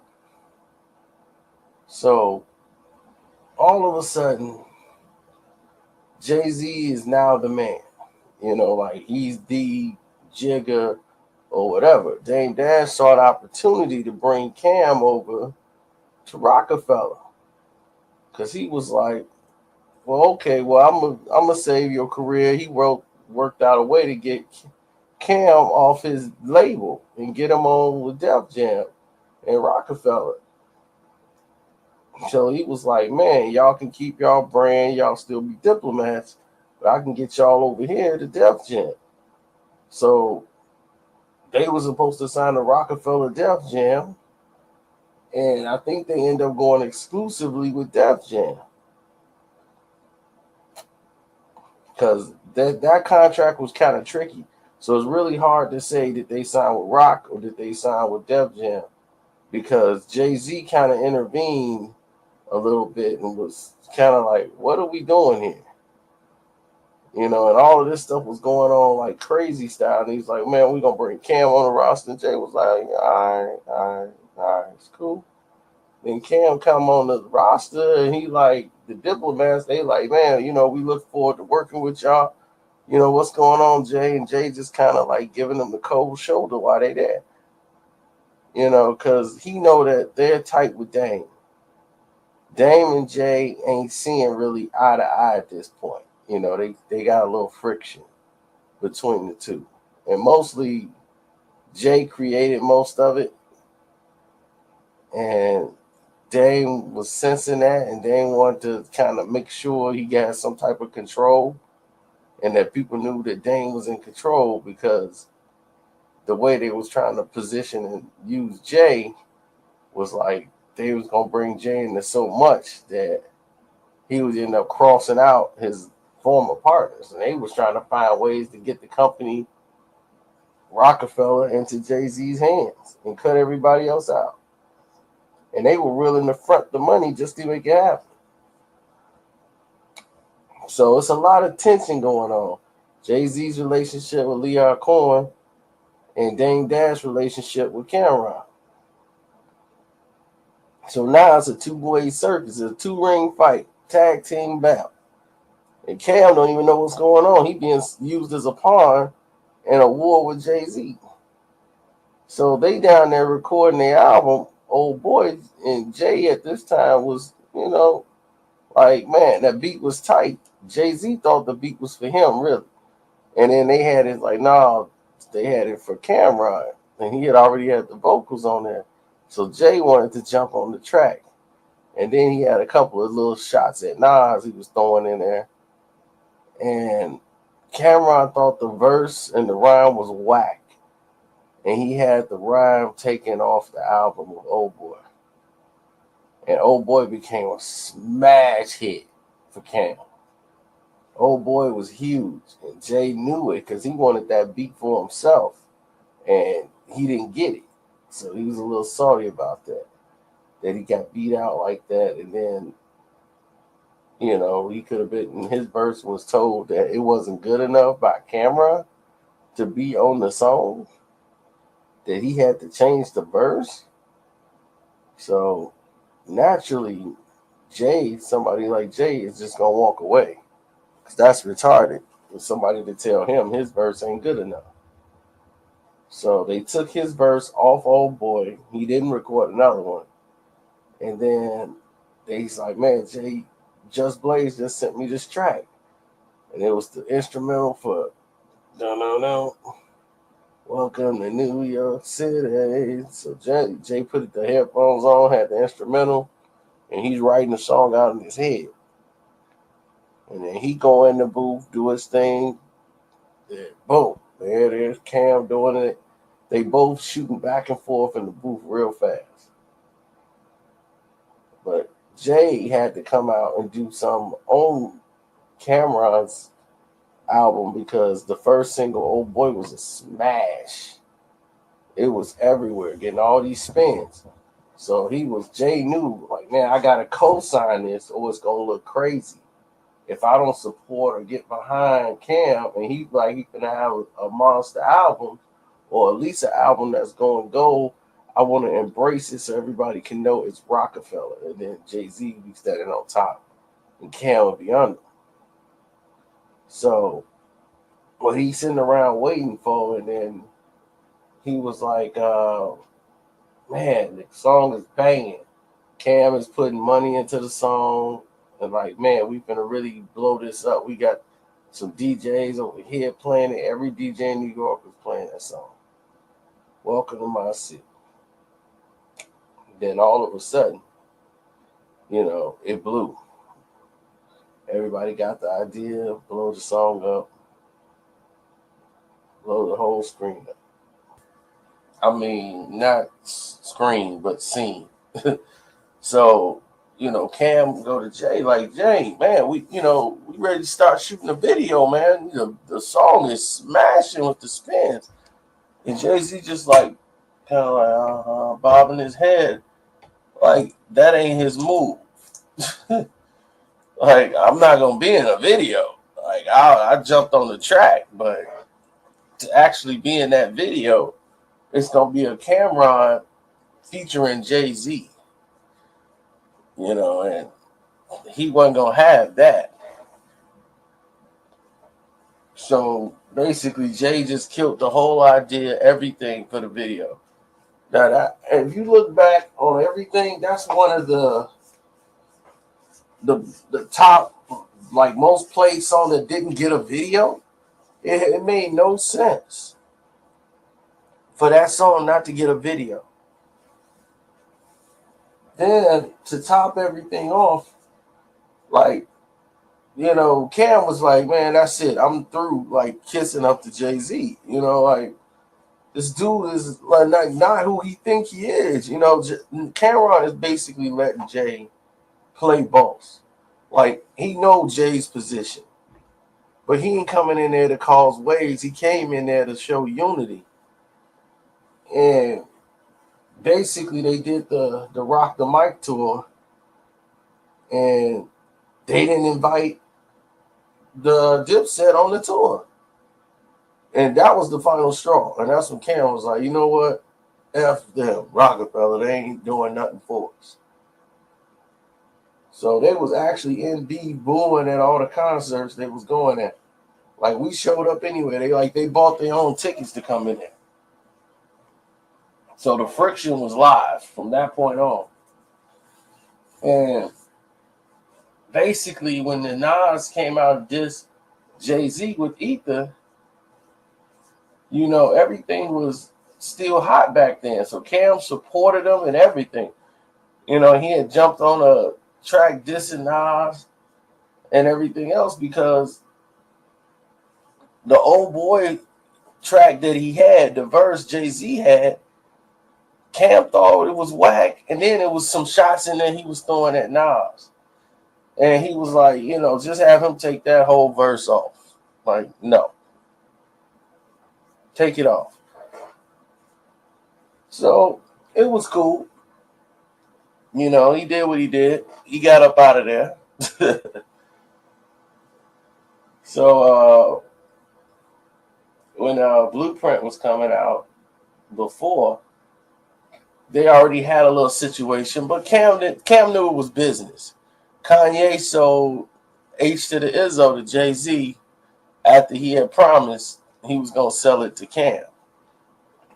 He had made the beat for them. Then he went over there and sold it to Jay. So all of this stuff is in the background. This stuff that happened in the past.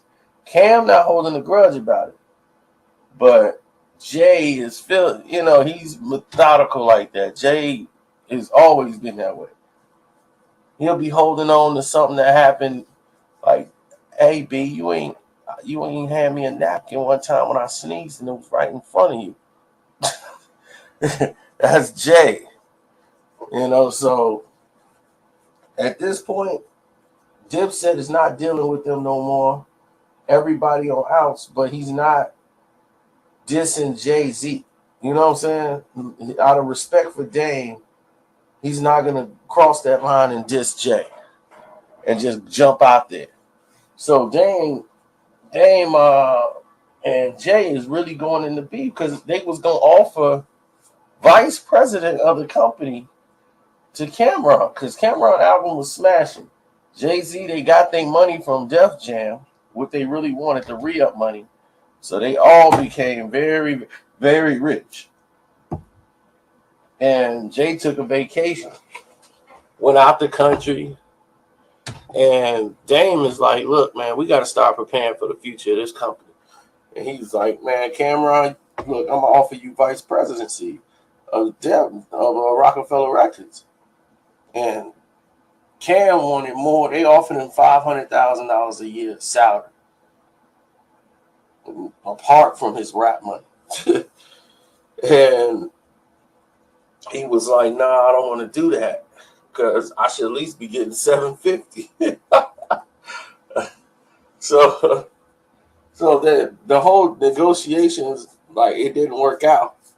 But it was a good thing it didn't, because had Jay came back and saw that, it would have created a big explosion right then and there, more than what it did when Jay came back. Jay came back and had to embrace it.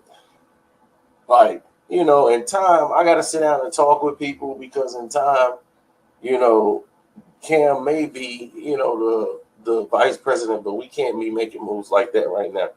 Next thing you know, Jay-Z fires like 7, 8, maybe 9, 10 people that work for Dame. He fired them from Rockefeller. Just straight fired them. So Jay holds all this personally. And this is all because Jay wouldn't do what Dame wanted him to do. He didn't get behind state property. He didn't, like he promised, he didn't get involved in all of the shoe deals that Dame had, all these little projects he had. And Leor behind the scenes was still working, trying to get Rockefeller away from Dame Dash. Now Cam is in the middle of it. And so when Jay get Rockefeller, he get Dame to buy out Rockefeller and all this, because Dame did a lot of shady things that came back to light to burn him in the end. So he couldn't even fight it. He had to settle because he needed the money. So when he got the money, all he did was when he got the loot, all he did was sign all the paperwork they gave to him. Now he was in a position of non-bargaining. He could not bargain. So Jay-Z got Rockaware. Jay-Z got the company. Biggs and Dame was out. But they had Jay-Z's old catalogs. They had his whole catalog from Reasonable Doubt on. So anything new Jay create, it would be his. Now, once that would happen, and the split happened, Cam had a green light to diss Jay-Z. And he wanted to diss Jay for the longest. So when this happened and they took Rockaware from Dame and all this from Dame, Cameron was like, look, I'm letting it go because I got to let the world know who this dude really is. Like, I got to do this because it's overdue. I was supposed to have been put him in his place. So once Cam dropped that song and exposed Jay-Z and then dropped Swagger Jacker, which was already a track somebody had already made it. One of these little mixtape DJs had made. Cam just made it and put the lyrics to it and played it back. Once he did that, whole different spectrum altogether. It was an entirely different spectrum. Because now everybody was looking at Jay-Z as a biter. And what hurt Jay was when he saw Wet Wipe video and see Dame in the video. And even though Cam didn't really say nothing slick to Jay-Z that hadn't already been said by Nas, he had Jimmy Walker in the video. That was like a slap in the face to Jay. And to see Dame in the video, even though he wasn't saying nothing and he just was in the video with Cam and made a little cameo and sat down, it looked like, okay, I'm rolling with this. So Jay been throwing little shots at Dame Dash through all his songs, even talking about how his wifey left him in that new album he had. And he talked about it just like Lost One. Okay, you guys made Hov, so say you made Hov. But if that's so, then okay, make another Hov, Like y'all made me to make somebody else. The whole line, that whole album was just diss shots at Dame Dash. But he never publicly came out and was like, I'm finna give Cam what he want, because he realized Cam just doing this to get some publicity. So that's basically what it is. But to Jay, to this day, has not forgiven Cameron, even though Cam don't even think about Jay like that. I heard the one song where he said he made Cam a millionaire because he think him appearing on Welcome to New York City made Cameron, but it didn't happen that way. It didn't happen that way at all. Cameron already had $1 million deal.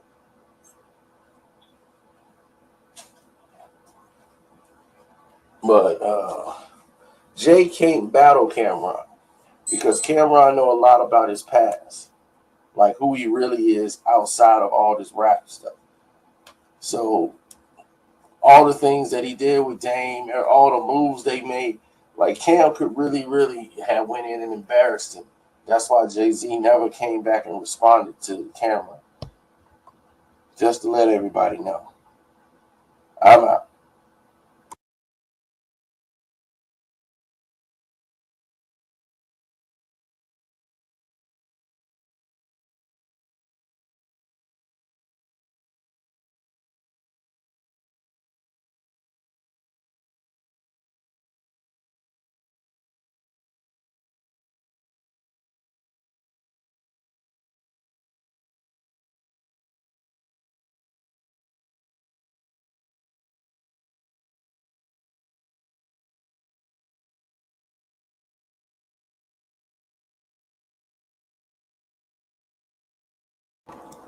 What's up, y'all? It's your boy Karceno here, and it's something that y'all been waiting for and didn't know nothing about. This is the Jay-Z versus Mace and Harlem World video. Now, you've been hearing a lot of stuff about people saying the beef started with this girl, and that's not necessarily true. You got to go back to the Biggie days. Let's take you back to the beginning. Mace is not even in the picture yet. Jay-Z and Biggie become like homeboys, and he's ready to join the commission. Biggie comes up with an idea because Jay-Z wants to leave Dame Dash, but he can't because he signed to Dame and Biggs. But he knows that I need to get to the level where Biggie and them at.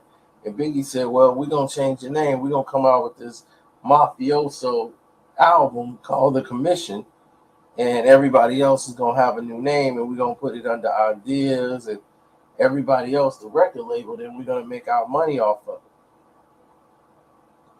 So while everybody's sitting here doing this and coming up with this project, Puffy Bad Boy Management was going to be involved with managing Jay-Z, who was going to be Iceberg Slim.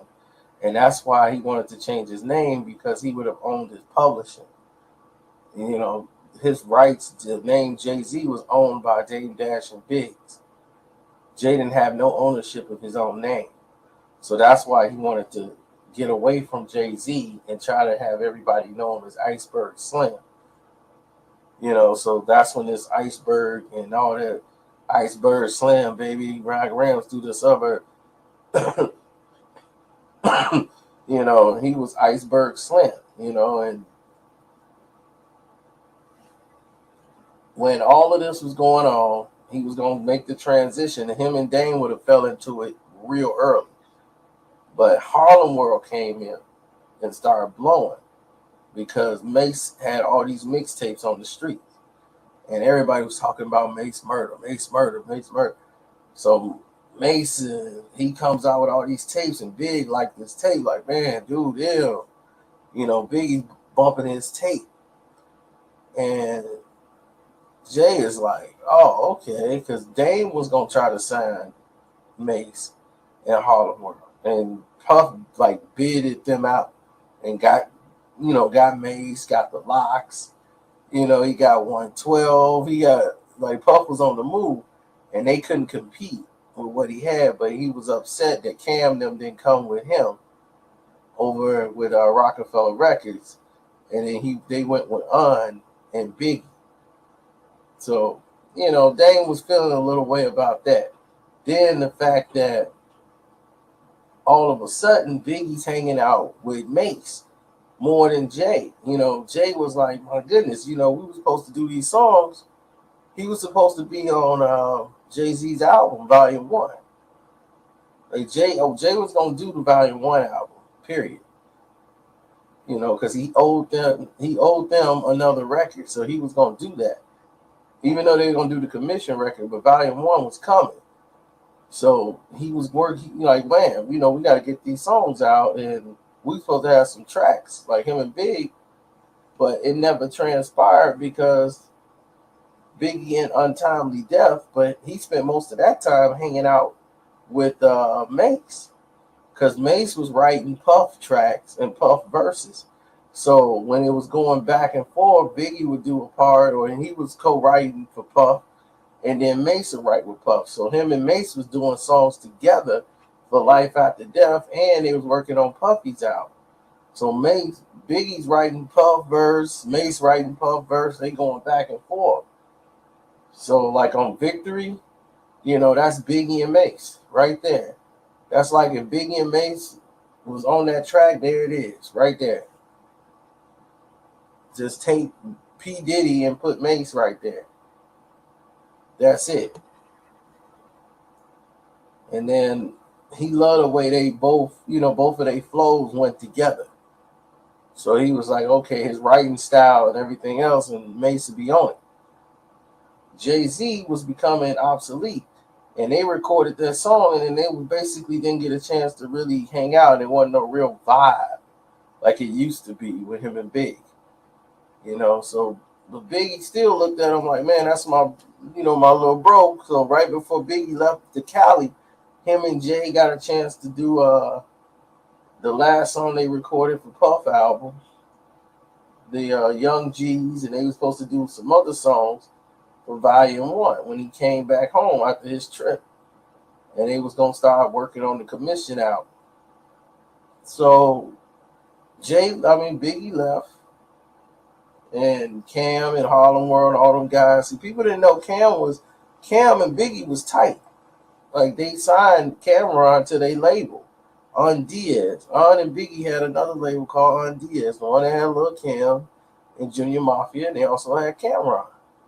Cameron was actually the business mind behind Biggie, like helping them get structured with the label. He had a very good business mind. So he was almost like Biggie's other manager. And all these Harlem dudes are around Biggie now, and Jay feeling a certain way about it. He really not feeling Mace as an ill MC. He's like, this dude is not nice. Like, everybody's like, why is everybody saying this dude is nice? Then Biggie dies. Everything's in limbo as far as like, where is it going to go with Jay-Z's career? Mace and everybody, they already signed with Puff, so they all good. They finna come out.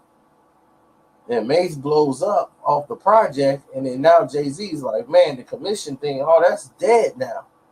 I got to go back to Volume 1. I got to go back to Biggs and Dame, and we got to go back to being us, just us. So they went back there, recorded, and finished the album. But he still want to get up with Puff and wants to know, like, okay, well, Biggie's gone, so I'm going to need to be the guy now. I got to be the number one, but I need Puff to, like, bring me in. And Puff co-signed it, because now Puff is the biggest thing out here. Biggie died and Puffy became the big star. So Jay thinking Puff is going to bring him in, so Puff bring him on the tour. And he got Dame and all them there. And Dame is still like, yeah, we're going to do this because, it's good exposure for us to be on this tour. But then they like, you know what? They messing them around the whole tour. And it was like, man, we ain't getting paid enough to be on the tour. We opening up like when ain't nobody really there yet. And we already doing our set. And then when the people there, we already done. Then we don't even get to come back and do a song, when it's like at least one song when it's crowded or got some people there. We come in when it's like 20, 30, 40 people there, Jay-Z doing his set. So they was like, you know what, man, this ain't even worth it for us to be on this tour. We could leave and get some money. So Jay-Z left the tour early. He was upset, the way it was going. And it was basically the Mace show with Diddy, and then Mace albums coming out because everybody's so hype about Mace, and Jay's not feeling Mace, not feeling him at all. And everybody's bumping on, man, it's gonna be ill and this and that at Mace. So Jay and Mace, they were in the studio, and everybody's working on Mace album. And this is back when Jay was trying to fit in with Mace. Jay was supposed to get on the song, want to get on Mace's album. And he was like, yeah, I want to get on this song with Mace. And Mace is like, okay, this is the song we got, Jay took forever to come lay his verse.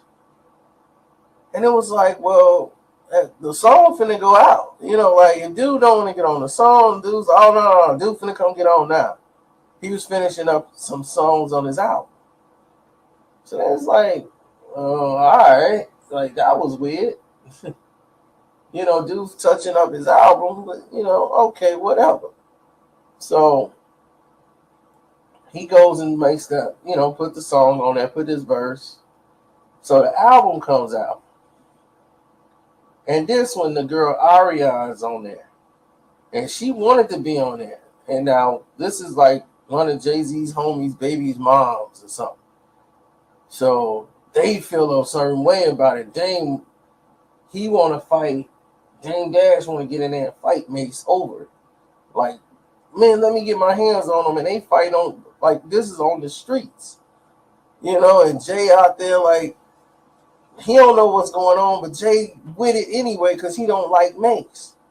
Mace blew and made all these, he sold 4-5 million records off his album. He was 3 times platinum and then still selling, and next thing you know, he was the man. And Jay is upset because that spot was gonna go to him. Puffy was supposed to work with him. Now he's not thinking about Jay-Z because he got Mace. So all his attention is on Mace, and Jay got to stay with Dame. I mean, he don't want to be there. So now Mace was the problem and the guy that was in the way. So Jay used that to come at Mace. Like, oh, okay. Yeah. So you put the girl on the thing, and Jay just came at him. On volume 1, you remember the song original, Imaginary Player. Damn, Playboy, what the Hummer at? Those ain't Rolex diamonds. What in the world you done to that? So after that, Mace came back with the Love Me on the 112 remix. Everybody know the platinum this, platinum that. But ain't none of y'all got no platinum tracks. And all that stuff. So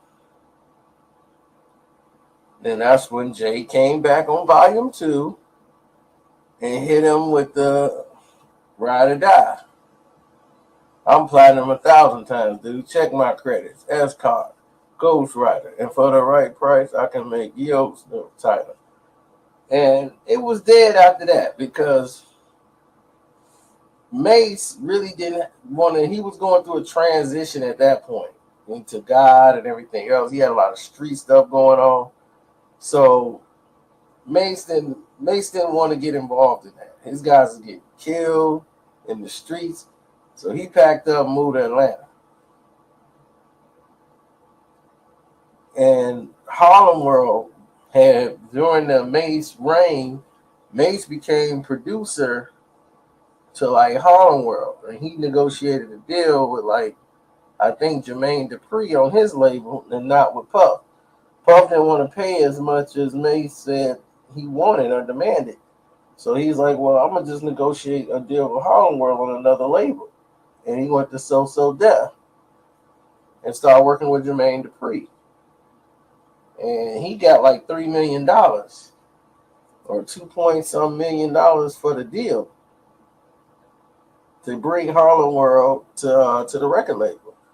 And then he gave them in the group, because Cam was going to join Harlem World to come on out with them for his second album. He's going to be part of Harlem World, link with them. And they was like, man, you going to be down with us. But nah, that wasn't going to happen because Cam saw that. He's like, wait a minute, this is crazy. The record label just paid us, they paid the group $2.7 million. And you giving everybody in the group $10,000. That don't make no sense. So that's what he was like, oh, I see what's happening. Y'all getting raped by Mace. He's like, y'all know y'all paying Mace to be on y'all album?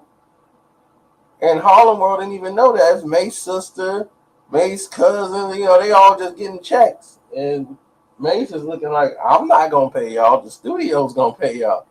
Mace was a smart businessman. He was shrewd but smart.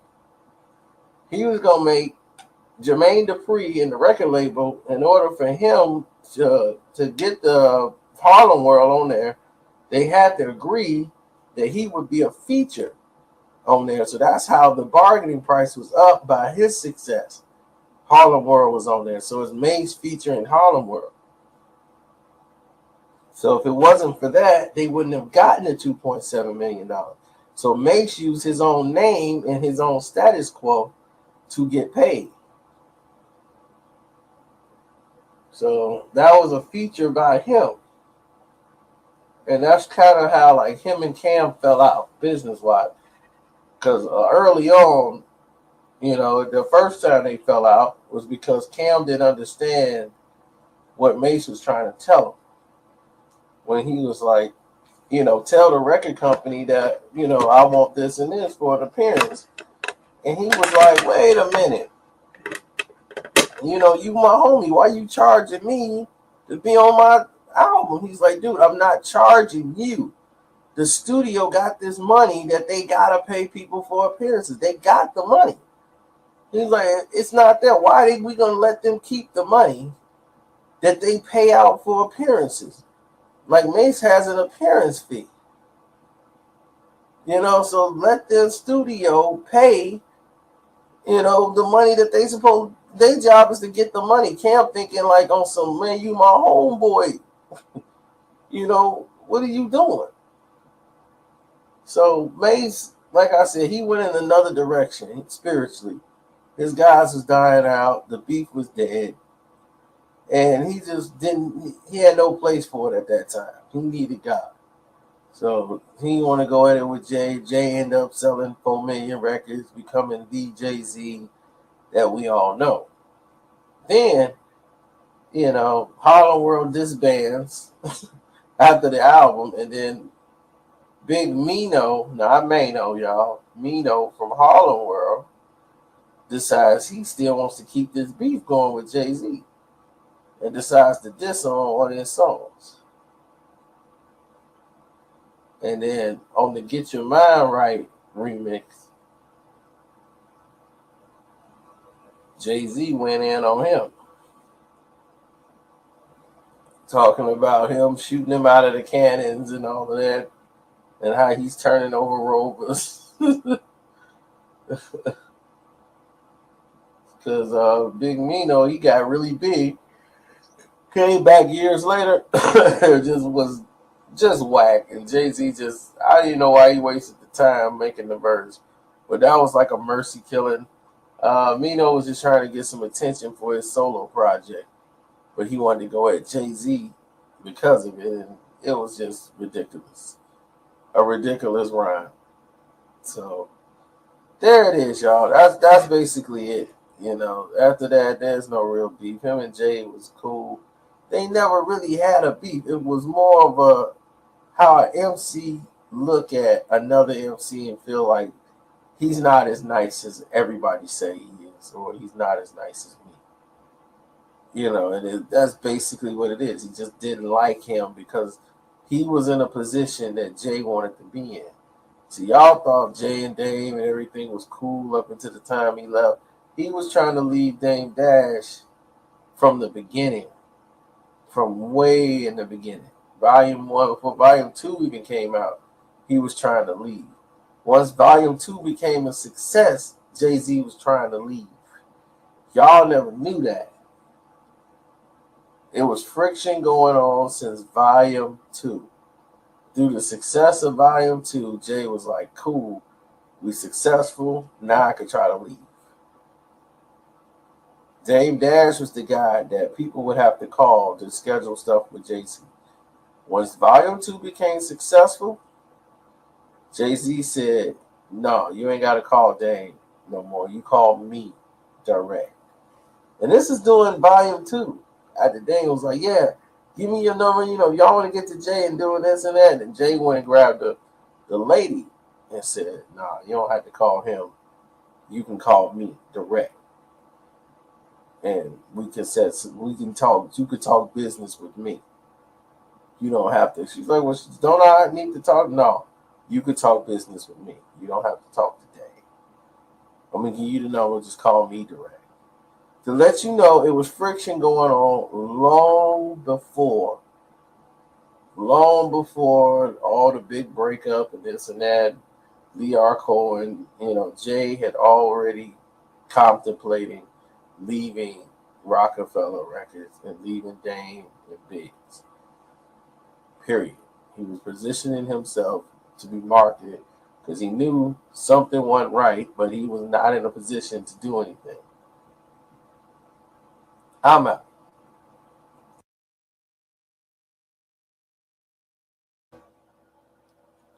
Yo, what's up? This is the true story about the beef between EPMD and Eric B. and Rakim.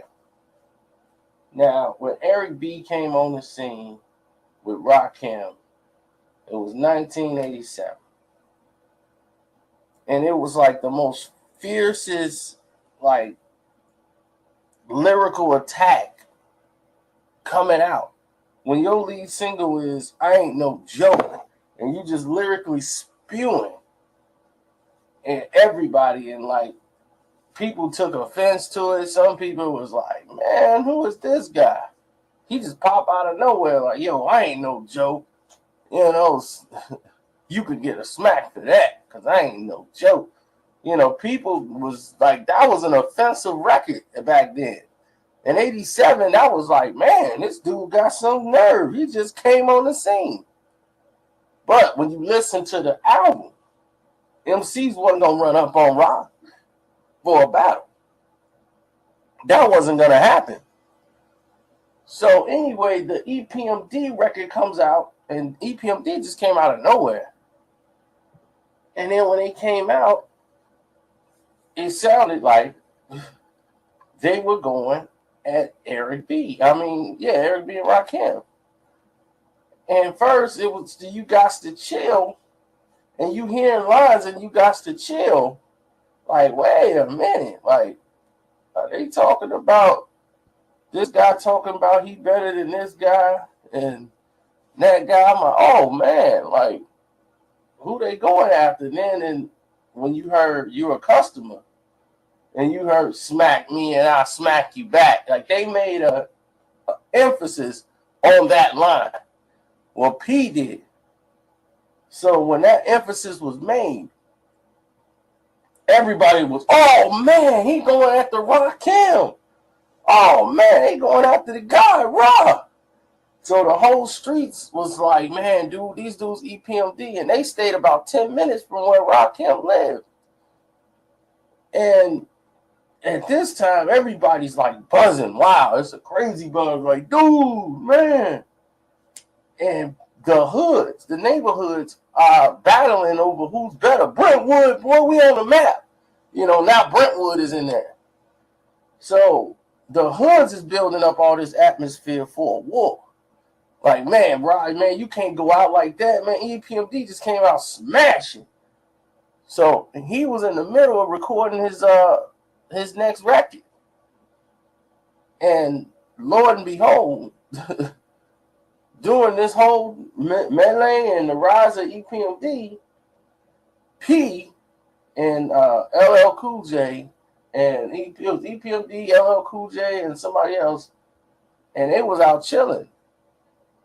And y'all know the guy is 50 Cent, the original 50 Cent.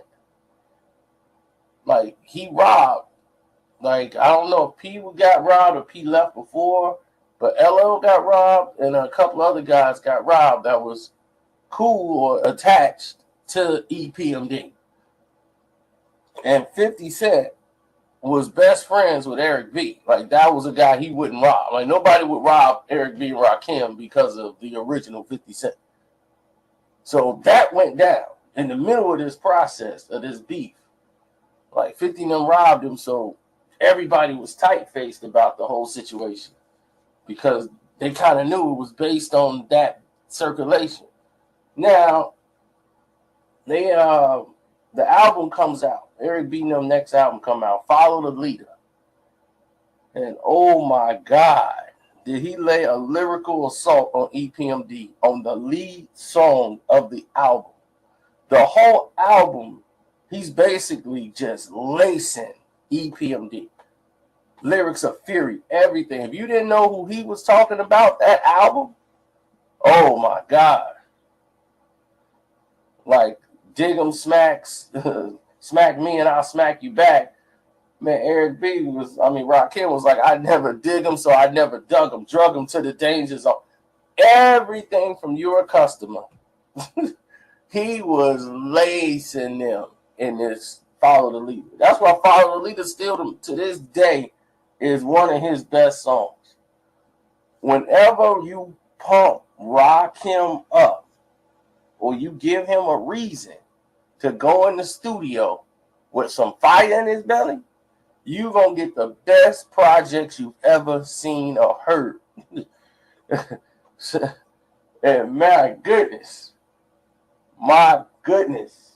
that album is a classic. That's probably top 5 all-time best rap albums. That's just off the top of my head. I'll do a top 20 one day. Like, I'm still thumbing through them. Nothing of today's era would probably even crack it.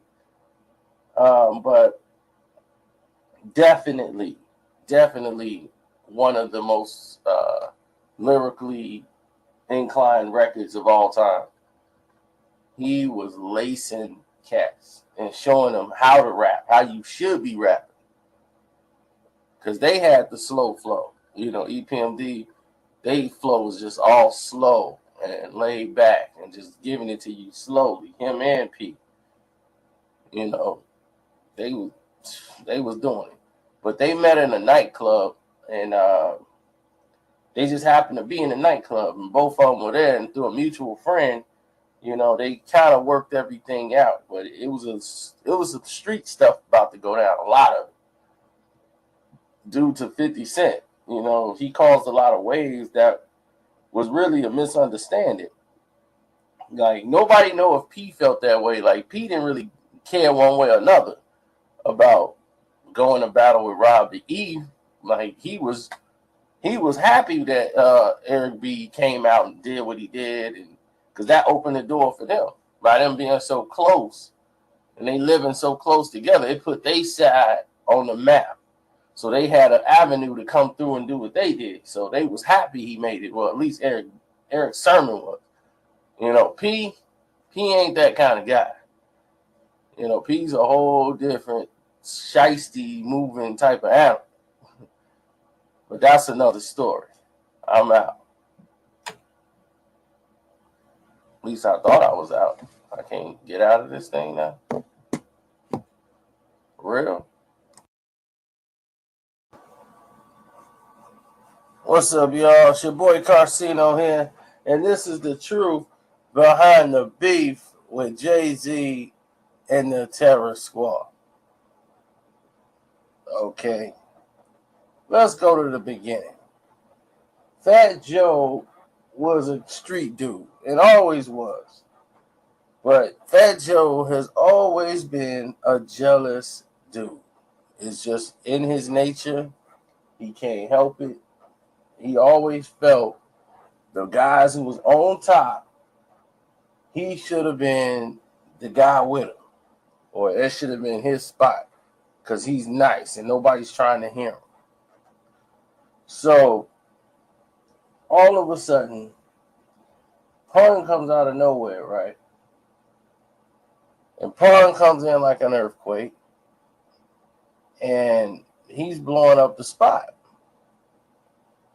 And once that came through, everybody started paying attention to Joe. And Joe like, yeah, I'm with him. That's Terror Squad. That's how I got Pun. You know, and so people are paying a little bit of attention. And it was some concert thing on one of the tours they had on the shows. A couple of, I can't mention names, but a couple of street dudes was sponsoring the concert. And they wanted Jay on the thing, and they came and got Jay. It was Jay. Some of our guys that we know, they putting up the money, Bronx. It's gonna be good security, all that. It's gonna be a good $15K for you. So Jay was gonna get $15K for this, and this is like, I want to say 98. This is like 98 or 90, almost 99. Around the time when Hard Knock Life was cracking. So Hard Knock Life was like the tune just coming out. Jay was just getting like finna go orbit. So it was $15K. And Jay was like, bet. So when the actual show came around, Jay-Z showed up, but he didn't perform. And Jay, they was like, man, what the heck is this? Dude, you getting 15 to perform. And Jay didn't perform because he was like, no, B, I told them 15 is my appearance fee. I would appear for 15, but if you want me to perform, I'm gonna need another 5 or 10. You know, I'm the hottest rapper in the game right now. You know, my appearance fees, you know, I'm just offered 30 G's and I turned that down just so I could do this show with y'all. Cause y'all my peoples, you know, I want to come here and do this. So I showed support and that's why I came by. They never got back in contact with me about the rest of the money. I'd have did it for 2025. So now they ticked off because the people who promoted the show, they don't want to pay Fat Joe and Pun they money because Jay didn't stiff them on the 15th. Because Jay had to get the money up front or he wasn't going. So now they want to have a meeting. Fat Joe, Big Pun, Jay-Z. Jay-Z showed up and they was going to meet alone. Like they went in the office and so they could talk it out. Jay got his nephews with him. So he brought his little nephews in there with him. You know, I guess that was going to calm the situation down. And now this, from this point on, is stuff I've only heard about that happened in the room. Was there a champagne bottle in there? Absolutely not, because there wasn't no champagne in the office. Pun and what's his name was chasing Jay-Z around the room, him and Fat Joe. And they was knocking stuff over in the office because Jay didn't want to give back the money. Now, what Jay did was do a partial, and he gave half the money back. He gave, I think, about 7 G's back to them, you know, because they didn't get what they were supposed to get because of that. So they got shorted. So what they did was pay that money back, like the 7 of it, they paid back to Fat Joe. So, but what actually happened in there, like if Jay got cracked in the face and all that, I don't know. All I do know is they did chase him around the couch. Like they was chasing him around there and Pun was livid. So that part I do know is fact. Jay-Z, no champagne bottle. There was no champagne bottle involved. Now, Memphis Bleak, before that, had an incident at the Carbon Club. And he was with his Get Low crew, which is his own crew of guys that he rap with. And they do gangster stuff with. And they got into it with some Terror Squad members. And Bleak and them hit the Terror Squad members with a bottle up in the club. And they was knocking dudes out there. Terror Squad jumped in, some more of them piled on them, and then they ended up chasing them back to Brooklyn. So that didn't lead to any beef. You know, even back then, Sauce Money had a track on what's that album? I think it was either The Streets Is Watching. It was either The Streets Are Watching or Volume 1. He had a little hot line in there, and Fat Joe and them thought they was talking about the situation, you know, like the altercation they had. So Jay knew they felt that way, but he couldn't come to them. So he went to Cuban Links and told Links, like, look, man, go tell your mans it had nothing to do with them.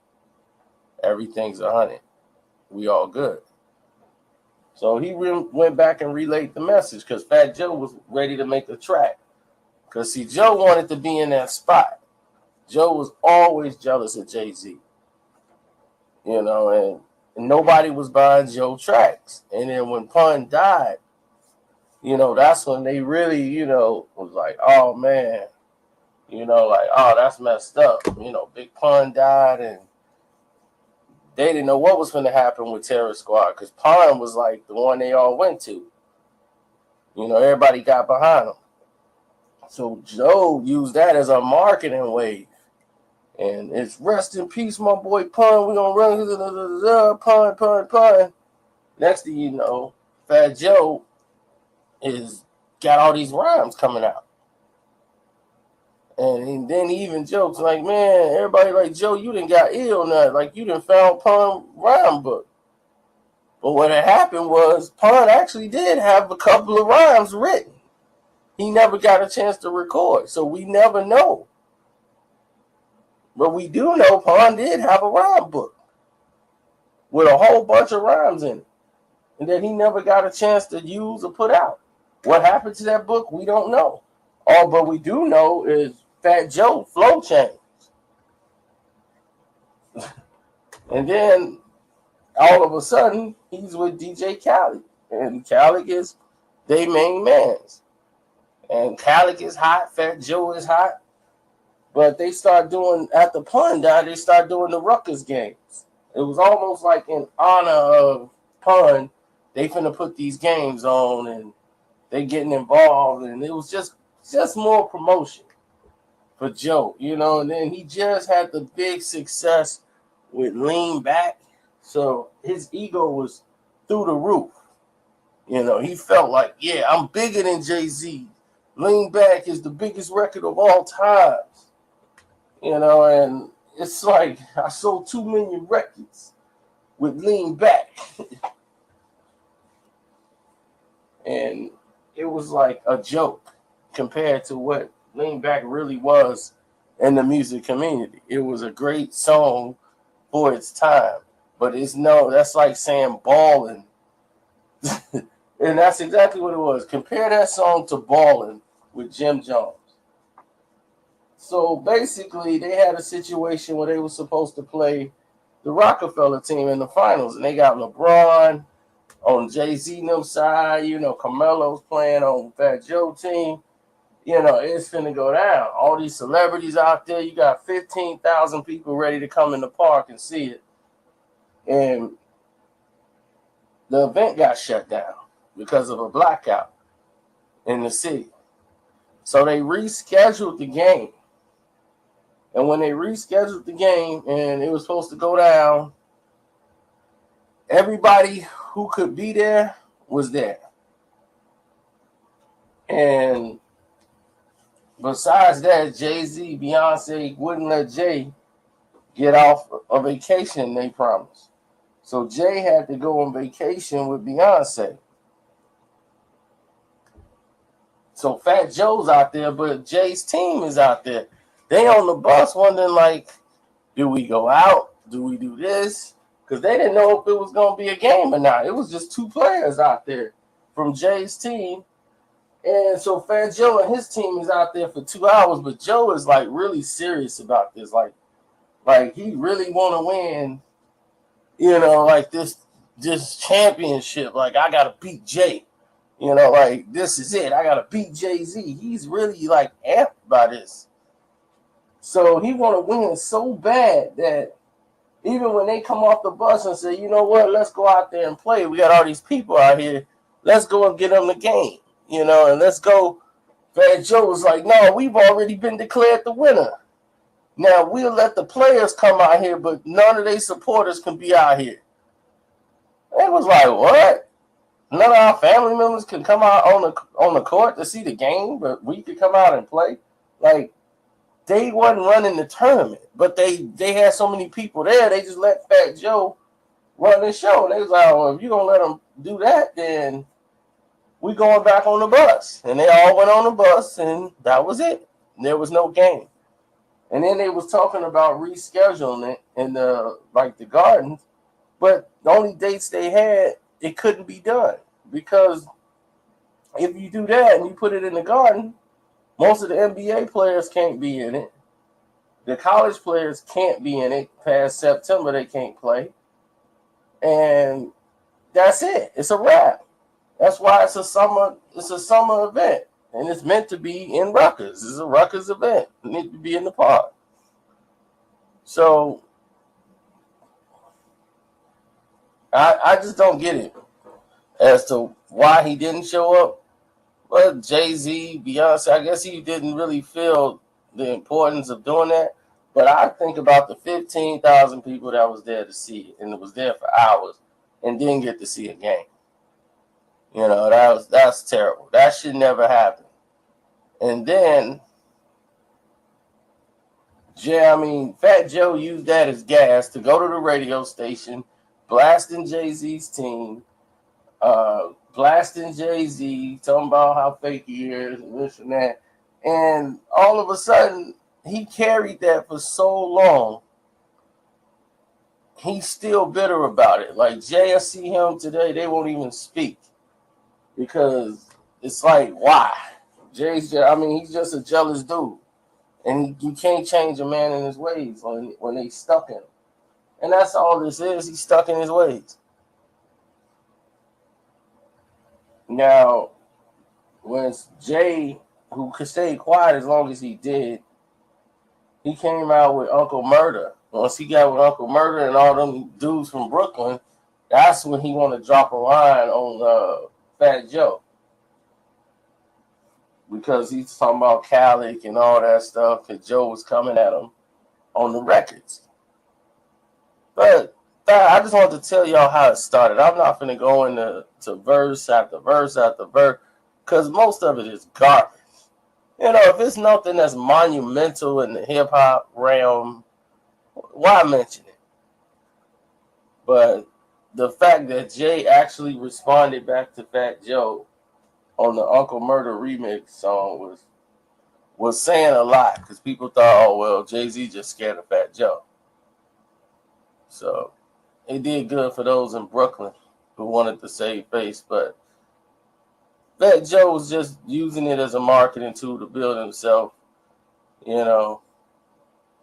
So other than that, that's it. You know, that's Fat Joe and Jay-Z complete. And where they at now, they still don't speak. I'm out.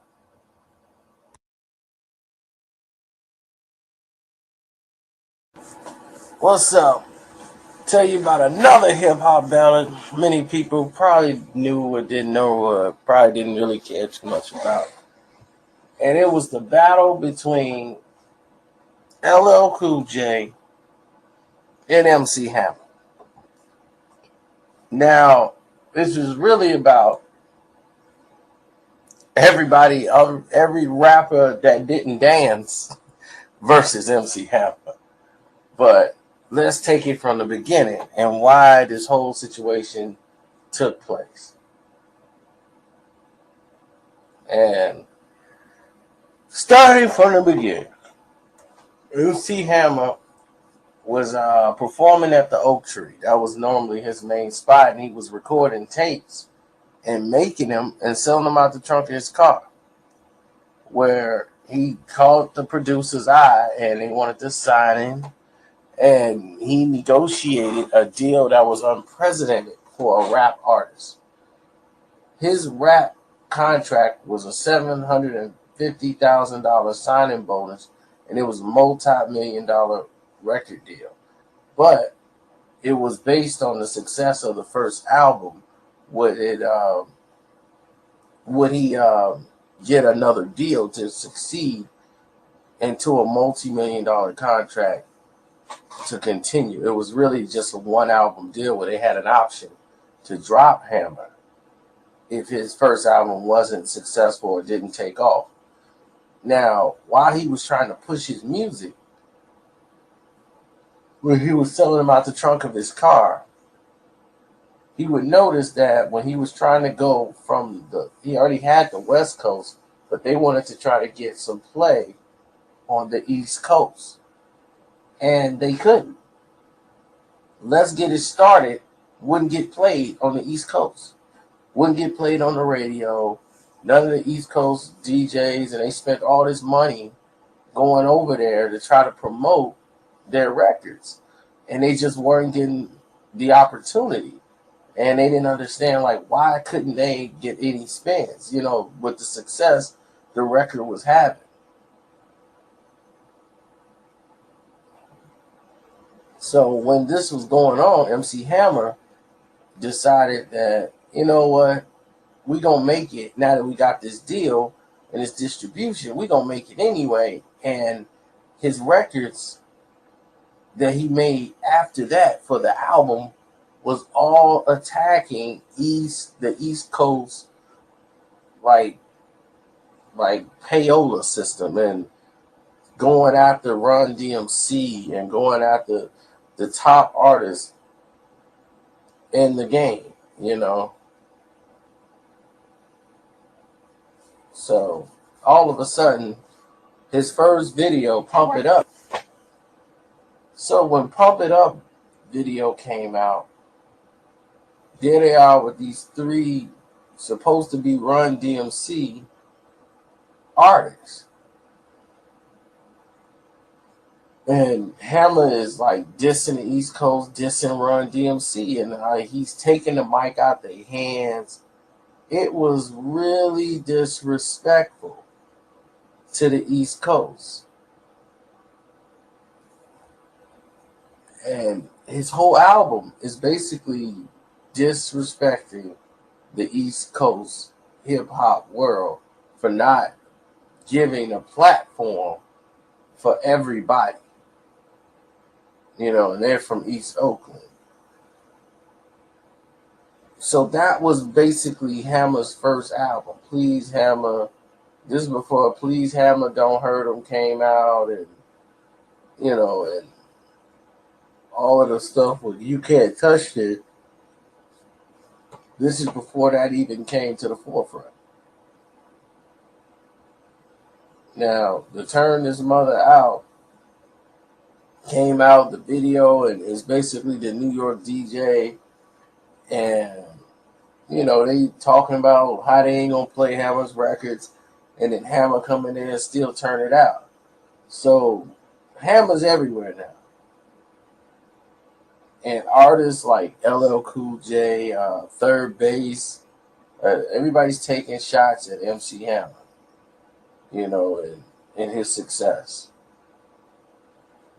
And LL even took a shot at him because he was crossing the line. And then he made a song dissing LL Cool J when LL Cool J really wasn't dealing with MC Hammer at the time. Like he wasn't on LL's radar. Like LL wasn't even coming at it. But the fact that LL was the king of rap at the time, because Run DMC kind of took a hiatus, or they was going through a transitional period at that time, touring and doing what they doing, they didn't pay any attention to him. But LL album was tanking, and Hammer was all coming up. You know, Walking with a Panther wasn't doing good. It wasn't doing what they expected it to do, and he went in another direction, and Hammer's going up. So while Hammer was on tour, he made a remix to a song called They Put Me in the Mix. It's not like it is on the album version. It's a completely different song. And all he's doing is bragging and dissing LL Cool J. So he's basically telling LL, like, you're 87 and I'm 89. This is a style, I made it. You couldn't do it if you wouldn't pay for it.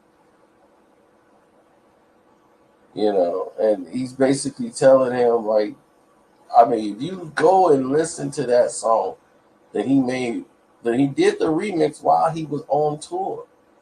Before he went on tour, he remixed the song and actually went on stage and performed it. Different beat, different everything. They Put Me on the Mix. Remix was a high energy record. It was burning up the airwaves and was getting more spins. So LL hears this song. If you are a king, then Hammer is a pope. You know, it's like, wow. And like, now you gone, can push to the side. You 87 and I'm 89. You know, it's like, he just was really disrespectful. So when LL came out with The Break of Dawn, it was in response to this. LL just didn't come out dissing Hammer just to diss him. Hammer wasn't on his radar, but now you throwing shots at LL when LL was basically going through a transitional period where he was down. So for somebody to come back, you taking shots at LL while he was going through a transitional period with Walking with a Panther. He wasn't even bothering him. Now Hammer's on the radars, and it's on, and I mean on. So once that happened, To the Break of Dawn came out.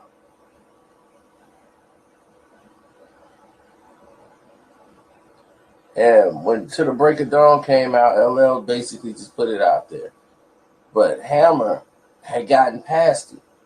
You know, he didn't want to go back in the dissing thing no more because he had basically made it.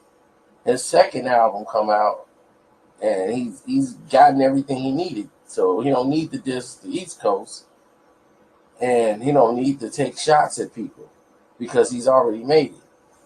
Now he's got the spins. He's getting all the radio play. So it's no need for him to attack the rappers that's on top because now he's on top. And here comes the Please Hammer Don't Hurt Him album, which sold about 30, 40 million records. It was crazy. For a rap album, it was like the largest rap album in history. And Hammer was just dominating. You Can't Touch This t-shirts, the tour. Nothing was bigger than that in hip-hop history. Nothing. I don't care what they tell you, what song. Nothing was bigger than MC Hammer when he came out and started smashing. I mean, they'll try to throw Vanilla Ice in there. It never had the momentum that MC Hammer had worldwide. And after that, it wasn't just LL. You got Too Short, who's from the Bay also, dissing Hammer on Short and Funky, if you want to know the actual song. And other songs on his album, he's dissing Hammer. He was one of the main people dissing Hammer. Then other people in the industry started to link together. Besides Third Base, NWA was dissing Hammer. And then after that, after NWA, Ice Cube was dissing Hammer, and he was the sellout. And the Be True to the Game video really did him in, because that was a video and that showed him like, yeah, you were hardcore hip hop, and look at you, then you done sold out and just giving in to the mainstream, like, because he had all these sponsorships. So all these rappers are coming together dissing Hammer, and they was like, Hammer, you got to respond to this. You know, Hammer responded positively and came out with the record Too Legit to Quit, to tell them that I'm legit, you know, like, this is me, I'm not going to change, and I'm not going to quit. Y'all ain't going to break me. You know, so it was a good stance by Hammer, but for a hip-hop thing, you know, they wanted to see a battle. Or they felt Hammer should have stood up, and he didn't. He wanted to take the high road and didn't want to get caught and suckered into a battle. But it led into another battle that was two guys that didn't like each other, period.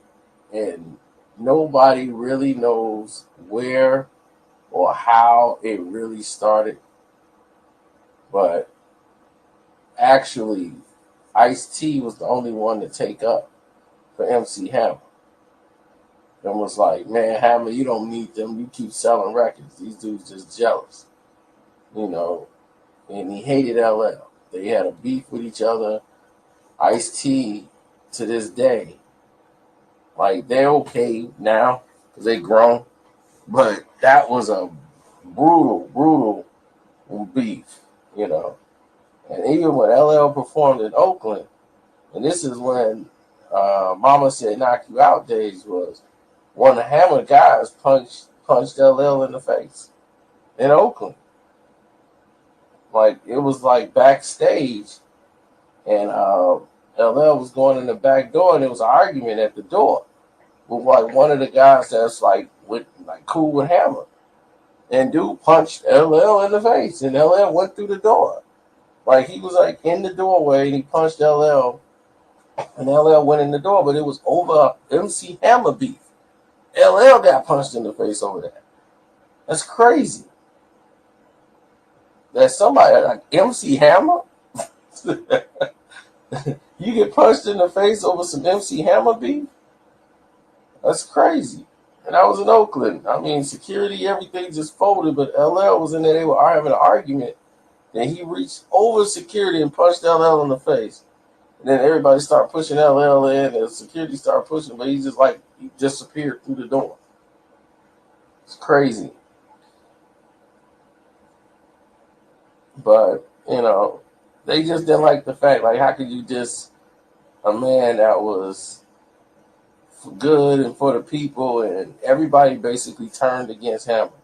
They turned the people against Hammer, who was really giving money back to the community. But, it is what it is. It always happens that way. The good people turn the people against the good people. And people are so stupid to see what's really going on. Because if MC Hammer is still successful and those rappers support MC Hammer, they state of art of what they do and how they rap would have to change. It won't be successful too. Or it won't get to the plateau where they think it should be. And Hammer was in the way of that. If Hammer was still around, Ice Cube wouldn't have took off the way he did. Ice Cube raps would have been different. NWA wouldn't have sold as many records. All this big surgeons of gangster rap that came in the 90s. That came all the way like in the late 90s, the MC8s and all of them, they start coming out from the West Coast.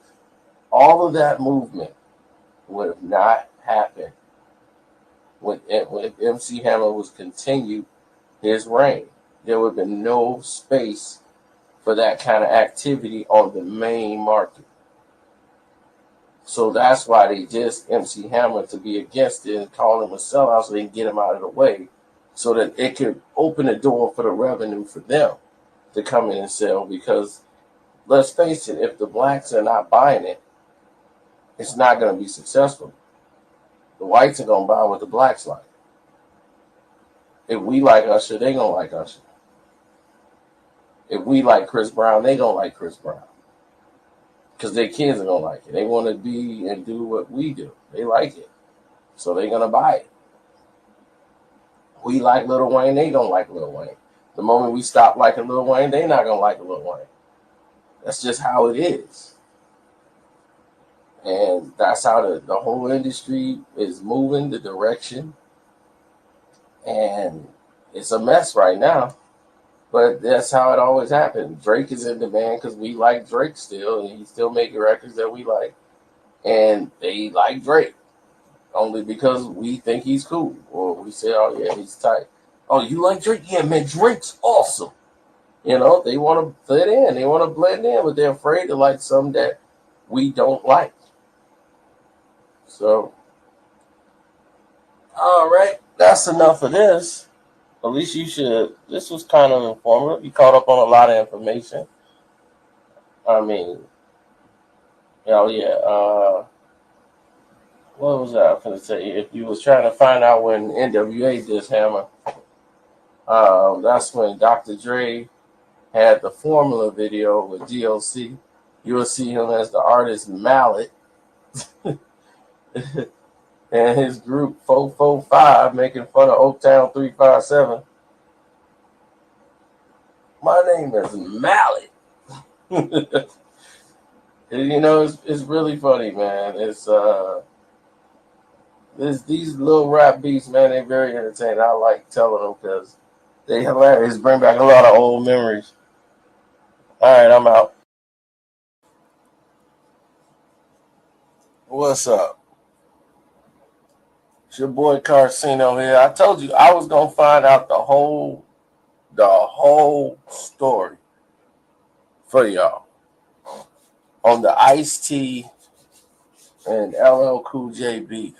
It seems like, hey,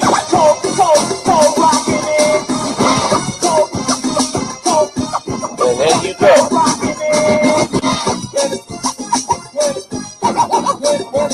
That's called Dog in the Wax. That's the record that started it. Now, Ice-T did Dog in the Wax, but that's because when he went to Sire Records to try to get a record deal, and he couldn't get one because they was like, well, your records sound too much like LL Cool J's. Because LL Cool J had the radio record out. And this is back when that album was coming out, and my radio, it sounded too much like an LL Cool J record. And like, it's like, dude, your beats sound like LL Cool J. So he basically made Dog in the Wax, and he's dissing LL on an East Coast type track. Like, this beat is not a West Coast track.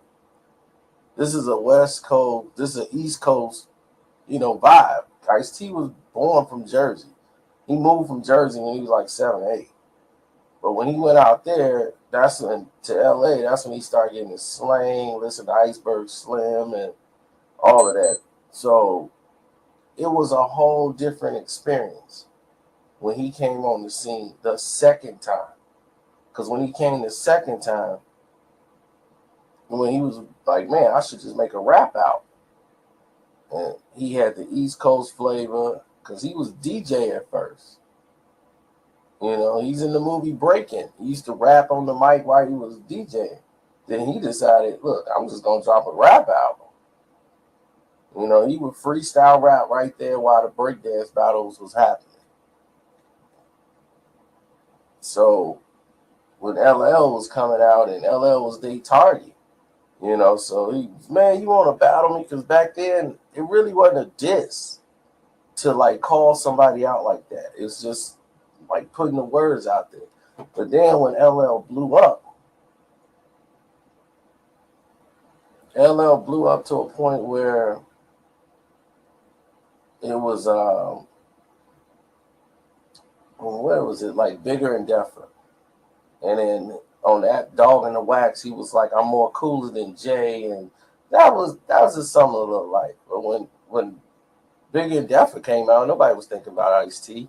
LL wasn't going to really respond to that. But Ice-T ended up getting more and more popular than with the success of New Jack City and New Jack Hustler and Colors. And, he had built himself up. Then with the album I'm Your Pusher, he takes a shot at LL. And that's when LL decided, like, enough was enough. He had built his name up enough that if he dropped the name Ice-T, people would know who he's talking about. So that's why it was no response for LL for a long time. Because the dude wasn't on his radar, but it kept getting more and more. And I'm on the song I'm Your Pusher, it was like everybody slinging like rap dope, like rap songs dope, and all these artists like, yeah, I need that. Let me get that. He was like, I got that new LL Cool J. Nah, man, I don't need none of that. You can keep that. So just those little slight disses, it was like, okay. So when he came back in 89, and when Hammer was finna diss him, like we just did the Hammer thing, and he teamed up with Hammer, Ice-T, like showing support to MC Hammer, like these dudes just jealous. And he was talking about LL, like LL Cool J and all these East Coast rappers, they jealous. Forget them, keep doing your thing, Hammer. That's when LL made To the Break of Dawn. And when he made To the Break of Dawn, that was to put an end to Ice-T, Hammer, and everybody else in one song. That was like one of the first songs he made Wait, before he started working, oh, Mama Said Knock You Out. It was the first song because that song was done just as like an EP release. And it ended up, because it ended up on the House Party soundtrack to make sure it go global. LL knew when he wanted to drop a song for the soundtrack, that song don't even fit the House Party thing with Kid and Play. That song had no place being on that album. But LL did that because he knew this is gonna go nationwide. Everybody gonna buy the House Party soundtrack. Kid and Play is hot. Everybody's gonna buy it, so they're gonna hear this song, and it's gonna spread. And that's gonna be what I need to bridge me back into where the spotlight where I need to be, where I got the attention on LL, and it worked. Just and everybody, even Mo D, it was like I'm finishing all y'all off on this one song, and then I don't have to touch it no more. I'm done with it, and he did. But the beef was still there because Ice-T and the Rhyme Syndicate, they didn't like the song. But rather than have Ice-T come back with a lyrical attack against the song, they ran into each other and it was going to be problems. They was in LA at a mutual rapper friend's house, and it was a party. And Ice-T saw LL, and the Rhyme Syndicate first. They all saw him. So when they saw him, the best album and the best response they could come up with is we gotta rush in. But yeah, so one of the syndicates spot LL Cool J, and they were ready to smash. So the first thing they did was they covered the exits, like cover all the exits, and they didn't know how many people LL was there with. But Ice-T was like, I'm gonna go talk to him, and if it get out of hand, like he wouldn't have made it out of there. That's how Ice-T is taking it. Now, this is the story I knew completely because people there, everybody at that party talked. But LL and Ice-T sat there and they talked. And Ice-T was trying to talk to him on some, look, man, on some slick pimp stuff. LL was looking like he was ready to punch Ice-T. And Ice-T had to, he felt the vibe and was like, let me tell you something before you, let your hands go. If you do that, my guys are all in here. And he's like, this party will change real quick. The scene will change real quick. Now, I'm trying to talk to you as a brother. And when that started happening, then, everything cooled out. But they were able to squash it.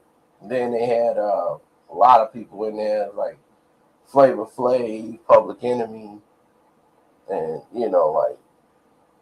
then the brother stuff started happening. Like, you my brother, black people shouldn't. So it became a brother unity that still stood to this day. Like, they never even mentioned any problems or anything else. But that's how beef's supposed to end. Just like let it go, it's done. It was just like rap stuff. But today, and I don't even know what's going on today. What's up, y'all? It's your boy Karceno here. And this is the truth behind the beef between Ice Cube and then NWA. Now, before we get into this, let me say, don't forget to click and watch all the beefs that we got in its playlist. This is just one of many for those who just might have clicked and just found this video. Now, let's go to the beginning. When Ice Cube came to NWA, and when they met him, he was with DJ Sir Jinx. Now, DJ Sir Jinx, and the way Ice Cube rap pattern was comedy. He would make fun out of like nursery rhymes and make them dirty. Telling dirty jokes into his rhymes. And it was funny. They were story raps, but it was funny. So it was entertaining to the rest of the crew because they could all relate. He would talk about name brand stuff and then relate it in a nursery rhyme type of format. So that became the Ice Cube style. So once that was hidden for Ice Cube, he linked with Dr. Dre, and Dre brought him in when they was working on an album independently with NWA. So he already had the song Boys in the Hood written, and Eazy-E didn't even want to perform it because he's like, man, I don't rap, man. And so Dre had to talk Eazy-E into doing the song. Okay, so he didn't even want to do it at first. So when it came down to it, they were also doing another project, the NWA and the Posse. So when they was recording that record, NWA and the Posse, their first record, it was a collaboration with the Fila Boys and a couple other guys while they was working on Straight Outta Compton, that album, and Eazy-E's album at the same time. The NWA and the Posse album was the strength that was going to build up to grab the revenue to build those two albums. Now, doing that, the Fila crew had their own thing, and they had Doc T, who eventually ended up becoming the DOC. And why is this so important? Because Ice Cube and the DOC never really got along. This was the core of what really was going on behind the scenes. Nobody really talks about this at all because they don't really know. But the DOC, when they did an album, they did like 4 songs on the NWA album. Then once the group broke up, because Eazy told him, like, dude, you want to make more money than you ever made in your life? Drop those other guys and come sign with me. Come work with me. And Dre, we want you to be part of the Ruthless family. Because it was clear that the Doc was lyrically inclined than anybody else in the Fila crew. So he came back under the name the DOC. And when the DOC got there, he started going to work, writing songs for Straight Outta Compton album and Eazy-E album, right along with Ice Cube. So on the album, it's a great mixture because you got Doc writing, you got Cube writing, you got Ren writing his parts, and you got 3 of the best minds ever to write an album, and that's 3 different styles of rap. And then that's why if you listen to Straight Outta Compton and then you listen to Easy Does It, that album, Easy Does It, Eazy-E is rapping in 3 different like styles. And you could like, man, if you know rap, you listening to it and you going, man, Eazy-E can rap like that? Like the flow is different. And that's because you got 3 different writers writing for the album. Now, everything is going smooth, and Q guys from South Central, the guys that's in his crew, they thinking, okay, NWA is blowing up. It's the biggest thing going now. Eazy-E's all over the world, and the tours is hot. Q got to be getting all this money because Q wrote these songs. So, they asking Q, like, man, your album got to be coming next. Y'all did this and that. You got a solo album, or the group coming with another album, and, you writing all these songs, like, what's your contract like?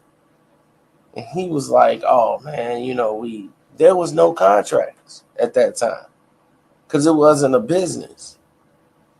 When Jerry Heller came in and was brought into the group, he had to legitimize the business as far as the artists. They weren't signing contracts. NWA was just a name, the name of a group that nobody was signed to. So they had to legalize everything to be taxed, and then people can get cut checks. So when they did that, Q was assumed he was going to get writer credits. But where he made the mistake was when the album was already pressed and released, his name is not on there for credits, for writing credits. That's where the problem should have lied right then and there. He didn't have any writing credits on the album. Then, like, Eazy-E got credit for writing songs he didn't write, and he basically got paid, him and Jerry Heller. Dr. Dre signed away his rights to the album. MC Ren signed away his rights. Doc signed away his rights. So they didn't get rights from that. They got a check off the NWA album, or like maybe $75,000 a piece. Plus, they was getting paid, I don't know, maybe $1,000 or $2,000 a show for their performance. So you talking about some broke dudes from Compton. This some big money to them. But Cube, like, I'm not signing that. You know, I signed, I want my own deal. You know, I want to get paid. I want my money. Jerry Heller was basically on the tour negotiating with Ice Cube as the tour is still rolling from city to city. They negotiate. So Cube ain't happy about it because they haven't even gotten to the office yet. They still on tour. So he on stage and they like, y'all ready for NWA? And Cube like, man, F NWA. On the stage because he unhappy about his deal. Because he's not going to get paid. And they basically stonewalling him like, all right, what you going to do then? Like, you can go because you're not part of the group legally. So you don't want to sign to the record company, you could bounce.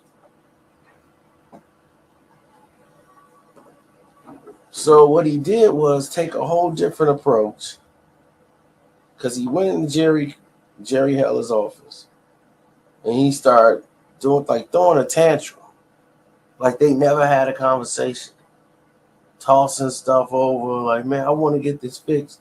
But it was an act. It was a performance.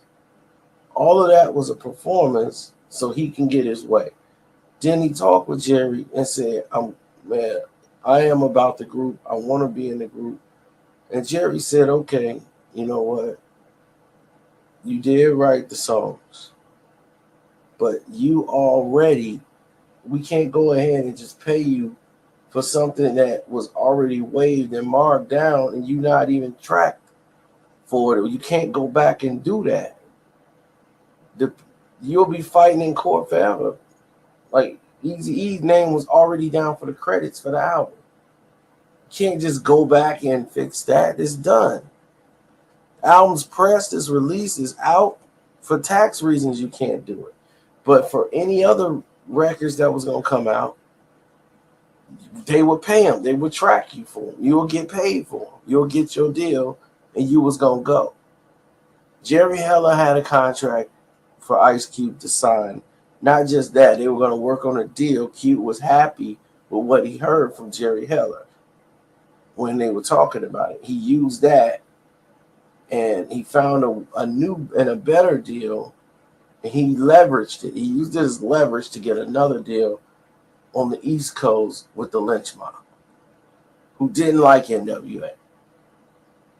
So this was a good fit for him to work with Sir Jinx again and then work with the Lynch Mob and go over there and work with them dudes. Now, when that happened, all his beats became more East Coast, more into the drum. That was the lynch mob style and sound.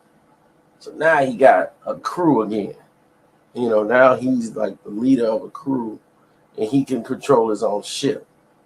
But he used that as leverage to get out of his deal. Now that's how it stopped, and that's where the betrayal came in. But let's go into the DLC. Now DLC came in, like I told you, how he came into the group. When Doc came in, he was also co-writing. Now the Doc thing was, Doc was with what's his name?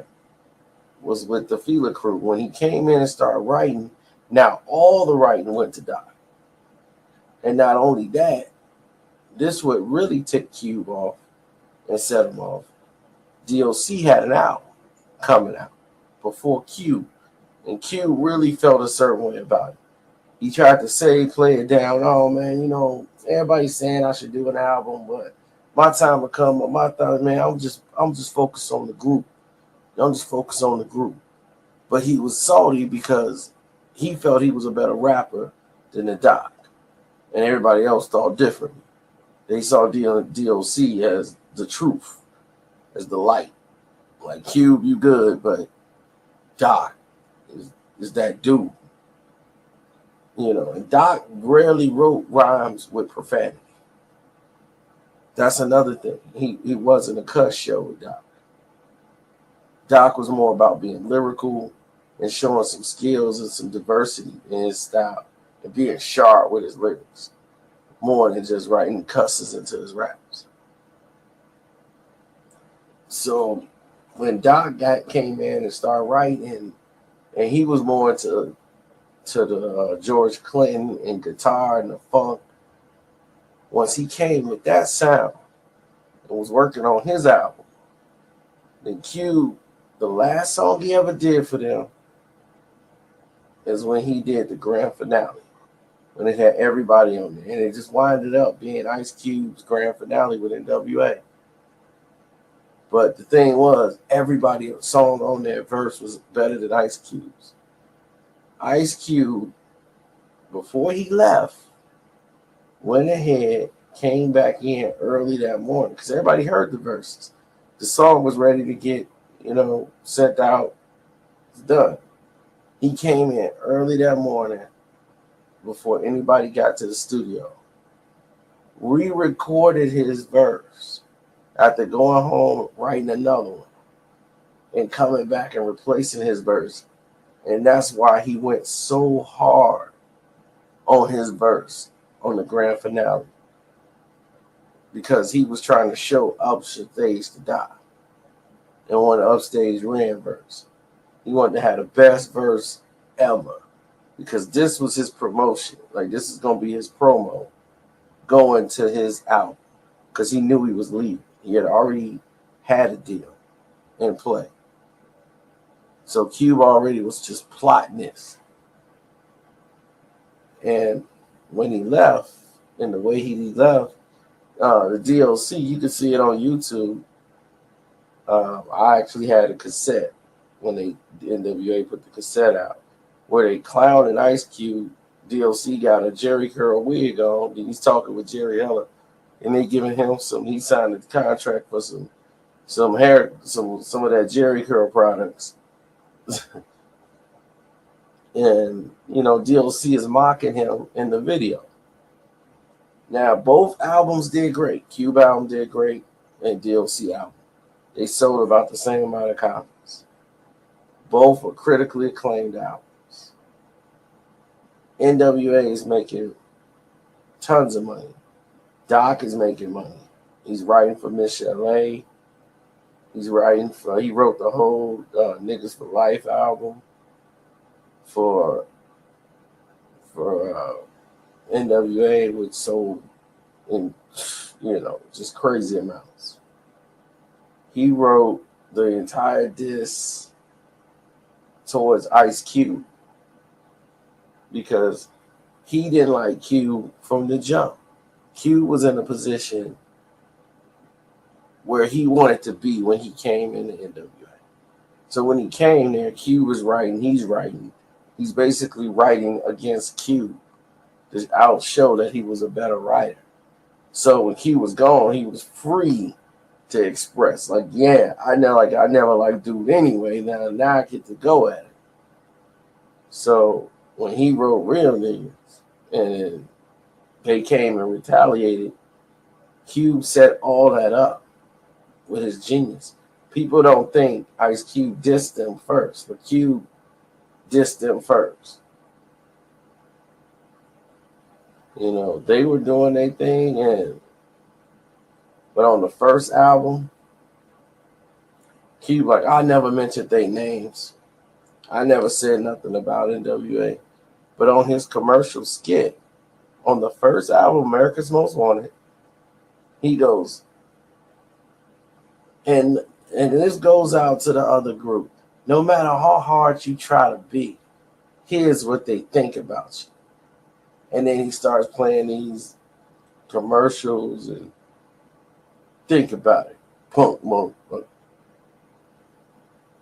You know, so that was a shot at NWA. That's why on 100 Miles and Running, they decided to diss him. And that's when they came out with the Real Niggas. Because Real Niggas was on the EP, 100 Miles and Running. Then it was on the album.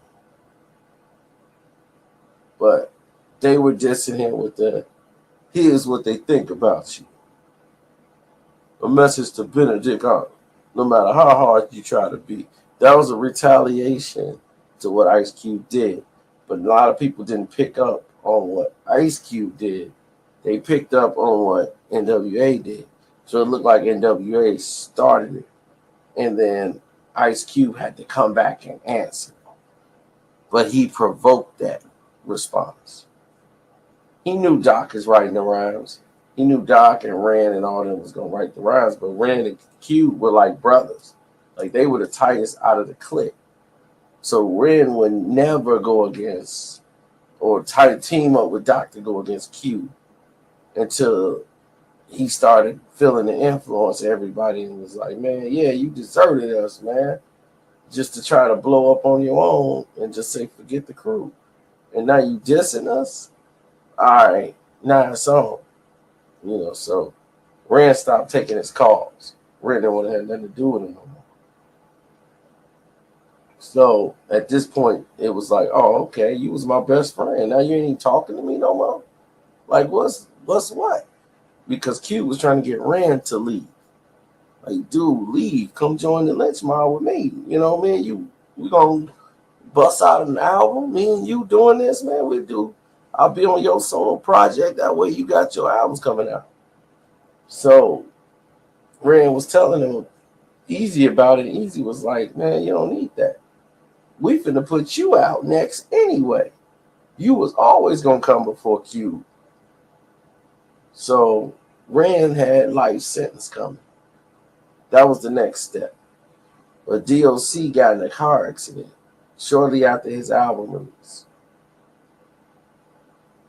And it crushed his larynx.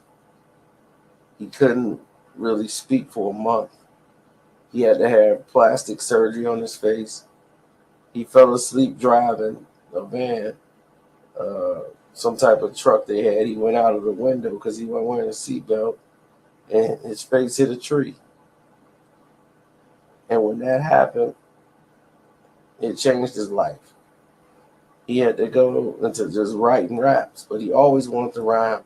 And it took 7 years for him to come back around. But because he had a tracheology on, it kind of like damaged his voice box. It's not like how I'm with my raspy voice now because I got a cold. His is different because he actually had it crushed when he hit that tree. Now that he was full-time writing and doing all this activity, it freed up everything. Q would never diss DOC. He would never publicly diss him, but when he was responding back to the raps, DOC was writing against Cube. So it was like Cube versus Doc in the writing. And in the end, Cube won.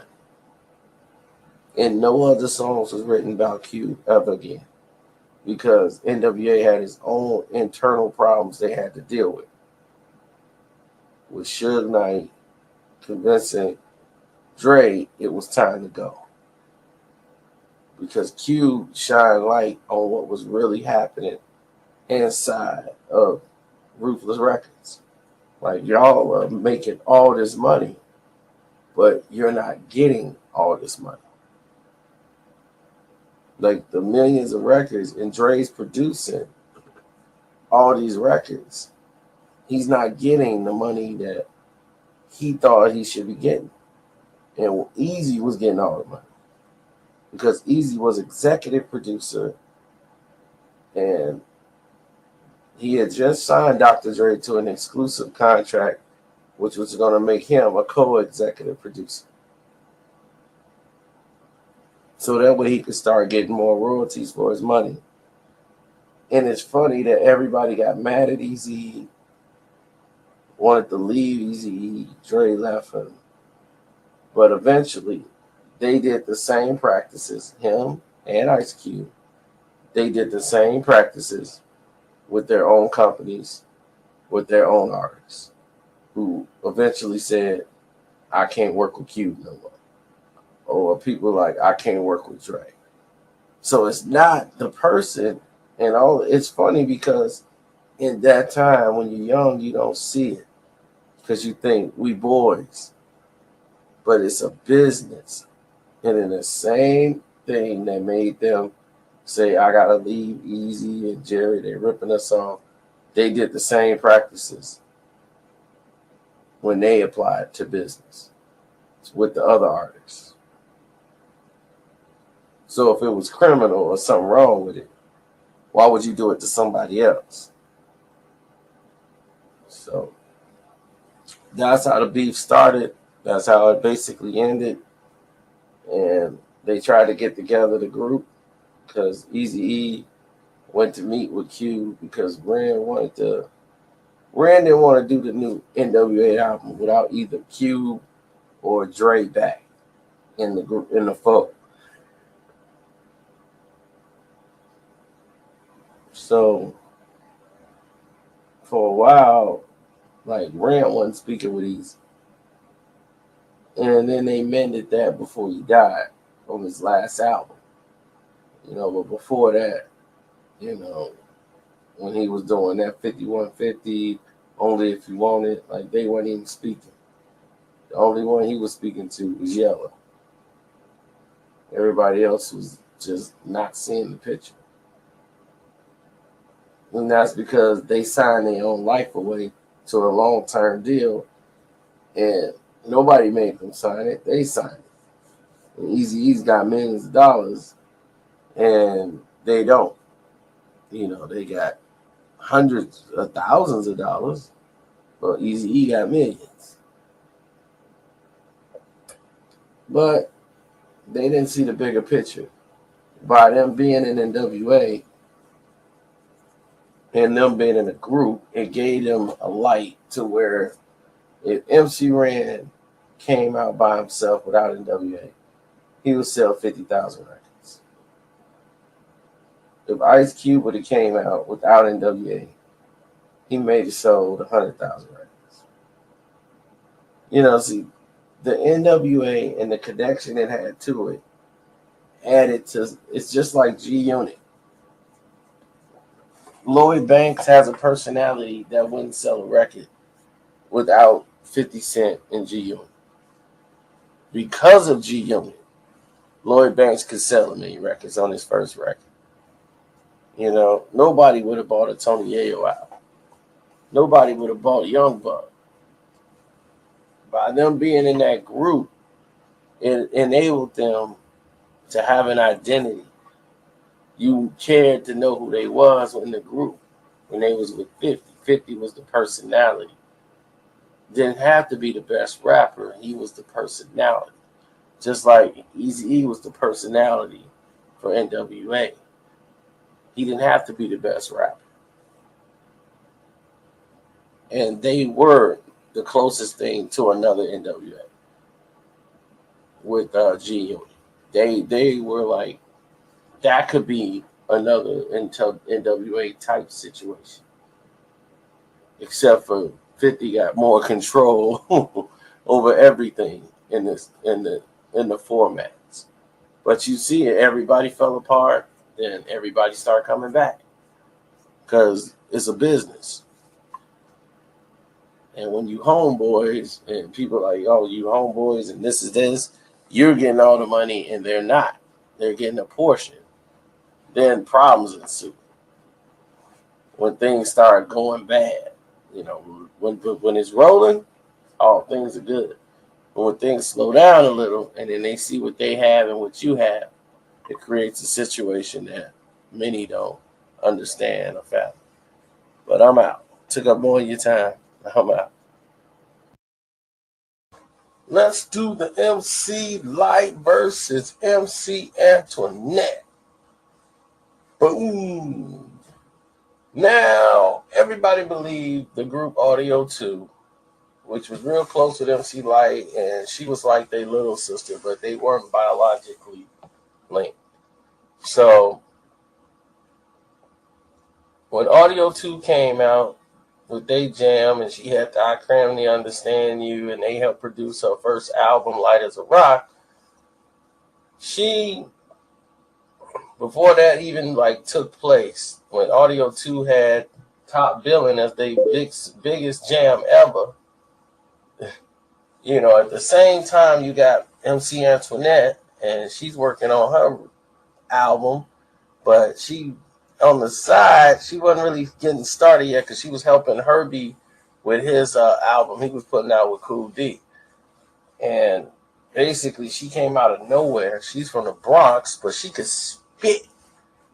Like, her delivery was, like, on point. Like, she was real sharp lyrically. You know, MC Light had the slow flow, more laid-back Brooklyn type style. You know, but for a female, MC Light was holding her own with the dudes, like, lyrically. Because she went to a school, you know, that taught Swahili. You know, she didn't go to regular public schools. You know, so her words were, you know, nobody used the word cram. Like, cram to understand you. Like, that kind of language just wasn't spoken back then. You know, she was on point with her lyrics and storytelling. It was from a female's perspective, so people respected it. But Antoinette, when I Got Attitude, had the same drum line as Top Billin', which was Audio 2's song. But Audio 2, instead of them coming out dissing a girl, which they wasn't going to do, they said, all right, we going to send Light to do it. So they had MC Light do the 10% diss. And, you know, everybody remember the famous line in there. Be brighter, dope style taker. Tell you to your face, you ain't nothing but a faker. Be brighter, dope style taker. And see, back then, when you were dissing someone, you were taking somebody's beat. That was like the ultimate insult to a human being back then. It's like, dude, they took your beat. It's like, what? They took my beat. All right. You know, it was a sign of disrespect. So when that all went down, I mean, Antoinette, they used that as fuel to come back with her album. And she had Lights Out, Parties Over. And when she came with that, man, goodness, the whole album, like, it was about 2-3 songs on there going at MC Light. On that Antoinette, Who's the Boss? I mean, the Who's the Boss was to me, Lights Out, Parties Over was really nothing compared to Who's the Boss. The song Who's the Boss, oh my God. Oh my God. You talk about spitting lyrics like Fury. Listen to Who's the Boss by Antoinette. she was spitting some bars at Light. And Light was touching on subjects on a smooth tip when she came back with hot damn hoes, shut the fuck up. On my classic album, Eyes on This. You know, I think that MC Light won as far as better albums, better career. But if they had to battle head to head, going toe to toe, spitting rhymes, but out of a doubt, you take the fame and everything out of it, Antoinette wins that battle. She was more of a battle rapping MC. You know, Light touched on the fact that she was sleeping with, she slept her way to the top. She wasn't writing on rhymes. Well, Herbie wrote the rhymes, Cool D produced the beats. Herbie was writing the rhymes. That's just how it was. Now to say she slept with Herbie or Cool D, who knows? But it was a good battle for hip hop at the time. And it boosted the careers of both women to a certain degree until Antoinette's last album, where she really wasn't dissing anybody. She was just really making songs and staying on subject point, and people just didn't feel her no more. They were just all in the light. And then Herbie's focus changed. His focus was more on Salt and Pepper and Kid and Play. And that's how Herbie was. His attention span is going to be on the next hot project. That's why most of his artists only was with him for maybe an album or two. Dana Dane, Kwame, Salt and Pepper, and Kid and Play. They were Herbie for like 1-2 albums. And he'd be like, "Where's Herbie?" Oh, Herbie's gone over here. He ain't got time to do it no more. Herbie's into something else, so. Herbie was a slickster anyway. Everybody remember Herbie, a.k.a. the Love Bug. He started dating Salt from Salt and Pepper. Pepper, Spinderella was just coming around. She wasn't with the group when they first started. Pepper, it was just Salt and Pepper. And they had another girl that was like DJ or something, but she fell out and they ended up getting Spinderella. Spinderella was cool with Antoinette. So they ended up doing their thing with Salt and Pepper, but that's why Salt and Pepper and MC Light never really did nothing together due to the friction of the beat. Because Salt and Pepper was on that side with Antoinette and MC Light was on her side. But it helped MC Light shine because she was like the girl that was standing on her own who could be with the dudes, and they'd be like, "Oh, she ill," Like, it wasn't like, okay, well, the girls section is over there. You respect it, like. And I'm out. All right, y'all. It's your boy Karceno right here. Strap it in, because now y'all finna know the whole truth behind the Murder INC. The original Murder INC concept. Ja Rule versus Jay-Z and DMX. Live right here. What caused the problems? What caused the beef? The whole nine. Now, starting out, I have no idea why this thing keeps jumping. But let's start it from the beginning. Okay, you got Ja Rule. He was with the Cash Money. Hopefully that stops everything. All right. I was tired of it doing that. But Ja Rule was with the Cash Money. What's that? The Cash Money Brothers or whatever they called. And he had another contract deal with two other dudes, And Ja Rule had a record deal with him, but he still owed them an album when he left. That was part of his release deal. Because Irv Gotti got with him and was like, look, Chris and Urban Lorenzo, got with him, and the Cash Money clique they had, and told him, like, look, we can move you from this, get you with the right people. And Mike Geronimo and a couple other dudes knew Ja through Irv. Irv is a producer.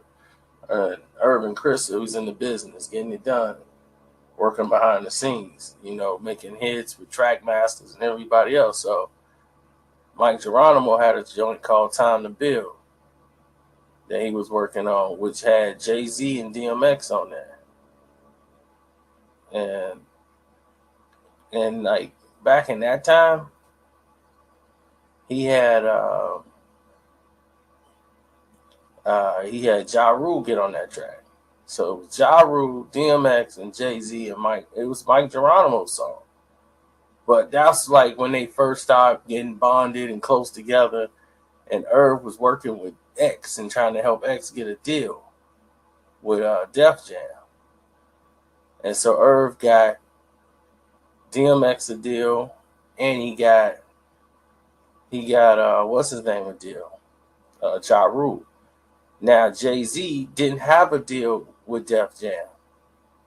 Jay-Z, Rockefeller Records had a deal with Def Jam, with Jay-Z being an artist of Rockefeller Records. So his deal wasn't as an artist. It was basically he was being loaned as a partnership, like third party, like they're the distributors. And whatever work Rockefeller Records produce, they get paid a certain amount of money. And if they exceed that money or pay whatever they pay on their own, and they do, it's basically comped and re-up by Def Jam, reimbursed rather. So they'll get a budget. If Rockefeller paid out their own pockets to do it, Def Jam has to come with their end of the bargain. They still got to pay for it. And that's why you saw a lot of Rockefeller records come out back to back to back. You're like, man, Jay-Z don't give nobody time to breathe. They had to, so that they can reach their agreement with Def Jam quickly, so they could re-up and re-sign the contract. And it was a long-term deal, which was really not a good deal for them to sign. But when they signed it, it was good for the record label at the time. They signed it. But in the long run, with Jay-Z's success, it really wasn't a good deal for them in the end. I mean, when they got to the money, and that was at the end of after Blueprint 1, they finally hit their mark, and they had to re-sign Rockefeller Records. And when they did, they had to pay through the roof. And everybody was like multi-rich at that time. They finally got the big money. But I'll fast forward up there to bring you all the way back, to let you know that's how it started, and that's the structure of the deals, because it's important to what's going to happen in the story. Now, when Ja and as soon as they got started, Irv had a plan. Like, I got to get these dudes, on the same path. And at this point, Jay-Z ain't blew up yet. Okay, he ain't blown up to what everybody's thinking. DMX is getting ready to come out to be like one of the biggest things in the world. And X hit and blew up like nobody's business. When DMX hit, he hit hard. And it blew everybody away. And X was the best thing on the planet at the time. So when DMX is ripping it, everybody's like glued into what X is. So everybody else thing was put on the burner. Now, DMX is just ripping with a couple of his singles out. Jay-Z is basically on This Is My Last Album. Ja Rule is on I'm Just Trying to Get My Career Started. Just got to deal with Def Jam. And that was basically negotiated and signed because he was on the tour with Jay-Z, and getting himself known out there because he was ripping on the track with Jay. And they liked his energy. But the song that made Jay-Z famous, the Can I Get a what, was Ja Rule's song. The track, the beat, everything was Ja. Ja was actually writing verses for the album. He already had a verse. And he said, you know what? And he was like, man, Jay was like, man, that hook is tight. And he was like, man, that beat is tight, man. I want to get on that song. So that's why Ja had a verse on it, because it was Ja's song. And Jay heard that track and was like, man, and that hook, Ja wrote it. Can I get a you for my bitches and all the bitches who don't love though? No though, can I get a that's Ja's hook. Ja wrote it. So he gave it to Jay and said, yeah, go ahead. He gave that hook to Jay, gave the song to Jay-Z, gave him the beat, because Herb was like, man, Jay really want this track. Like he really want to get on this track, man. He's like, you know what? He gonna let you blow up on the track, so this will give you some shine going into your album. They never knew that this song was gonna become as big as what it was. And based off that, it strengthened the bond between Irv and Jay-Z. And DMX and Jay wasn't really cool. They battled each other back then, but they didn't really like each other. They was like more oil and vinegar. Each one thought one was better than the other one. They be like, yo, Jigga, my dude. It was more of a business with them. Jay felt like X is, yeah, all right. He cool for the streets. And X looked at Jay as he think he too sedity. He nice with it, but he ain't as good as he think he is. But he ain't really had nothing to really want to do with Jay. He want to do his own thing. X want to do his thing. So when Ja finally comes out with his album, that Veni Vedi Veci album came out, and he had Holla Holla on there, and it, he sold 1 million records. He became his own identity then. He went into immediately working on his second album. And when everybody trying to say, oh, he trying to be like Tupac and oh, he trying to pocket out, look at him, he trying to be Pac, and that was getting the job on his first album, because he had people hating on him like, oh, he think he Pac, he trying to be like Pac. And DMX is smashing at this point. Jay-Z is at a record high, and with that came massive ego. I'm so busy. I'm working on this project now. DMX come out, sell 4 million records on the first album. Then he sells another 3 million in like 2 weeks. The craziest release for an artist ever.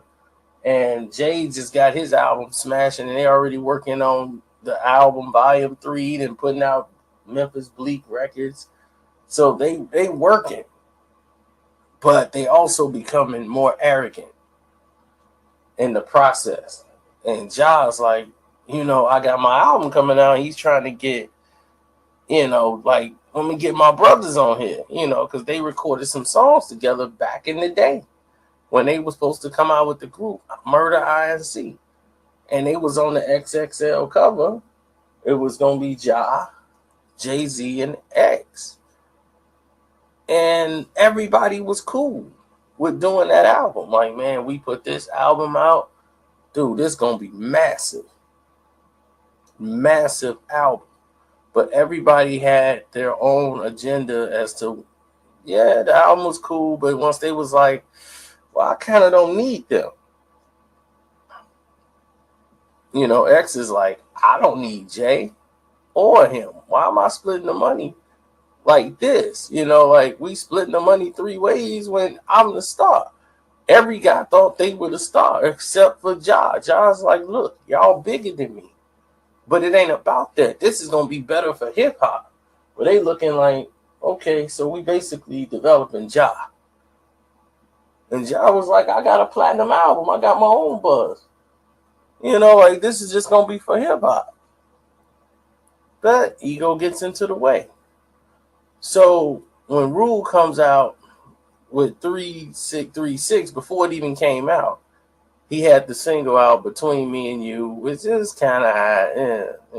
Christina Milian. That wasn't the joint. It was the second single that came out that put it on me with Vita and Little Mo. And you see that went to heavy rotation. Then you see Ja Rule with like a mini fro. And it's like, what? He got a fro? You know, he wanted to try to break away from the I'm Tupac. Or I'm trying to be Tupac. So he went in with a mini fro. You know, it's like, Ja got a fro now? You know, he was trying to do a whole different look than what they was trying to put on him. And it was more laid back. Where the first album was just really hard and party hits, but it was rough. This was more like laid back, R&B, radio friendly. And with that song, Rule 336 put Ja Rule like way on the map. And when I mean way on the map, I mean way on the map. I mean, he debuted #1 on Billboard 200. And when the album dropped, like everybody had Rule 336. And when that came out and he got to that point, there was an interview he did with The Source. And when he put on blast, basically, Jay-Z, and stated that I get more money for my, my performances. I get paid more than Jay-Z from Rockefeller Records, and was basically talking about how they turned on him, when it was time to do the album, how they basically turned against Chris Lightly. I mean, not Chris Lightly, but Irv Gotti, Irv and Chris. And was like, they basically told him, like, Irv and them, like, yeah, we gonna do this, we gonna do that, and they never did. They never could come to the table, but they kept making promises and shouting out Murder INC, but they wouldn't do a song with Ja. They wouldn't do anything to help Irv think, and Irv and them, they did it on their own. It's like, man, we did it without X, we did it without Jay. They didn't want to be a part of it, but Ja stuck with me and we did it. So that's why they had like a me against the world type attitude, like feel about it. Because they did it on their own.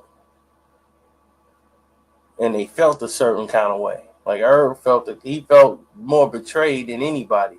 But Ja was basically speaking out because Irv was his guy. So what Ja was saying was, yeah, I get more paper.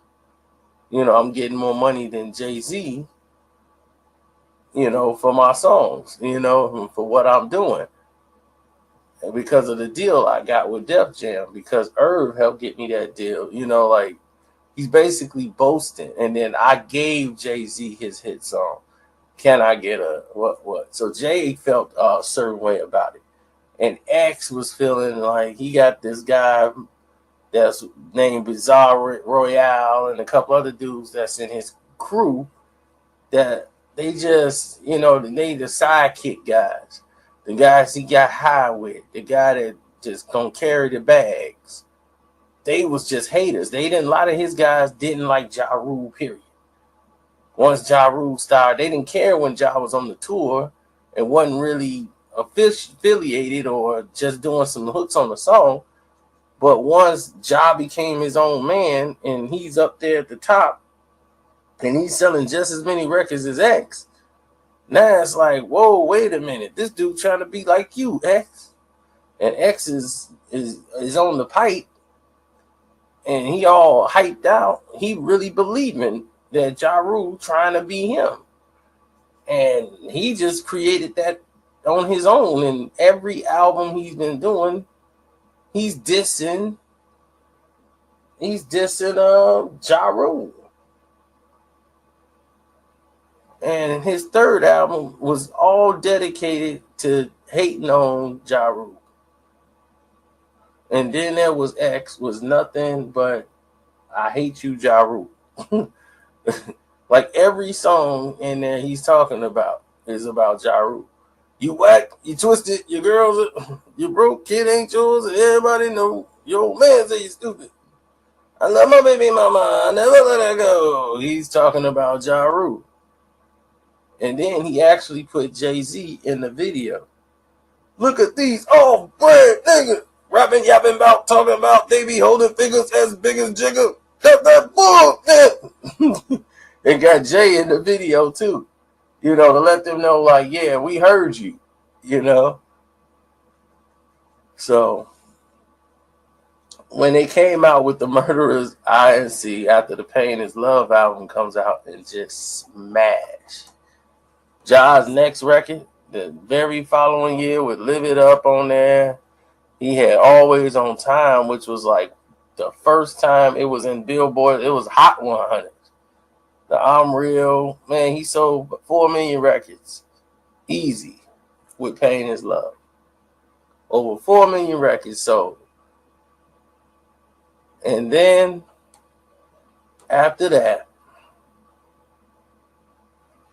you had more issues because he dropped the Murderers album. And when the Murderers album came out, like right after that, the Murder INC, they had the Murderers, it was Ja Rule and all his other guys, Black Child, Cadillac Ty, and all them. That was supposed to be the album Jay-Z was on, and Jay was supposed to put a song on there.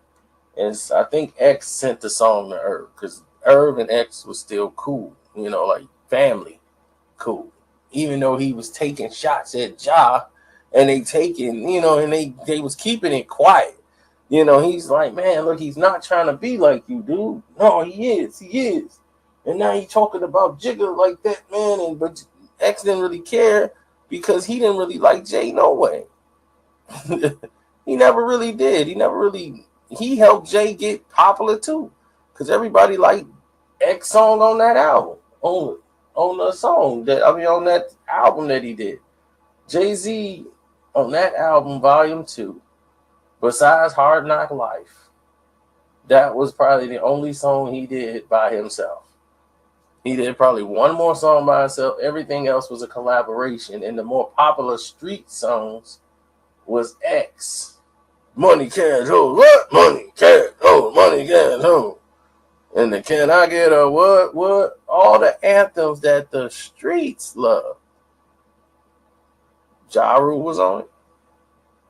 DMX was on it. So they felt they kind of built his brand anyway, but Ja was the problem. So when this album came out, The Murderers, and it got Ja on there, it didn't take off well. It was like basically no real commercial song on there. Everything was rugged. So the album went gold, but that's not the expectations they were looking for when they dropped the Murderers album. So when the Murderers album come out and the song We Murderers, Ja responds back to the video with X talking about some, look, he cocking more figures as big as Jigga. And that's why Ja backs up his statement on there. I still get more paper than Jigga for my use. He states that in his line on that song We Murdered. And Lord knows, y'all pussies ain't gonna stop my vote. I don't love you hoes. I'm out the dope. And once he said that, he was talking to Jay and he was talking to X. Now, at this point, relationships have been tainted. Like, everybody playing cool. Like, Ja saw Jay, you know, because they cool with Irv and Murder INC, everything ain't been really, like, we gonna go in the room and squash it out. Everybody just ignored. Like, Jay he showed up at Ja Rule's house. When Ja got his new house by the lake, Jay was there, you know, showed up, made his appearance. X didn't show, but Jay showed up for a little bit, you know, but Ja was his own man. You know, he was on top of the world. Couldn't tell him nothing. So while he was feeling himself and he was selling all these records, Jay-Z had just got this monster contract with Def Jam when they re-signed and re-upped. And while he was feeling himself, he was out in LA and taking a vacation because he finally, Blueprint was the last album they had under the old contract. So once that was there, they was re-upping all the money from Blueprint. They were in a great financial space. So they were free to do whatever. Now it's like, dude, we here. So, he was ready to do his thing. Jay was ready to get out there and let it be known that, I'm the big time. I got money now. I really, really got money. I'm a multi-millionaire. And this is it. So he comes out with this song, and it's a freestyle, and it's about Ja Rule. All these rap dudes claiming they singers, doing all sorts of twisted things with their fingers. Ja Rule them used to throw up that murder eye and C sign, disrespecting the game, home training, and manners. I was doing this when you was in the Pampers. I was moving them grams before you knew what a hand-to-hand was, ducking the vans, radars, and scanners. Before you knew what hard white or tan was, I was in the turnpikes, I hiked with the hammers. Man, I had it laid out for you know what the plan was. 300 mil later, now you understand this. Y'all ain't see us coming through Vegas. You ever seen so many grand busts in one night, girls? Like I was on a Peter Pan bus and you was putting Peter Pan up in your room. Now y'all messing with whom? Allow me to retort. You cowards is just not learning the shit that we taught. What the fuck you know about a ride report? About a high-speed Porsche, i.e., y'all didn't know how the floors through. I came through the door like Eric B. Repairs. Respect me in this bit. Can't disrespect us because you got a little check cut. You been sucking so long it's messing your little neck up. Now you're too big for your britches. You popped a few little bitches. You think you me, but you just ridiculous. Man. And I'm quite sure you know exactly now who he was talking about. So once that was said, feelings was back, the way it was. Because here comes DMX on his last album, the Great Depression. When he was talking about never train a mole. Thou shall not train a mole. Thou shall ride off the blue. Three niggas. He's like, what did he say? He said, 4 months, 3 niggas, 4 months to go. Come on, S.A. Keep it real, Holmes. You messing with the dog. You should already know. So he's basically bragging about never training a guy like he trained Ja Rule to do what he do. And like trying to be him. That whole album was basically shots at people thought he was coming at Jay-Z. But he really wasn't touching Jay, but it could have been Jay too. But all his shots he was throwing has always been at Ja Rule. Don't ever think like, man, maybe he was touching Jay. Jay wasn't really nothing for him. When he was talking about I only gave you the crowd so I could shoot it up and in. You niggas are up and in. You on the money there. He be talking about Ja Rule all the time. And Ja was never mentioning him in songs or nothing. That's why he was like, dude, I'm not even mentioning this guy in records, out of respect for Irv. Irv like, man, just don't do it. Because, X ain't going to quit. So out of respect for him, he wouldn't even respond back. And this guy is basically dissing him on record. On every song.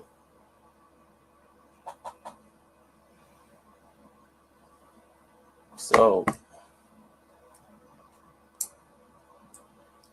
it was a bit of a problem. The only time he really had a major problem with Jay-Z is when Jay lied to him and told him, man, come to the office, we're gonna help you out with your album, and Jay didn't even show up. Just totally did X wrong. But besides all that, when the Jay-Z and Nas battle happened and went down, and the way Ether came out and way Jay lost, and yes, Jay-Z fans, he lost. When Jay-Z knows he's lost, why would you even contest that he won? Hip-hop battles is not won by money. If that's the case, MC Hammer beat everybody. Hammer had the most money. You know, so I guess he did it. I mean, Eminem has like the most money. So, he sold way more records than Nas. Okay, MC Hammer sold way more records than Jay-Z. Is he better rapper than Jay-Z? No, you wouldn't say that, would you? No, you wouldn't. So why would you use it to try to say he's the best over Nas? I understand you're a fan. It's okay. I'm a fan of J music too. I bought it just like y'all bought it. I bought Nas just like everybody else bought Nas. But people know. It's not like, man, it's Jay or nothing. Everybody knew he lost. So it's not me just hating on Jay or one side is biased. No, the truth is one way. People's like, man, you gotta look at things both ways. The truth is one way, brother. It's one way. The truth is just what it is. It ain't trying to say, okay, we're gonna say something about him, say something about him. Truth is just one way. Either you conform to it or you don't. Now, when that happened, and everybody was finna come back on Jay, they was trying to get Vita off the ground. So Vita had a song that she did with Mobb Deep, and Jay-Z was like, man, don't let Vita be on that video, because Prodigy riding on me like he is. If y'all let her get in that video, man, I'm done with I Murder INC. So they pull Vita off the video. So she can't be in the Burn video. When she trying to put her solo joint out, she needed that appearance. You know, that was gonna be a major appearance for her. So they thinking Jay gonna do something with Vita, you know, and do something with INC, and he ain't. He ain't do none of the stuff he was supposed to do. And so they was like, man, here it is again. This dude he didn't step up to the plate again. So all of a sudden, here comes Nas. Nas is the biggest thing on earth at the time after Ether, and they coming with The Pledge, with Tupac's beat Shed So Many Tears. So Ja Rule, and here come Nas, and they rhyming to this beat. And then they got a video, The Pledge, and it's Nas finna sign with Murder INC. And once he did that, they thought they was finna have Nas, because Nas was talking about it. But what Nas did was play them against Jay, because he knew Jay and Irv was tight. So when they reached out to him to do the joint, Nas is like, this is another blow I could strike at Jay, and it's gonna hit him in the heart. So Irv didn't realize he was being played. Irv was so happy, like, man, this is a good look, man. We gonna have Nas with us, man. We finna blow now, like we finna take off. This gonna be big for Murder.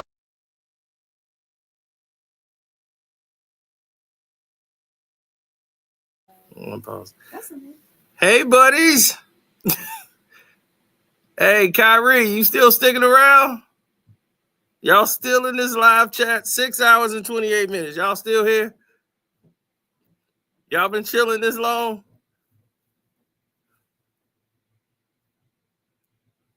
Oh, okay. Let me see. Y'all chilling? I don't see you. Yeah. All right, I see you. Do you want this to continue? Or did I interrupt y'all flow? Y'all listening to it?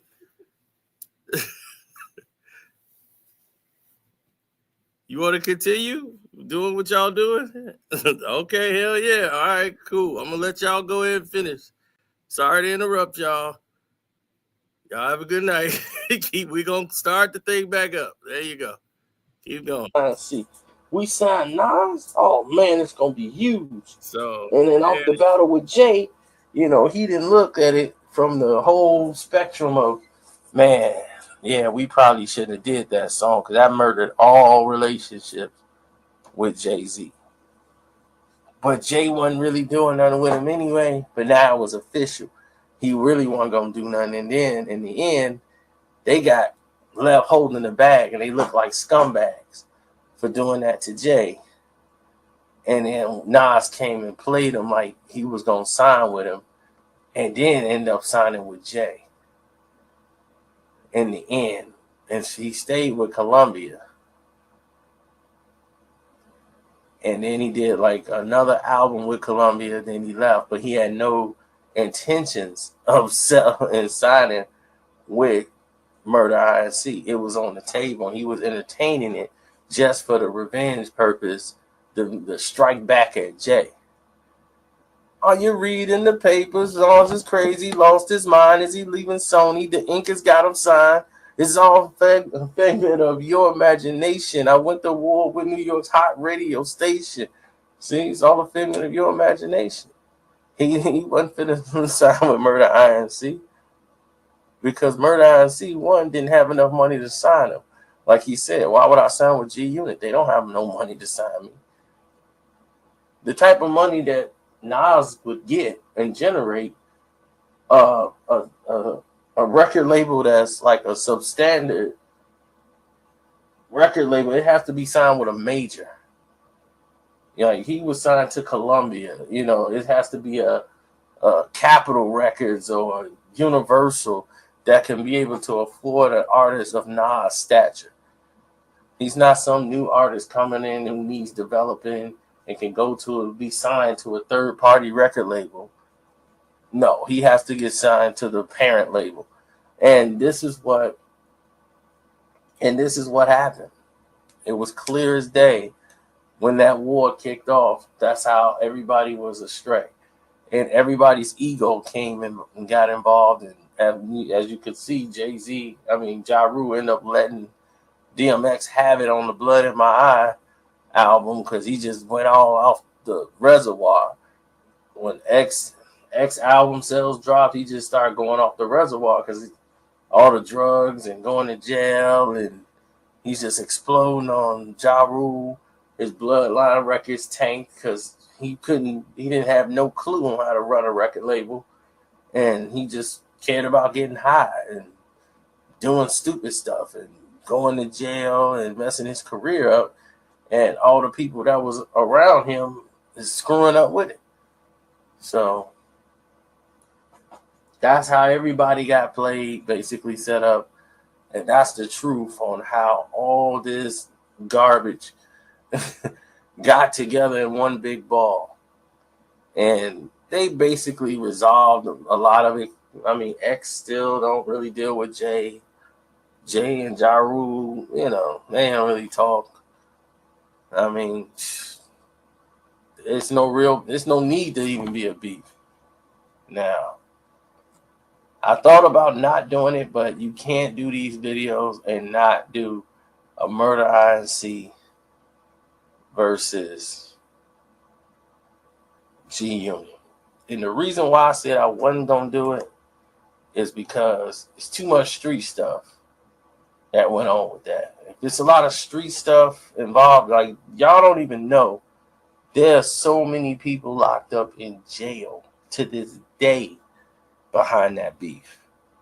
Like, did dirt and behind bars because Murder INC and G Unit don't get along. So people behind bars doing major time. So that's why you got to be careful when making a video about such a gripping subject like that. So that's why I was like, man, can I do it? Let me see if I can do it or how I'm going to do it. And can I tell this without telling that? So that's been the hold up. When people just be like, hey, do this video, do a Tupac Suge street Streets are streets, dude. You know, when some people locked up behind some stuff, you don't talk about it. You omit it quickly. But I'm out. All right, this is the one y'all been waiting for. This is the one y'all keep asking me all about. But this is Murder Inc. versus 50 Cent and Shady Records. And the reason why I got to title it like this is because Ja and 50 Cent were just the cornerstones of what became a much bigger scenario. Now, let's go all the way back to the beginning. In the beginning, you know, Ja Rule is doing his thing, coming up with Herb. Now, we got to mention Preem, but we'll do it in a selective way where a lot of people are not affected. But Herb is DJing. He was DJ Herb or whatever up in Queens, just DJing a couple of parties and block parties and all this stuff. But Herb was pretty smart. His brother Chris, full out, all stops, gangster. You know, just street dude. Him and Preem ran side by side. So, no problems for Herb. In other words, the little brother who was flying right. So, he just had the avenue to do his thing, and there was no problems. And when he got his little label that he wanted to get through his brother Chris and Preem, when they decided that they was going to get involved in the record business, they kind of helped Irv be the front man for what was, in some view, as an extortion deal. But it wasn't. But it was like washing money with the Murder Inc. label. Now, Murder Inc. had money coming in the game, you know, without hit records, because we all just discussed where that was coming from. Now, 50 Cent at this time has got his songs coming out and his mixtapes, and then he put out a mixtape with Ghetto Quran. And the Ghetto Quran song caught a lot of people's attention because he was messing with Tone and Polk. He was going to get his deal going. So he was all excited that he was going to get launched off this record. Now, he had just offended people with How to Rob, and then here comes Ghetto Quran. And when Ghetto Quran came out, it had a lot of stuff in there that the feds end up using as, okay, yeah, see, it's even on this song. And it was the first time in crime history that a song was dictating who was right, who was wrong, what they had done, the whole nine. That was never done before. Now, it wasn't 50's intention. A lot of people gonna say, oh, he's snitching. And that's where he got the reputation of being a snitch from. And 50 was a hustler from the streets. Like, really hustling. Because he got an avenue because his mom Blackie. But, you know, she was so stand-up-ish that everybody honored him based on her. They was like, okay, well, your mom was this and that, so out of respect for her, you know, you got this. So when that happened, like, all the love was gone at that point. They was like, oh, dude, just snitching on records. And 50 could have ended all of it if he'd have just said, that's my bad, that wasn't my intentions. I was trying to honor these people and do this and that and come. But 50 got too much pride, and he's just so... Basically, 50 was really suicidal in a way. I mean, he would go to an army of dudes with guns and tell them, man, F you. It's dead serious. 50 was no joke. Now, what 50 did was be disrespectful. It was like, man, I ain't snitching. They gone because of what they did. It had nothing to do with me. They just using me as an scapegoat. And anyway, F because Irv and all of these guys, they starting to blow up, and they had the big murder for life thing going on. Okay, and at the time when murder for life was going on, they had the big parade down the street, and all the people were in Queens coming out, and here comes 50 Cent. He had just came home basically. Wasn't too long after that. He had came home. He got his little thing going with Tone and Poke. He thinking his album finna blow. So he come up and trying to get dap and love from everybody. And, like, yo, it's me, like, hey, I'm the man, like, it's me, 50. Like, y'all know me. And Ja kind of gave him the murder INC, that little thing they do with their hand, and kind of blew him off. And when that happened, and I was like, wow, they just really blew him off. So when that happened, 50 took it a certain way. He was like, oh, okay. Now they popping, like they rolling in the dough. They just like F me. So he in there working on all this other stuff. Then he does Your Life's on the Line, while he's still working on his album with Tone and Poke. So he dropping murder, I don't believe you, murder.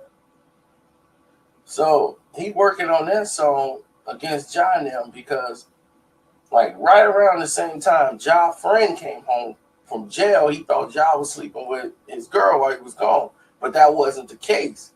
But he came in there and he took Ja's chain. He had pulled a gun on Ja, took his chain. Now, when that happened, Preem them went and got the chain back. It was Preem's like, look, the dude was tripping. He was going through something, But in the streets, it was, oh, Ja got robbed. Ja was like, man, this fool took my chain. So in the hood, they already know. But 50 used that as, my guy, a guy we both knew. But it's like they knew the guy, but it wasn't like this dude was cool with 50. And then they saw the guy at the club with 50. That just happened to be by happenstance because they both knew the guy. So he didn't go to 50 and cause no real ruckus.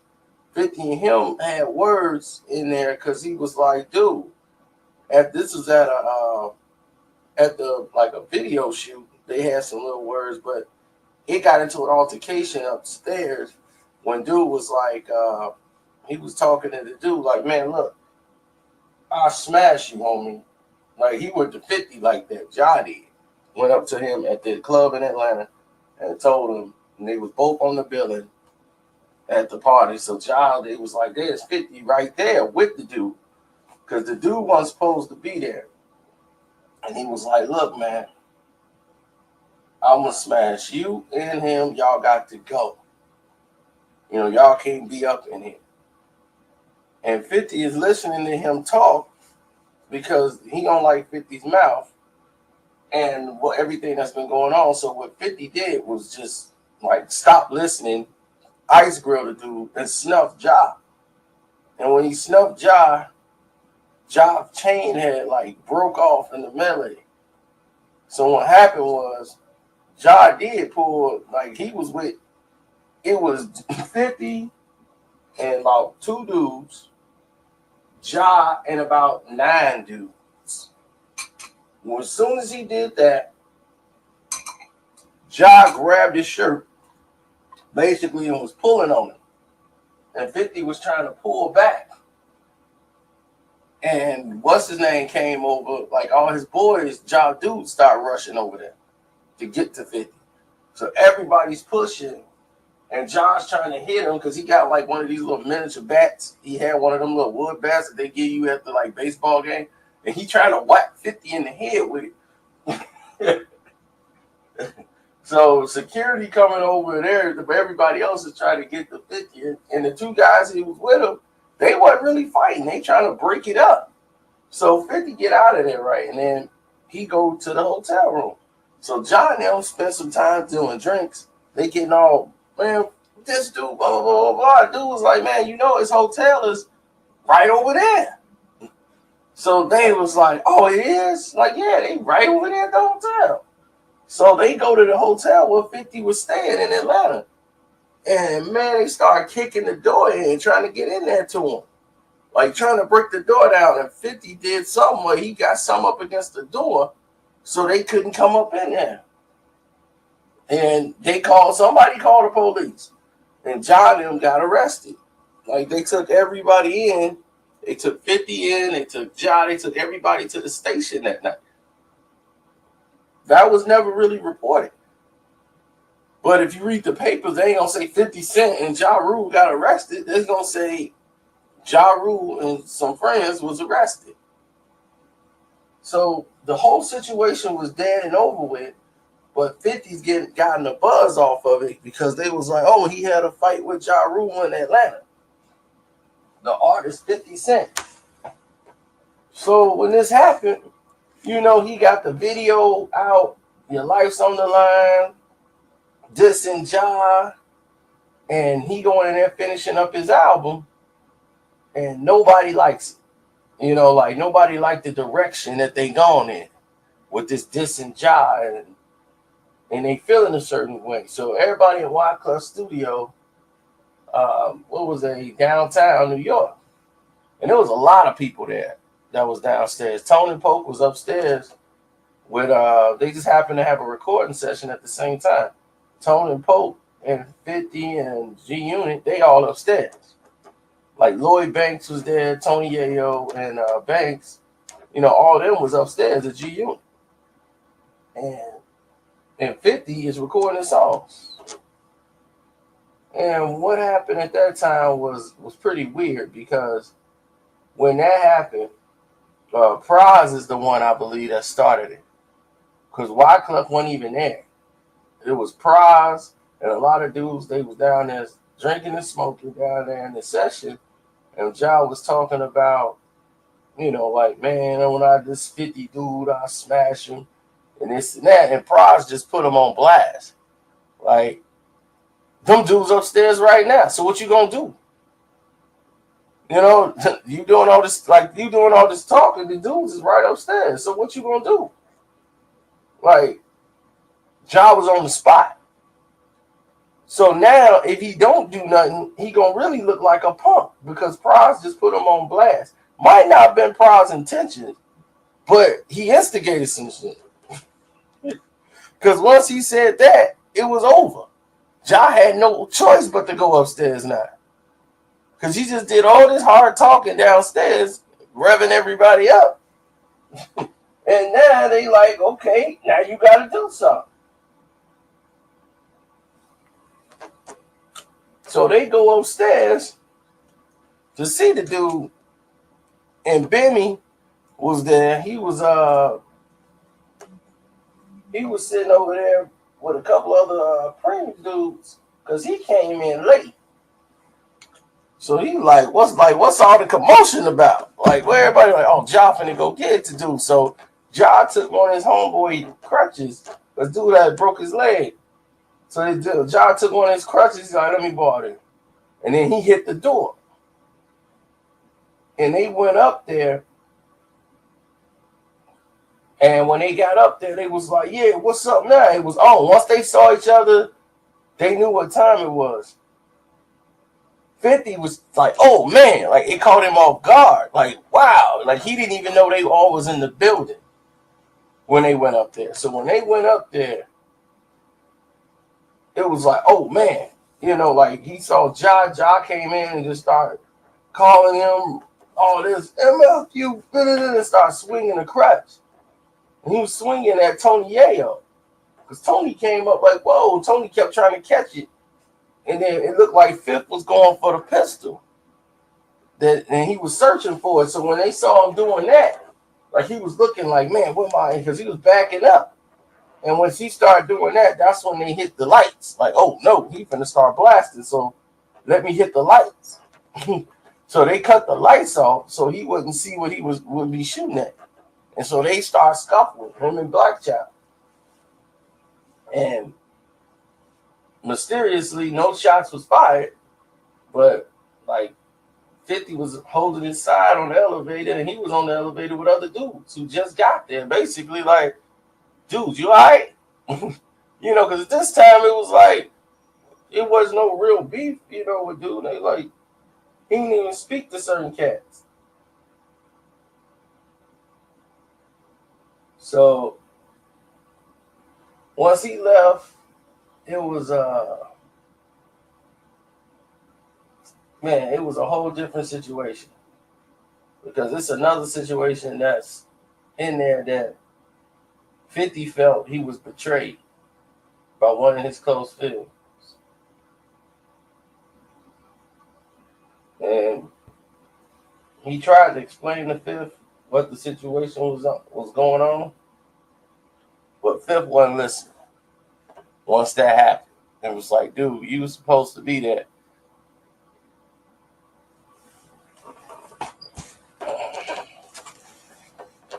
And then that's why he put up in Mini-Man, dude switch sides on me, let dudes ride on me. I thought we was cool. Why do you want me to die, homie? You see, that was up in the song, and that was because he was 50 Cent's basically his manager at the time, and he felt that dude knew. And okay, well, guy's named Slim, all right? So he felt Slim Duncan, whatever, let dudes he knew this was happening and just didn't care, basically written 50 off, just like, look, whatever happens, happen. And he didn't have no protection basically for 50 and just left him out to dry. But he wanted to explain himself to 50, but 50 never gave him the opportunity to do so.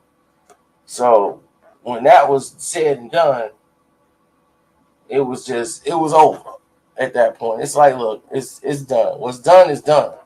There's nothing more you could do about it to try to improve the situation because it's completely over at this point.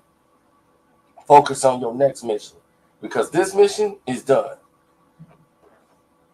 So after this, Ja is like the biggest thing in the world, and still like 2 weeks later, 50 gets shot. Now, everybody wants to accredit it to Ja Rule. Ja had nothing to do with that. That was some street stuff that we ain't going into. And once 50 is shot, the guy that shot him, Mike Tyson's best friend, he comes up missing. And he's the guy who allegedly shot 50 Cent, by the way. And now, he's dead and gone. And this wasn't accredited to Ja. But he got a lot of props for it. But Ja really didn't have anything to do with that. That was a personal beef between a couple of dudes that everybody was affiliated with. So all of a sudden, 50's no longer a threat. He's not in the way. He's laid up. He's nothing. So at this time, Wise, Preem, everybody is rolling. Murder INC is one of the best things going. And, DMX, they putting out. That's why I'm like, they never had no problems. DMX never had a problem. And if you were signed with Murder INC, you had no problems. If you was cool with Murder INC, you wasn't going to have no problems. No street problems. So, Jay never had any street problems. Any problem that Jay had in the streets, if he can go to Irv and be like, Irv, we got a situation. We plug with Murder INC. But there was plenty of incidents that went on in the streets where Jay needed a little bit of assistance, more Dame than anybody. Because Dame didn't really get down like that. He didn't want to ask favors for Chris or nothing. But he'll go to one of Jay guys that Jay knew from around the way. Some street dudes Jay knew. And be like, look, let's use them. You know, we ain't gonna use somebody that we don't really get down with, even they from Queens and all that. You know, he's a borough type dude. Dame is, but Dame don't like using people he don't know or ain't seen around him, you know, owing people favors like that. So he never was part of the Murder INC movement. But he was like, we can be cool, we can be affiliated, you know, I'm cool with her, you know, like we cool, let's do business. But as far as some street stuff, you know, Dame didn't want no part of that. He didn't want to be on no dudes. So back to the facts. 50 Hilla, he trying to get back in the game. You know, because basically at this time, nobody will touch him. You know, and before he got shot, he had got rid of Tone and Polk. He had got rid of everybody. Everybody turned their back on him, basically. And Nas is the only dude to really embrace him and bring him in. And he was with the Bravehearts for a minute. And then he went on and did his thing, trying to come up independently, and said, well, I'm going to take this route, because what Irv and them did was they shut down. They had gotten so big. They had so much influence in the business. They was basically shutting 50 Cent out. Like, his records and stuff was never going to make it on a major. And then all of a sudden, 50 did this song with Jennifer Lopez. You know, like, oh, we're going to put this song out with Jennifer Lopez on it. And Irv went and called the studio and was like, you don't want this guy on your records. He's dangerous. He's unpredictable. You don't want a guy like that around Jennifer. Like, he was upset that Beanie Medina would even entertain that fact of putting 50 Cent on the record with Jennifer Lopez after she had blown up off Ja Rule. And he was unaware of the beef. So he thought Irv's just calling just because he's looking out for Jennifer's interest. So Benny is like, oh, okay, you know, I appreciate that. You know, I didn't know he was like that. It's like, yeah, he's a time bomb. You know, this guy just got shot 9 times. You know, like, this isn't the guy you want to work with. So what they did was, when they was getting ready to do the video, they told 50, like, we're going to pay you. You know, we're sorry that we got to get someone else to do the video. You know, it's an uncomfortable setting. And they said, well, we're going to pay you anyway for your time that you was going to be on the video, to try to make him feel okay. So they went ahead and paid him. Next thing you know, on the video, there's another remix, and there's Nas on there. It's like, what? So 50 thinking Nas cut him out of the deal. Then he come to find out that it was Irv Gotti that did it. But he was like, Nas should have known that was my song, because it was on the radio. You know, 50 and Jennifer Lopez did a song together. And he was like, he should have known that. But Nas didn't know. Nas like, okay, it's a check. But 50 took it a certain kind of way. Like, he should have known. Like, you know, that's weird. You just gonna get caught up when they filming the video? You know, it's just like, come on, be real. You knew and just didn't care and just wanted to get a check. Just say it. You know, 50 was just feeling a certain way. So this falling out with Nas strings from that. But leading up to the battle, Eminem grabs a copy of 50 Cent's mixtape.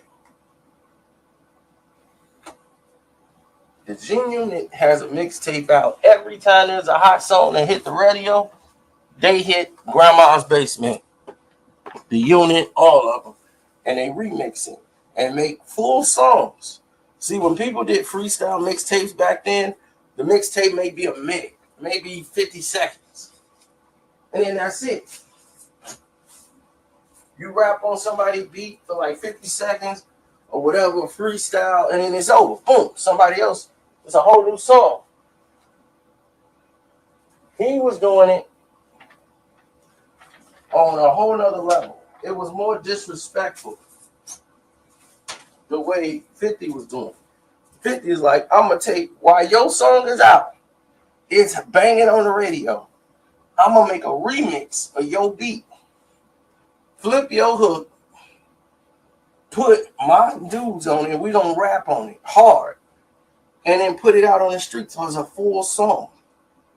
And dare you to say something about it. And that became successful trend for them because no one really cared what he was doing. But he didn't really break the door down until Eminem heard it while he was on the plane. He listened to it and said, man, this dude rap like how Eminem wanted to rap. And he's like, man, this dude here, I want to sign him. Because what 50, and when not 50, but Eminem wanted to be taken serious. Even though he was a rap artist, he wasn't taken serious. And when his thing with Jermaine Dupri, when he went at it, that battle with Jermaine Dupri just showed him that, man, like dudes don't really respect me in the game. Like he thought, like he was just like a gimmick.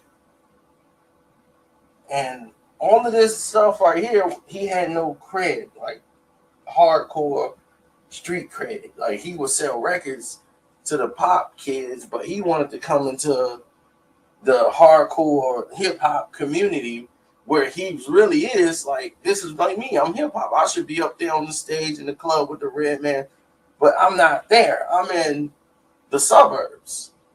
I got to get into the urban market real tough. Because nobody in the hood was bumping Eminem at the time. It just wasn't happening. So he didn't have that presence in the urban community as he thought. He was in the same audience as Justin Timberlake and all the rest of them pop acts. So when he signed 50, he signed 50 Cent. Dre's like, man, this is going to be a bad hit for you. Let me come in on it. Because he's like, you know what? I'm not even with it, but if you fail, at least we fail together. We have a chance to make some money off of it. So I'll put my name on it too. So they could say, okay, Dre's part of it, just cuz. So he wasn't really with the deal. Because even when they met, like M was the one that was like, yeah, man, like Dre was like, okay, well, it's going to be good to work with you. It was all business with Dre. That's all it ever was. So that's why to this day, 50 is like, M is my guy. Dre, it is what it is. It's just business. But him and M was like brothers. And when it all was going down, you're looking at two levels of like success with Dre and Eminem, because they making a lot of money. They got a lot of like leeway, a lot of avenues, a lot of doors is gonna open up. With 50, all he has to do is perform. But they don't know what 50 look is gonna be. So they say, you know what? Ja Rule is so big right now. Let's not go after Ja Rule. Let's just focus on building your own brand. And I don't want you to diss Ja on none of the songs. So 50 said, all right, cool, we won't even diss Ja, even though he had done it a little bit on the radio. But once they signed 50 Cent, now Ja has to do an interview. It was right around the time Ja had to do his Source interview, Source magazine interview. So now he's saying, he comes out and tells, the world, like, yeah, they bragging about how they beat up 50 Cent and this and that in the interview. And then he's saying, if you going to authorize 50 Cent to come at me, then I'm going to have to come after your company and shut you down. Once he said that in an interview, that's when M got hot and it was like, now he's going to come after us, Ja Rule? So he was like, you know what? Let him have it.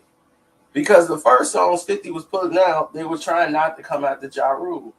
You know, and he was doing a couple of songs on the 8 Mile soundtrack, because that's when 50 came in. M had to do 8 Mile. So the 8 Mile soundtrack, 50 Cent's recording songs during that time, because Eminem was working in between projects. So he was like, come on, you know, let's work on this together. So they kind of come up with, they had places to go, people to see. You know, they coming up with all these songs, but it had nothing to do with Ja Rule. But once that interview was out, he was like, oh, go ahead, do what you want to do. You know, knock it out. That's why a lot of songs didn't have a lot to do with Ja Rule at the time. But once that happened, the mixtapes leading up to the release of the album, to the 50 Cent album, oh my God, 50 Cent had a mixtape every week leading up to the release of his CD. And then they come out with the 50 Cent's an informant, and man, 50 was letting them have it. So all this 50's a snitch, all this stuff, it was just a mess. And it became a war, because now it got to the point where 50 is selling 5 million records coming out the gate. He's the biggest buzz in hip hop. Now we got a problem. Now we got a serious, serious problem, because now he's gaining ground on Ja Rule and pounding on the foundation of Ja Rule. Ja Rule's backed by a lot of street dudes, and now 50 got some power where he's at, because now he got some money. So wars in the street, there's people getting fighting and people locked up right now doing time behind Murder Inc. versus G Unit. You know, so what happened was, you know, everything's rolling along fine until they were in Miami. But Eminem wasn't there, but it was a couple of dudes from like D12, from Proof was there, from D12, and he had some artists he was working with. And Ja and them got him. Ja wasn't even there. Irv wasn't even there. I know Irv, I think, was there. Irv Gotti was there, and another dude, like it was some other DJs and some other guys that was there. But they was down with Murder Inc. and an order was given, and Proof got pistol whipped, beat down. And that's Eminem's main guy. They know that. You know, they know that this is M's guy, and he got caught way off square when it was hot. So they were sending a message to Eminem to let him know, like, dude, it ain't safe for you to be out here doing this. So they got shook up. You know, M got shook real. Like, 50's like, dude, it's good. He good. And Proof is a street dude anyway. So he was like, man, that ain't nothing. I ain't got beat down way worse than that. He's like, that ain't nothing but a couple of scratches. But Eminem put out Toy Soldiers, you know, I'm ready to end the beef. And that's what the direction he wanted to go in. He wanted to end the beef, you know, with the whole thing. He wanted to just say, you know, squash this, man. It's going too far. Let's end it, you know. And 50 Cent had to come tell him, like, dude, what did you make that song for in that video? He's like, you made us look soft. Everything you built up for, you just made us look soft. They think that this is the direction you took. Like, you did a song with Jadakiss. You did a song with all the people that I'm dissing on records. He's like, now you see with that, how now they all together making songs going against me. He's like, now you see that? Now that's you solidifying them doing songs on their records and getting on their songs, and they coming after your company, your product. So what does that look like? You just helping sabotage me yourself. Don't take that direction. Just let them do. They go their way and they go their way. So Eminem had to come out with another freestyle trying to clear everything up. And then once he mentioned Haley, the daughter, and what she gonna be like, and Eminem was receiving email threats talking about some, yeah, you know, like, we got him. What makes you think your family is safe? And Eminem got armed guards. I mean, he beef security. He got guns, like troops like you wouldn't believe, around his house. They escort his daughter. But his baby mom, Kim, was like, look, you endangered my daughter. You put on the record this guy Ja Rule, they roll with killers and he's a killer and my baby's in danger. So you know how the women get because they not around it. All they see is what they see visually. She don't listen to the songs. She don't know nothing about Ja. All she knows is now you done put my baby in danger, putting her on a song while you at war with this guy. Everybody know he beat down Proof. They didn't already hurt him. Now your life in danger. You got all these security guards. So that you create a stressful environment to where no one is safe or they feel safe and they're not used to that type of living. Now you got all this money, but you can't go certain places. When that started happening, you created an atmosphere to where something's gonna happen, to where someone's gonna say, you know what, I gotta stop this. I can't live like this. So what happened was, all of a sudden, Eminem was coming under a lot of pressure because there was mixtapes about to come out about him. So what they did was call Paul Rosenberg. So Paul Rosenberg, he's the guy to protect Eminem. That's his job. Jimmy Iovine basically is the guy that says, Paul, handle all these little things that Eminem can't handle or things is going to hurt their brand. And if it gets to a point where Paul can't handle it, then he has to go to Jimmy Iovine.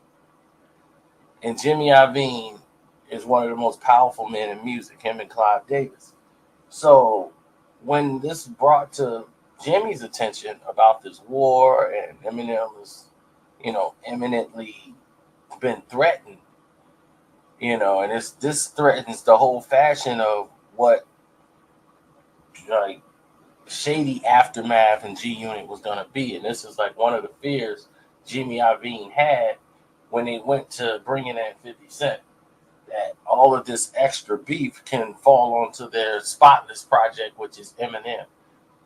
Even though now he's a certified tough guy, lifting weights and wearing, bandanas and threatening people.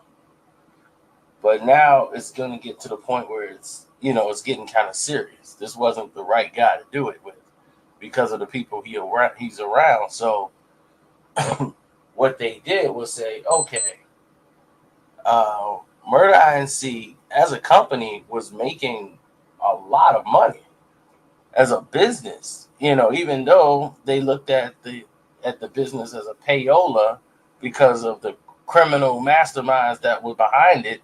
But you're dealing with the ultimate crooks with Iovine. They've been at this game a long time. So, of course, they had the company audited by the IRS. So now they got to come up with all this paperwork and show how they made money about 20 years ago. And when you got that kind of power that Iovine got, it's just a phone call to make to have that happen. So while they're applying the screws to Ja Rule and Murder Inc., Ja couldn't come out and make a record or really do anything at the time. After the freestyle, he couldn't really come out and jump on anything or make songs because they was dealing with this thing with the IRS.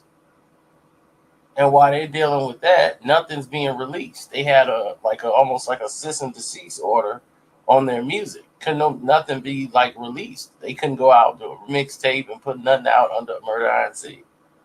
So everything had to sit while 50 get to make mixtapes and rain all over Ja and make fun of the company. So it's looking like, man, Ja won't even fight back. He won't even do this. He won't even do that. He was handcuffed. So there was nothing really he could do.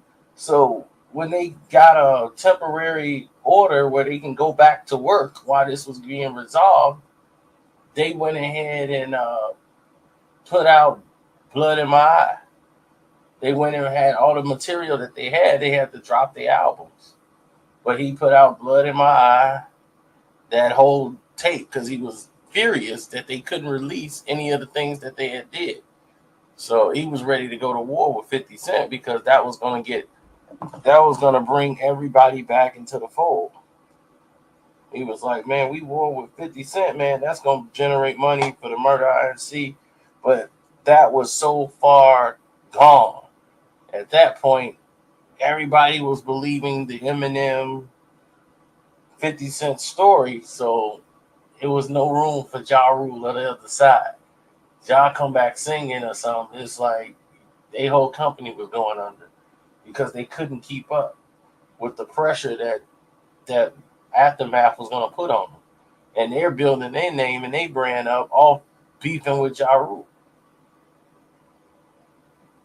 And then when John them went silent because of what happened, that was it. It was like, okay, well, what's next? Oh, the only things that's left that's next is what's his name? And they was like, oh, okay, well, what's next on the menu? They brought the attention to another rapper. Let's get Fat Joe and all these guys. But that's how it really kicked off. That's basically it, because you know what happened from that point on. But there was a lot of stuff in between with people going to jail, fights, people pointing the finger. Because 50 is not one of the, when he did the song Ghetto Corral, it just got so much attention in the streets that it became a song. But there was other rap artists that had albums out who was just basically telling and snitching. And then when people come around with subpoenas and be like, here's a subpoena, you got to go to court, then what you gonna do? So, that is what it is. We ain't gonna make this no more long. It's probably way too long right now. I just wanted to clarify that for the record and make sure everybody know what was what. As of right now, 50 and Ja still don't talk, but there's like no reason to beef. So it's more to come on a whole lot of other stuff, but that's it for this. Yeah, strapped it in because this is it. This is the one I've been building to. This is the one you thought you knew, but you knew nothing about it. And I know it's going to be some corny dude show up. Man, I knew about that. That's old stuff, man. I knew. You didn't know nothing. Because it was never brought into really the public eye at all. If you weren't in the circle, you really didn't know what was happening. This is the truth behind the beef with Nas and Eminem. The whole breakdown live. Now, once Nas dropped Ether and he dropped that verse, that's why Eminem murdered you on your own shit. Boom. Right then and there, problems were created. Because everybody was, Ether became a big smash hit that Eminem had to come out and defend that. And he was, no, I wasn't out doing Jay-Z. It was brought up to him in interviews. People was calling him. It's like, yeah, Nas said you murdered Jay-Z, and it was going to cause a rift, and Eminem didn't want that between him and Jay-Z. So he wanted to go out and do an interview and smash it immediately in the press. And it was like, man, Jay is one of the illest MCs in the world. This is not our intentions. And the thing is, Dr. Dre and Nas, because of the firm situation, they still was not really cool because it's like Dre just kind of left the situation and didn't kind of stick around and nothing, nothing explained. He just split. So it was kind of a strained relationship between them two. But Eminem felt like I can't have people go against me. Like I don't want Jay-Z fans to get upset with me over something because I felt I was trying to outshine him. So he explained that it was a song that he had already written with Royce the 5'9". They just took Royce's voices out his vocals out and replaced it with Jay-Z's vocals. So that's why it sounds more like an Eminem record. But that's beside the point. The real issue became what Eminem was going to do to respond to what had just happened and what has just transpired. Like, besides giving the statement, what was going to happen next? Because he had what happened with that? He had a feud with Jermaine Dupri. Hold on. So Eminem was in a battle with Jermaine Dupri at the time. So once that was getting started or finished or whatever they were doing with that, he was working on finishing his album. But on his raps and in his interviews, he's ranking Nas as like Jay-Z is one of his favorite artists. And, like Jay's ahead of Nas no matter what. So they felt the kind of little way about it, Nas did. Because, he's rapping on Ether freestyles and I'm getting to you in Ether. I show you I spit ether. I shit across your belly. Show you I'm not R. Kelly. When he did that on the ether beat, people was like, I don't know. Was he kind of coming at you, Nas? So when Nas and Eminem met, they talked first because they were getting ready to do the 8 Mile soundtrack, and they was doing it at the same time. He had just got through finishing his album. He's working on both songs. That I'm sorry, Mama, I'm cleaning out my closet. That was the 8 Mile song, and I think it ended up on Marshall Mathers CD. But cleaning out my closet was supposed to be on the 8 Mile soundtrack. I'm sorry, Mama. It went with the theme of the movie, but it ended up being Eminem's single off of the Eminem Show. And during that time, like Nas had the Braveheart album coming out. And the Bravehearts was riding on, they was riding hard on Jay-Z at the time with Horace and Wiz and all his guys. So Eminem was like, okay, I'm going to put out this, this soundtrack for 8 Mile, and he wanted Nas on the soundtrack. He's like, I want you on the soundtrack. You one of my favorite MCs. I want to have a soundtrack with like all my favorite MCs on it. And he was like, I gotta have something for Nas. Like you killing it out there right now. You the king of this and that. Because he got in contact with him through Steve Stout. Because he's like, man, I got to get Nas on here. How I'm going to get in contact with him. So you got Steve Stout. And Steve Stout hooked it up where they both could meet and talk. So Stout got him on the phone. That's when he spit it all and ran the game down to Nas what he wanted to do. So Nas was with it. Nas was like, okay, yeah, okay, it's a good thing. So at this time, he doesn't know Jay-Z's on the soundtrack. Like Jay-Z has a song on the soundtrack. So Nas go ahead and submitted songs for the soundtrack. And Eminem said he didn't like the song.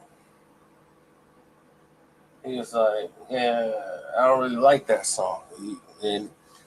And when he told Steve Stout, because Steve Stout brought the news back to Nas and was like, Eminem don't like this track for the soundtrack. But he was like, it's no disrespect to you. He ain't saying the track ain't dope. He's just saying it don't fit like what the story is, what they going for. for the theme for the movie. So he sent over a synopsis of the movie. So if that, if you want to write something new around that, then that'll be cool. So Nas is like, okay, cool. He made another track just from scratch. Now this track, I don't know which one it was, but he submitted that one to Eminem, and Eminem didn't like that track.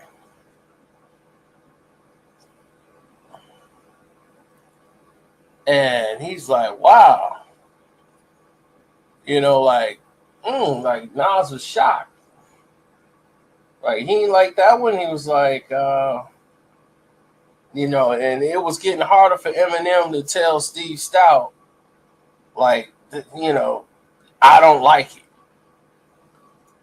Because he came back and told Steve Stout, yeah, we let Dre, I was with it, and Dre was like, he wanted to change some stuff on the track, and I don't know if Nas was going to be cool with that. So if he want to submit another track, just tell him if he got something ready or something with the theme, then we'll go ahead and do it. And if he want me to help him with it, I'll help him with it. So Nas is like, man, look, give him this. And if they don't take it, they just don't take it. I'm done. And they took the track. The last track Nas submitted, they took. They said, oh yeah, this is dope. I like this. So they kept that track, but it was the only track Nas submitted that didn't have the Bravehearts on it. Nas, it was on the Bravehearts on the last two tracks. That track was just completely Nas. That You Want to Be Me, that you heard on the soundtrack. When he submitted that one, they took it. It was the only track he submitted that it was by himself. So he took it as if they just didn't want, the Bravehearts on there. Which is cool. They just wanted all Nas. Okay, that's what it is. The soundtrack comes out. And there's a track list. And there's Jay-Z song on there. And it's got Jay-Z, Beanie Siegel, and Freeway. Or Jay-Z and Freeway. Not Beanie Siegel. And it's Jay-Z and Freeway talking about 8 miles and running. And it's like, what? And Nas is like, oh, they played me. He was like, oh, they played me. He was like, nah, it looks crazy because I'm on the CD with Jay, and me and him ain't getting along. And it looked like him and him, you know what I'm saying? Like, I'm making an angry track talking about Jay, and he's like basically ignoring me doing, going with the thing. So Nas looked weird dropping that type of track on that soundtrack. Coming at the same dude that's on the soundtrack. It sounds crazy. So Nas is like, man, did you set me up? He's, no, dude, I ain't setting you up and this and that, and I think you ill. And then he learns to love me and talking about how he's still Matic and how he's like, no, dude, I'm not even, I'm talking about Jermaine Dupri and all them, and I'm never coming at you, Nas, and blah blah blah. So it was all love out there. He produced a track for Eminem. I mean, Eminem produced a track for Nas. Because he was like, I'll work on your album. I'll do something with your album. I'll give you a verse. Or I'll do a song on your album. And, let's do it. And he was like, okay, well, you could produce one of the tracks.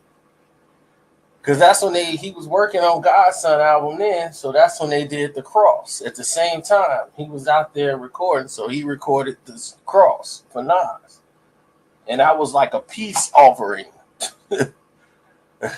When just to end that little friction that was there, that y'all knew nothing about. Now watch everybody, I knew about that, man. Yeah, I knew, ain't know nothing. So when that happened, everything was on back to even kill. Everybody cool, no problems. Then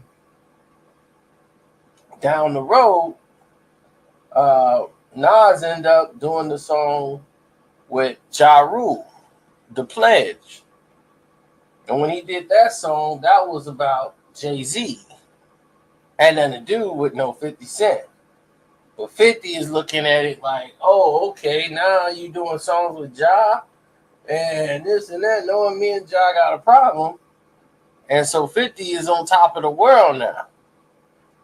You know, when 50 was on the 8 Mile soundtrack too, he was just trying to get established and find his new look. So, you know, he was trying to reinvent himself and everything else. And Nas is one of his biggest supporters and fans. Like, all right, 50 my guy.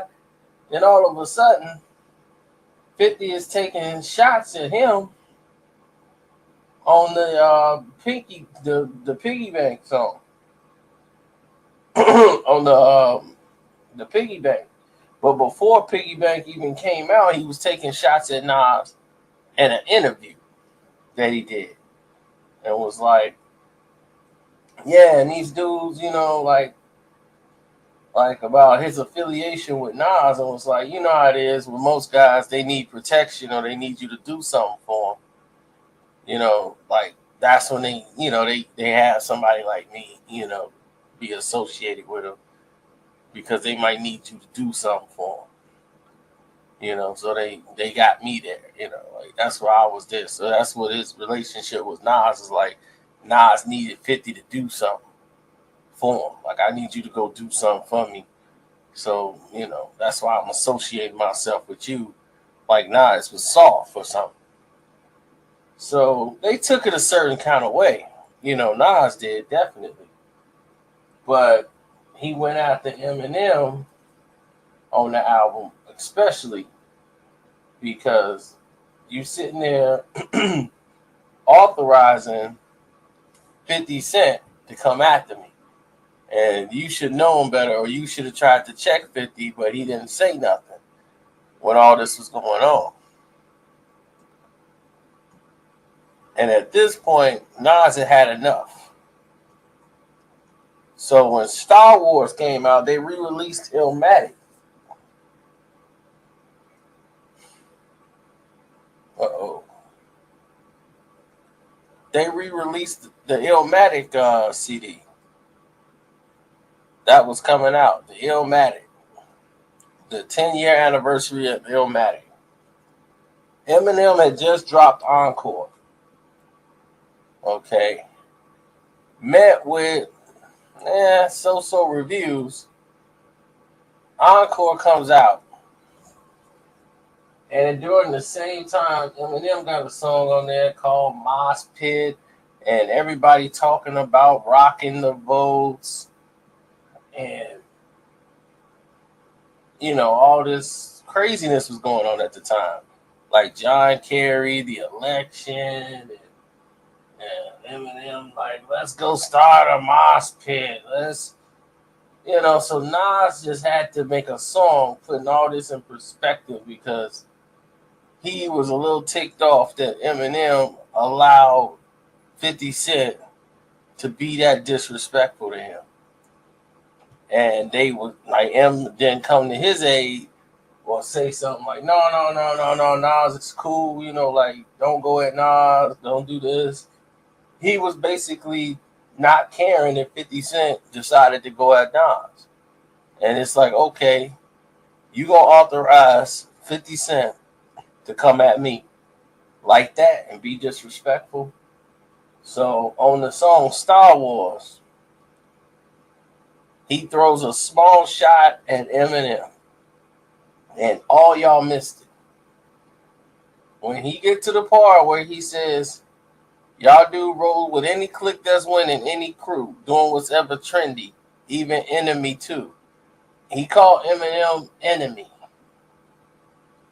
And y'all missed it, and y'all thought he said envying me too. And that's not what he said. He said enemy, which is Eminem's name. If you break it down, it's enemy. So I knew what he said. Eminem knew what he said. Believe me, they caught the message. Y'all missed it. They didn't. We all didn't miss it. So when that happened, his man Chuck, everybody else was like, "Oh, dude, that's in heavy rotation. That's gonna be on a mixtape." And everybody, and Chuck is a loudmouth. He's like a little instigator. So he gonna spread the word. It's gonna hit the streets that's what Nas' plan was, and this and that. So believe me, word gets back to people fast, especially when it spreads through the industry. So what happened was, once that was made and he took that little jab, that's when 50 decided to do it in piggy bank, make the little song coming at Nas, because Eminem wasn't going to do it. He wasn't going to battle Nas or be the guy to say, I'm going to battle Nas. It was too much fear of him losing fans, and he wasn't going to take that leap. And Eminem was like, I'm just going to stand back. I'm not going to get involved. I'm not going to say anything. I'm not going to ask, was that a shot at me? I'm not going to ask anything. I'm just going to ignore it, because he didn't want to go to war with no Nas, because he just saw what happened with Jay-Z, and he didn't want that to happen with him, because he might not be able to come back. So he's authorizing 50 to do the fighting, and 50 want to do the fighting anyway.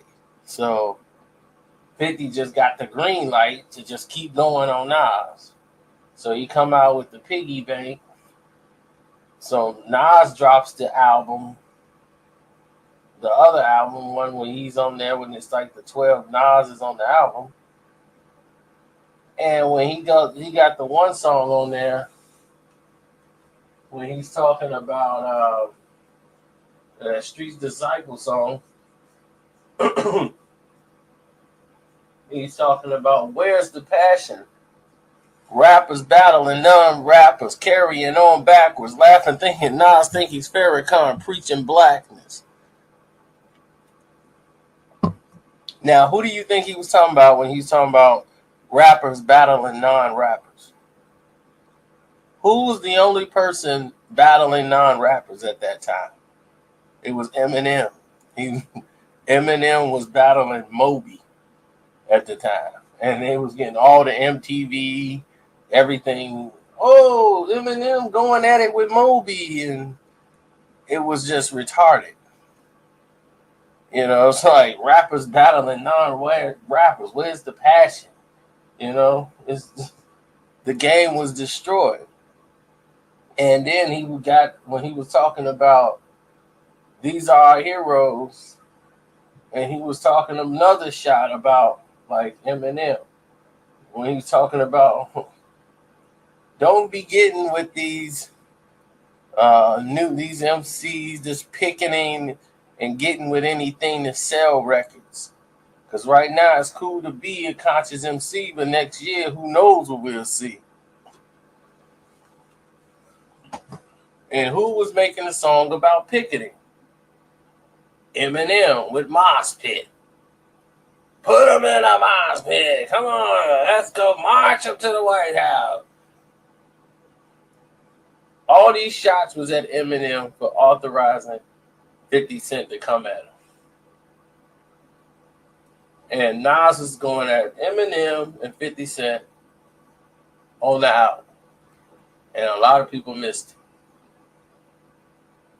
Nazareth Savage. You whack dude, face it. In the history of the game, you have no placement. Liquor and weed just massacred their mind on these celebrity, or they couldn't change the times. So now they run their mouth, but when the sun goes south, them guns come out. My cavalry would have been slung 10 in your skin. A casualty you don't want to be, don't want it with me, straight savage. And see, people miss everything. All these little points that was made in the song. And I'm like, wow, how could you miss it? It was so lyrically sharp, and it was point right there. It was point blank range. So what 50 Cent decided to do is, I'm not going to come at Nas. I'm gonna let G Unit come at Nas and see how far that go. But at that point, Nas and the whole buzz with Lloyd Banks doing freestyles, Nas doing the bury your body yourself freestyle and all that stuff, it ended up dying down, down, and down, getting lower, lower, and lower. And what happened was, at the end of it, Nas ended up pairing up with going to Def Jam. And once he started going over there, he said, man, what did he do when he went over there? Because he started pairing up with Jay again because what's the name wanted to bring him over there. He wanted to squash the beef. What was the other guy? A&R, the guy who don't wear shoes. The weird guy from LaFace. L.A. Reid. L.A. Reid wanted to go ahead and put it all together with Jay-Z. He's like, I'm going to have Jay-Z and Nas. It was all worked out with L.A. Reid. L.A. Reid's the one that signed Nas, and I know damn Jay-Z. So he talked to Jay already. You know, they both had a mutual guy with Steve Stout. Steve been working with Jay, made him Jay a lot of money, he made Nas a lot of money, and said, look, y'all guys gonna make 20 million, 30 million. This is gonna be the biggest reunion ever. We put this together. It's gonna be monumental. Everybody's gonna be talking about this. It's gonna be the biggest thing in New York. We're bringing it together. We bring it back to the streets. Man, this is gonna be the best times of it, whatever. And that's when Eminem told 50 to just stay off of Nas, like leave it alone. Like that's dead. When Steve Stout and them got involved and they paired everything together, because when Nas was not with Steve Stout, all of this happened. All of this went down. After the Godson album, Steve Stout was gone again. He was back working with Jay and not really working with Nas, and they kind of had a certain way. So once Steve got a good relationship, partnership-wise, with branding companies, so that affects a lot of money with like Pepsi and all these other names. So that affects a lot of money with like Dr. Dre, Jimmy Iovine, all these people. So they work with Steve Stout because he blends in with brands and marketing and help generate and bring in money. So if one of his artists or somebody they respect is in there, they got enough respect to tell Eminem to take a step back. But Eminem didn't want to battle Nas, not of a fear of losing a battle, but a fear of losing the public image. The Paul Rosenberg, or whatever his name is, Paul Rosenberg was definitely afraid of letting Eminem battle Nas or anybody else with that type of stature in the streets, who the people love, like lyrically. Like, no. They wouldn't let Eminem put out any material against Nas, even if he wanted to battle Nas. He just got to take it. So even if Eminem had the gall to do so, which he don't, Eminem has a lot of respect for these artists because he kind of is like in awe of them.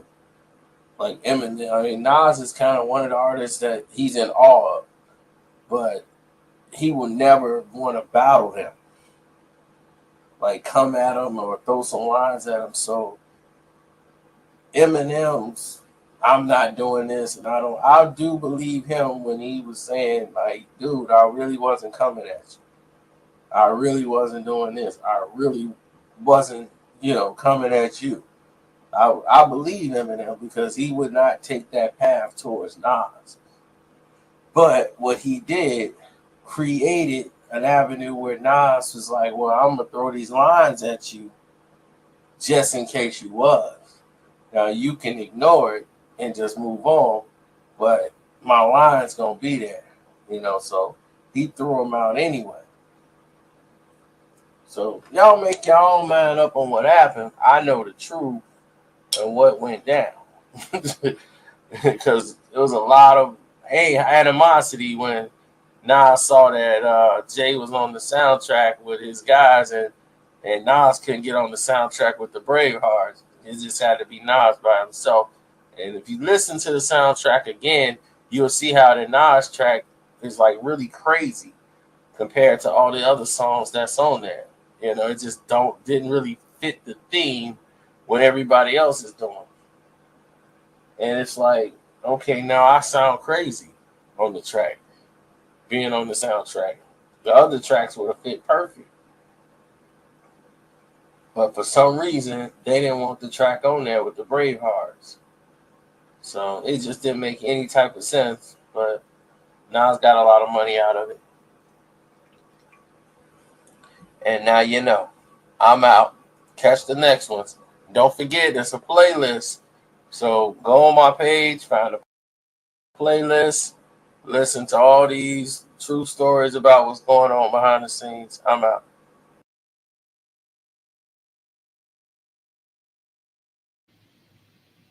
Now. We've now come to the end of part one. I want to say thank y'all again for coming through, repping the way y'all been repping. I mean, it's been nothing but a blessing to have y'all sit here almost 8 hours straight listening to history. For some of y'all are the first time y'all are ever hearing this, you know, this is how really got started coming up, like blowing up on YouTube. These stories that you've been listening to today.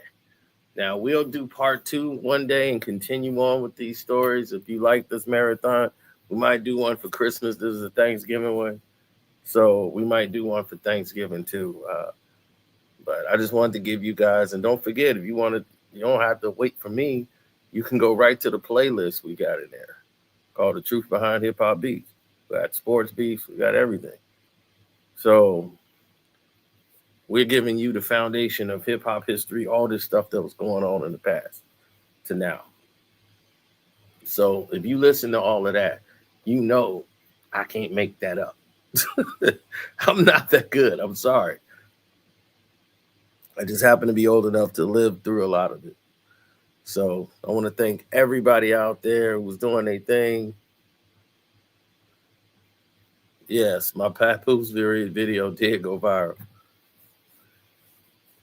Yes, it did. Telling you, man, those are some great times to making those videos with a cheap computer. No real nothing. Like everything was cheaply made, and to me, you got the computer fan going off the whole time. It's wonderful. It was just the love of the art, man. Just hitting the button and just going. Just going, dumping all this stuff out my brain that I thought everybody already knew. So the more I did these, the more I found out how little people know about anything. So anyway, I'm out, bro. See y'all tomorrow. Well, yeah, I will see y'all tomorrow. I'm done for the night.